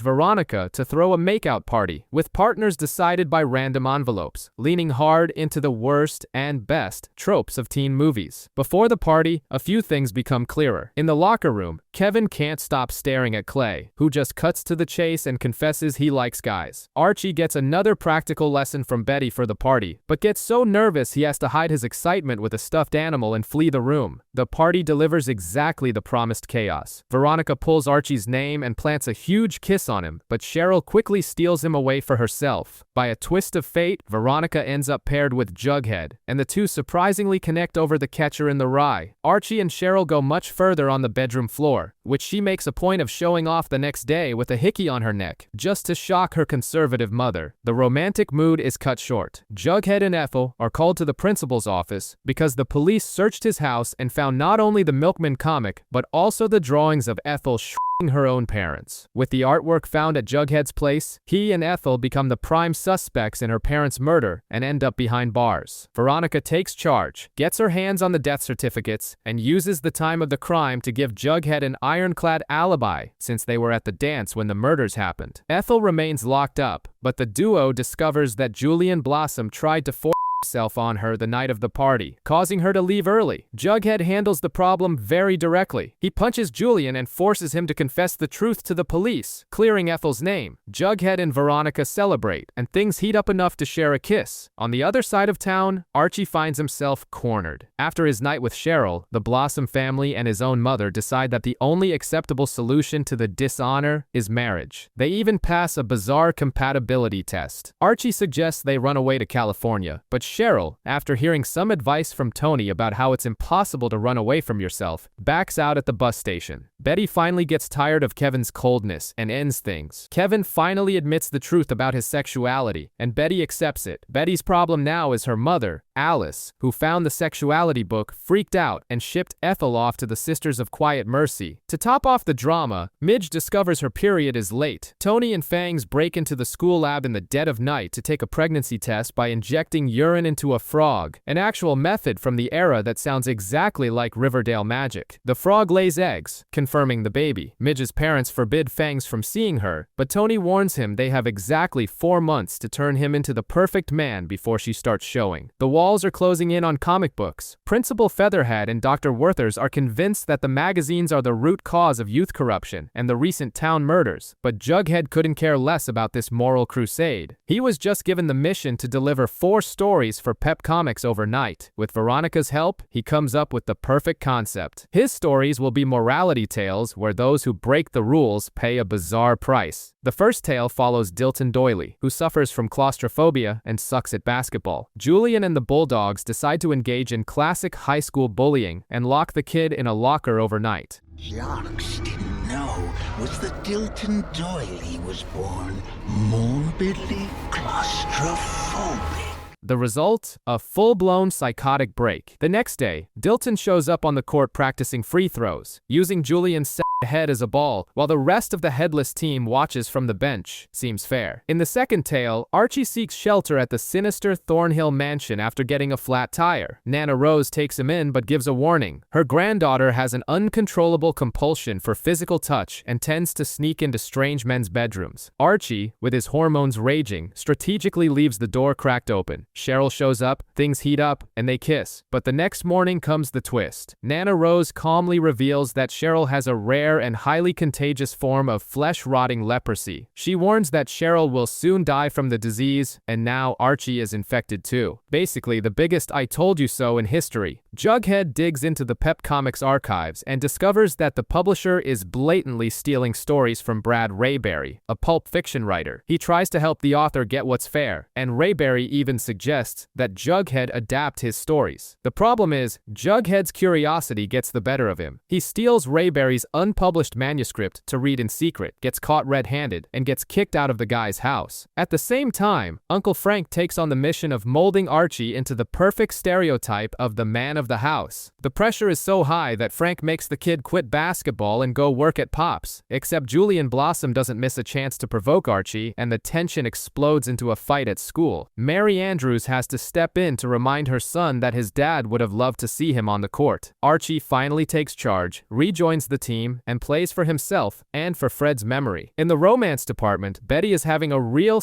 awakening just from watching Archie through her window. Veronica steps in as the best possible advisor, gifting her lingerie and setting up a long-distance visual date between the two neighbors. Things get crazy at night, with Archie and Betty stripping down in their respective bedrooms with the windows wide open. But before things can go any further, Hal and Frank bust down the doors, killing the vibe entirely. Meanwhile, the River Vixens are back. Tony tries out for a spot and kills the choreography, which prompts Evelyn Evernever to complain to Cheryl that she doesn't want to share a locker room with a girl who likes girls. Cheryl defends her publicly, but later confesses to Tony how terrified she is of her own family's homophobia. Tony understands where she's coming from, and this honest connection ends with the two sharing a kiss in the locker room. Getting caught at the window doesn't come cheap. Alice decides that the best way to cool Betty's hormones is to force her to participate in her father's dance show, Riverdale Grandstand, every afternoon. But Betty decides to put on her own show. During the live broadcast, ignoring all the rules, she spins non-stop in the middle of the dance floor, flashing her underwear for the whole town to see. The message is received, and she is immediately kicked off the show by her mother. Veronica, on the other hand, gets a telegram from her parents cutting off her allowance and forcing her to work at the Babylonian movie theater as punishment. What the lodges didn't expect was that she would love the job. In a moment of pure Nicole Kidman AMC commercial energy, Veronica gives a passionate speech on TV about the magic of going to the movies. When she finds out her parents want to demolish the place to build a parking lot, she uses a priceless painting from her personal collection to buy the Babylonium and become the boss of her own punishment. In the hallways, toxic masculinity claims another victim. Julian pressures Kevin into proving he's a real man by losing his virginity to Twyla Twist at a local motel. Archie notices his friend's desperation and tries to cover for him, but finds Kevin in tears, unable to go through with it. Even with Sheriff Keller clearly disappointed in his son, Archie refuses to turn his back and chooses to spend his lunch hour talking about theater and movies with Kevin and Clay. At school, Principal Featherhead plays hardball. Either Jughead stops writing horror comics, or he's expelled. Mentored by Rayberry, Jughead strikes a clever deal to write harmless animal stories under a pseudonym, securing his spot at the school. Thrilled with the kid's victory, Rayberry finally decides to face his own novel and reread it. But as soon as he opens the pages, a knock echoes at the door. On the other side, waiting in the dark, is the milkman. The Bulldogs are racking up losses, and the mood in the locker room is like a funeral, with Julian taking the opportunity to poke at the legacy of Archie's dad. To save the season, Frank brings in outside help. Reggie Mantle, a farm boy formerly of Stonewall Prep, who moves in with Archie and, on his very first day, locks eyes with Betty through the window. At school, Veronica tries to impress the new kid by offering him the Babylonium, but Reggie is focused on the court. He dominates at practice, proving he's the star the team needed. Of course, Julian finds a way to be insufferable, which earns him a well-deserved punch in the face from Archie, sealing the respect between him and Reggie. Meanwhile, Tony realizes that the cheerleader life and secret makeout sessions with Cheryl aren't enough. She wants to make an impact, with the support of Tabitha, who returned from her travels deeply marked by by the racial injustices she witnessed. And of Clay, Tony founds Black Athena, a literary society for black students. Cheryl funds the project under the table, proving that she's at least trying to be a good secret girlfriend. At the Cooper household, the repression continues. Alice and Dr. Werther's force Betty to join the Vixens, thinking that shaking pom-poms will burn off her excess energy. The irony is that she is assigned to be Reggie's personal cheerleader. At the Babylonium, Kevin gets a job and gets a front row seat to watch Veronica turn on the charm for Clay. Her advances only stop when Kevin gives her a heads up that both he and Clay play for the other team. Veronica, being a good businesswoman, barely blinks and moves right along. The dark note is saved for the end. Jughead takes Tabitha to meet his favorite author, Brad Rayberry, but the meeting never happens. The police are already on the scene. Rayberry is dead, hanging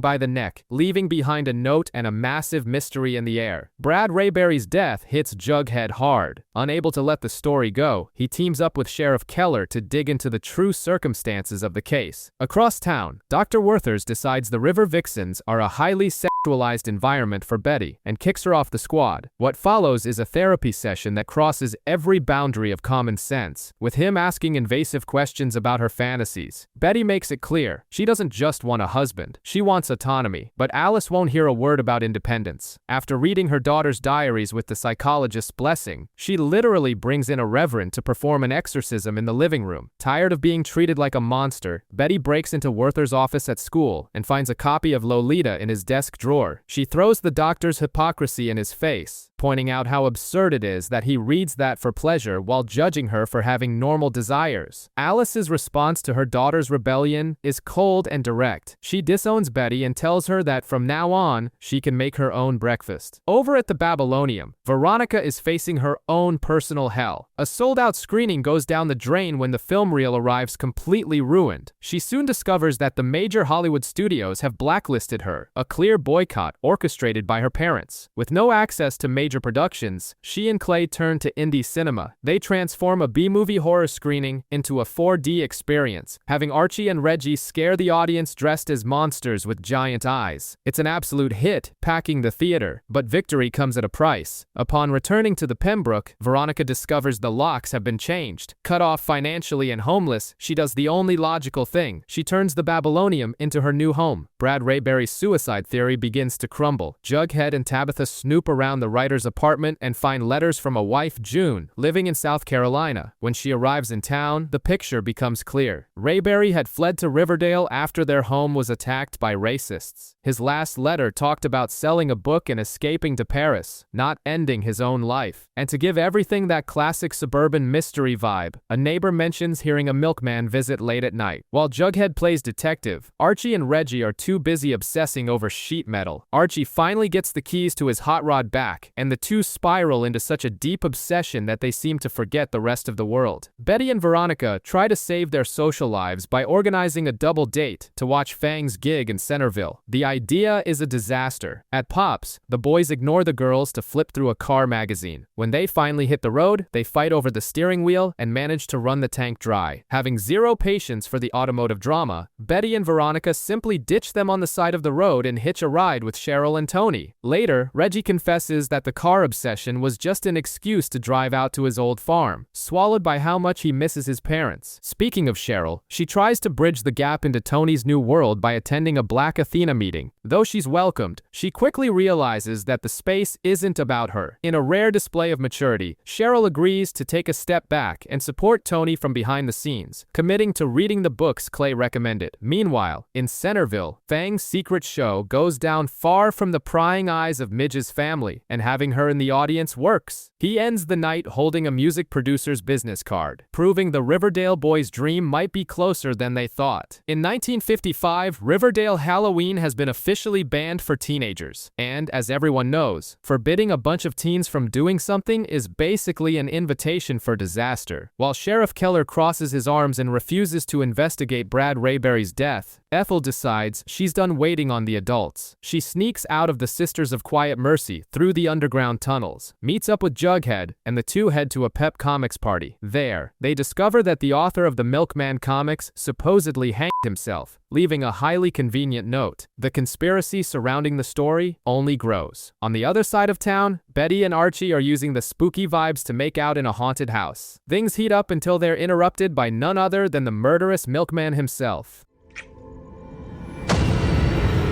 Oh my god! What is it? There's someone out there!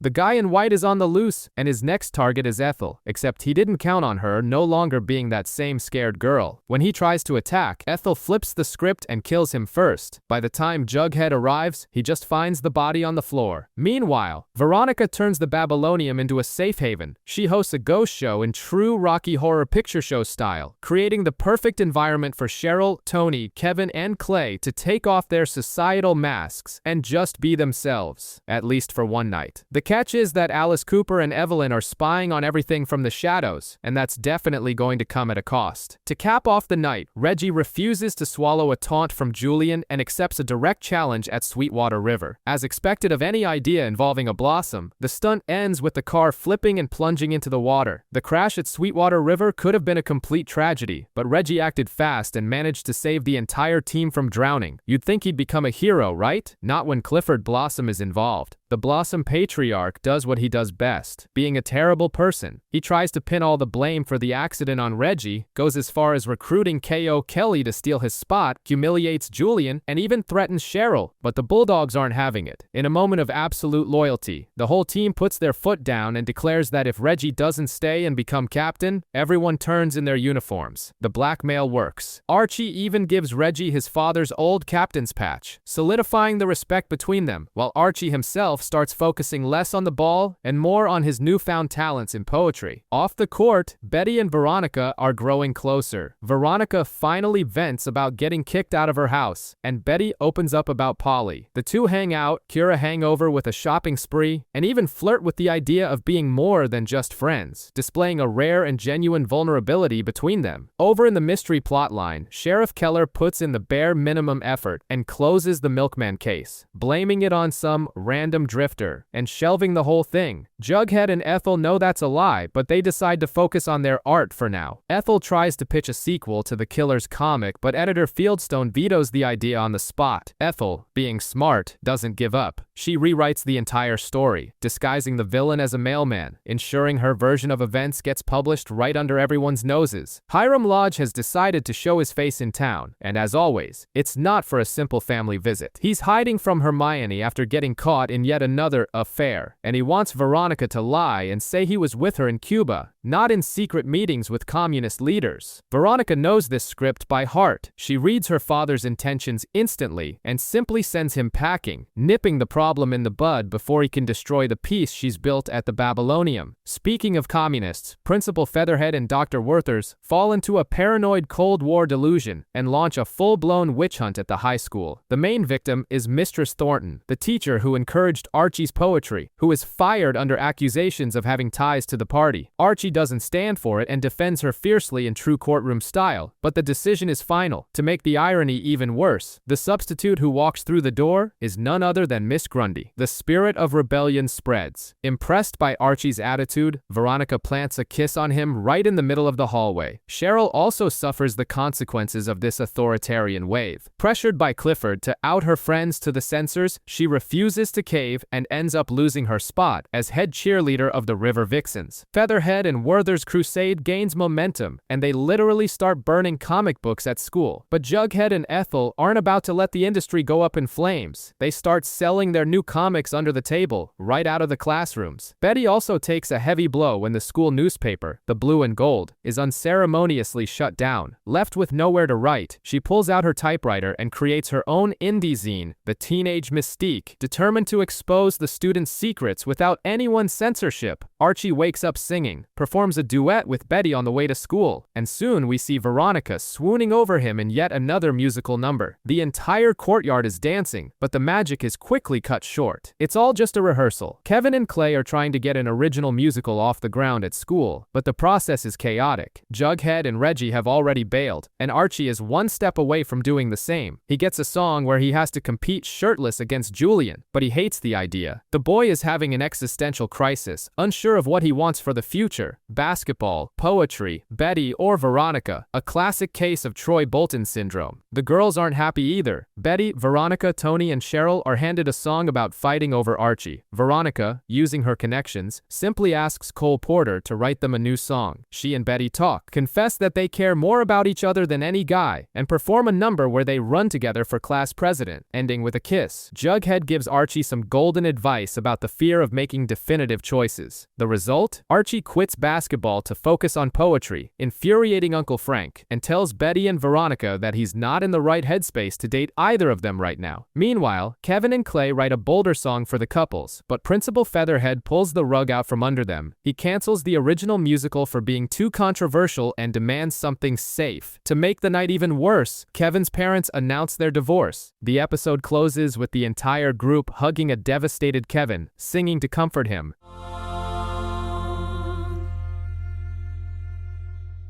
Alice Cooper goes into attack mode and starts organizing the Miss Teen Riverdale pageant. This is serious business. A live TV broadcast, a car, and a college scholarship for the winner. Betty, Veronica, and Tony agree to compete, each for their own reasons, and the girls call a truce to keep the peace. Midge also enters the running, wanting one last normal teenage moment before her baby bump starts showing. Ethel, however, is sidelined as Alice's assistant, left to merely daydream about the crown and Jughead. But the mood turns grim when Alice discovers that Midge's dress needs to be let out. The next day, Midge vanishes. Alice sent the girl straight to the Sisters of Quiet Mercy. Fangs is devastated but promises Midge over the phone that they'll still be a family. With a spot left open in the pageant, Betty decides to coach Ethel. Alice tries to sabotage the idea every step of the way, claiming Ethel's tragic past doesn't represent the town. Betty and Veronica don't let it slide. They go straight to Hal, force Ethel's entry, and even manage to get the swimsuit segment canceled. On stage, the girls parade in their evening gowns, but it's Ethel who steals the show. She delivers a flawless talent performance and, against all odds, is crowned the winner, leaving the judges in shock. The twist comes backstage. Alice confesses to Betty that she read the wrong name on live TV on purpose. She knew the real winner didn't need the prize, so she gave the crown to the one who truly needed her life changed. For the first time in a long time, Betty feels a shred of pride in her mother. The temperature rises in Riverdale when Julian gets his hands on an amateur adult film for an underground screening. Kevin and Clay watch it together, but what shocks everyone is the star of the video, none other than Polly Cooper, going by the glorious stage name Polly Amorous. Polly explains the situation without hanging her head. Someone leaked original footage of her without her consent. Instead of hiding, she took control of the narrative, created the persona, and took her power back. This face-it-head-on attitude inspires Betty to start taking the reins of her own life, despite the constant tension with Alice. Meanwhile, the school's hormones are completely out of control, and everyone decides to explore new horizons. Archie decides to explore his own sexuality and tracks down Twyla Twist, dragging Reggie along for the ride. Jughead and Veronica realize they make a good team and join forces to fight the comic book censors, which ends up reigniting the old spark between them. On the other side of town, Cheryl and Tony take a bold step and do an intimate photo shoot for the magazine Feminine. Because there's never a dull moment at the Blossom Mansion, Penelope finds the photos and tries to use them to corner her daughter. But 1955, Cheryl isn't one to back down. Instead of giving in to her mother's psychological terror, she puts her foot down, defends who she is, and proves that Penelope's days of manipulation are numbered. Josie McCoy is back in Riverdale, but this time with movie star status. She shows up for a test screening of her new movie musical. Since she insists on a select audience, Veronica takes her to open mic night at the Darkroom, where Josie commands the stage with spoken word poetry, accompanied by Fangs on the bongos. Clay recognizes her talent and invites her to the Black Athena Literary Society. The students' reception is so great that Josie decides to go all out and turn the test screening into a red carpet gala premiere. The stakes are high, as she financed the entire film out of her own pocket, just because the studio wanted to cast Lana Turner in the lead role. Come showtime, projectionists Kevin and Clay fumble with the film reels, but Josie saves the night with a live performance. The movie is an absolute hit, the critics rave, and Josie even plants the seed that Veronica should move to Hollywood. Meanwhile, Veronica and Jughead make their romance official and walk the halls hand in hand, drawing everyone's stares. Inspired by Ronnie's witch costume, Jughead draws a comic about a sexy teenage witch. His boss at Pep Comics thinks it's too provocative. He changes the character and names her Sabrina, a name that definitely has a future, but the executives shut it down anyway because they hate witches.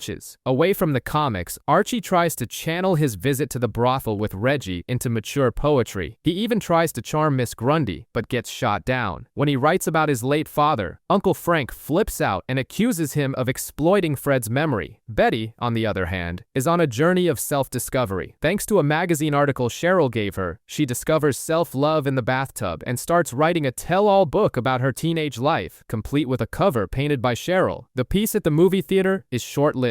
Leaving the Babylonium after a monster movie screening, Jughead and the gang bump into a melting man on the street. Sheriff Keller wastes no time and shoots the guy right then and there. Dr. Kirtle Jr. points out that the cause of the melting is radiation poisoning and that the man worked at the Blossom maple syrup factory. Before Jughead can investigate the body, Mayor Blossom and the sheriff make it disappear. Suspicious? Very. Classic Blossom drama reaches new heights when Clifford shows Julian and Cheryl a statue of the demon Moloch, casually mentioning that the entity demands child sacrifice. Meanwhile, at school, atomic bomb attack videos have everyone paranoid. The connection comes through Dilton Doily, who shows Jughead a bunker and a chunk of raw palladium, a highly explosive mineral, found by Ethel's father in the Blossom mines. Jughead pieces it together. The late writer Rayberry must have known about the palladium. Cheryl overhears her parents conspiring in Russian and decides to investigate. She discovers a secret room in her father's office filled with bottles and outfits belonging to the mysterious milkman.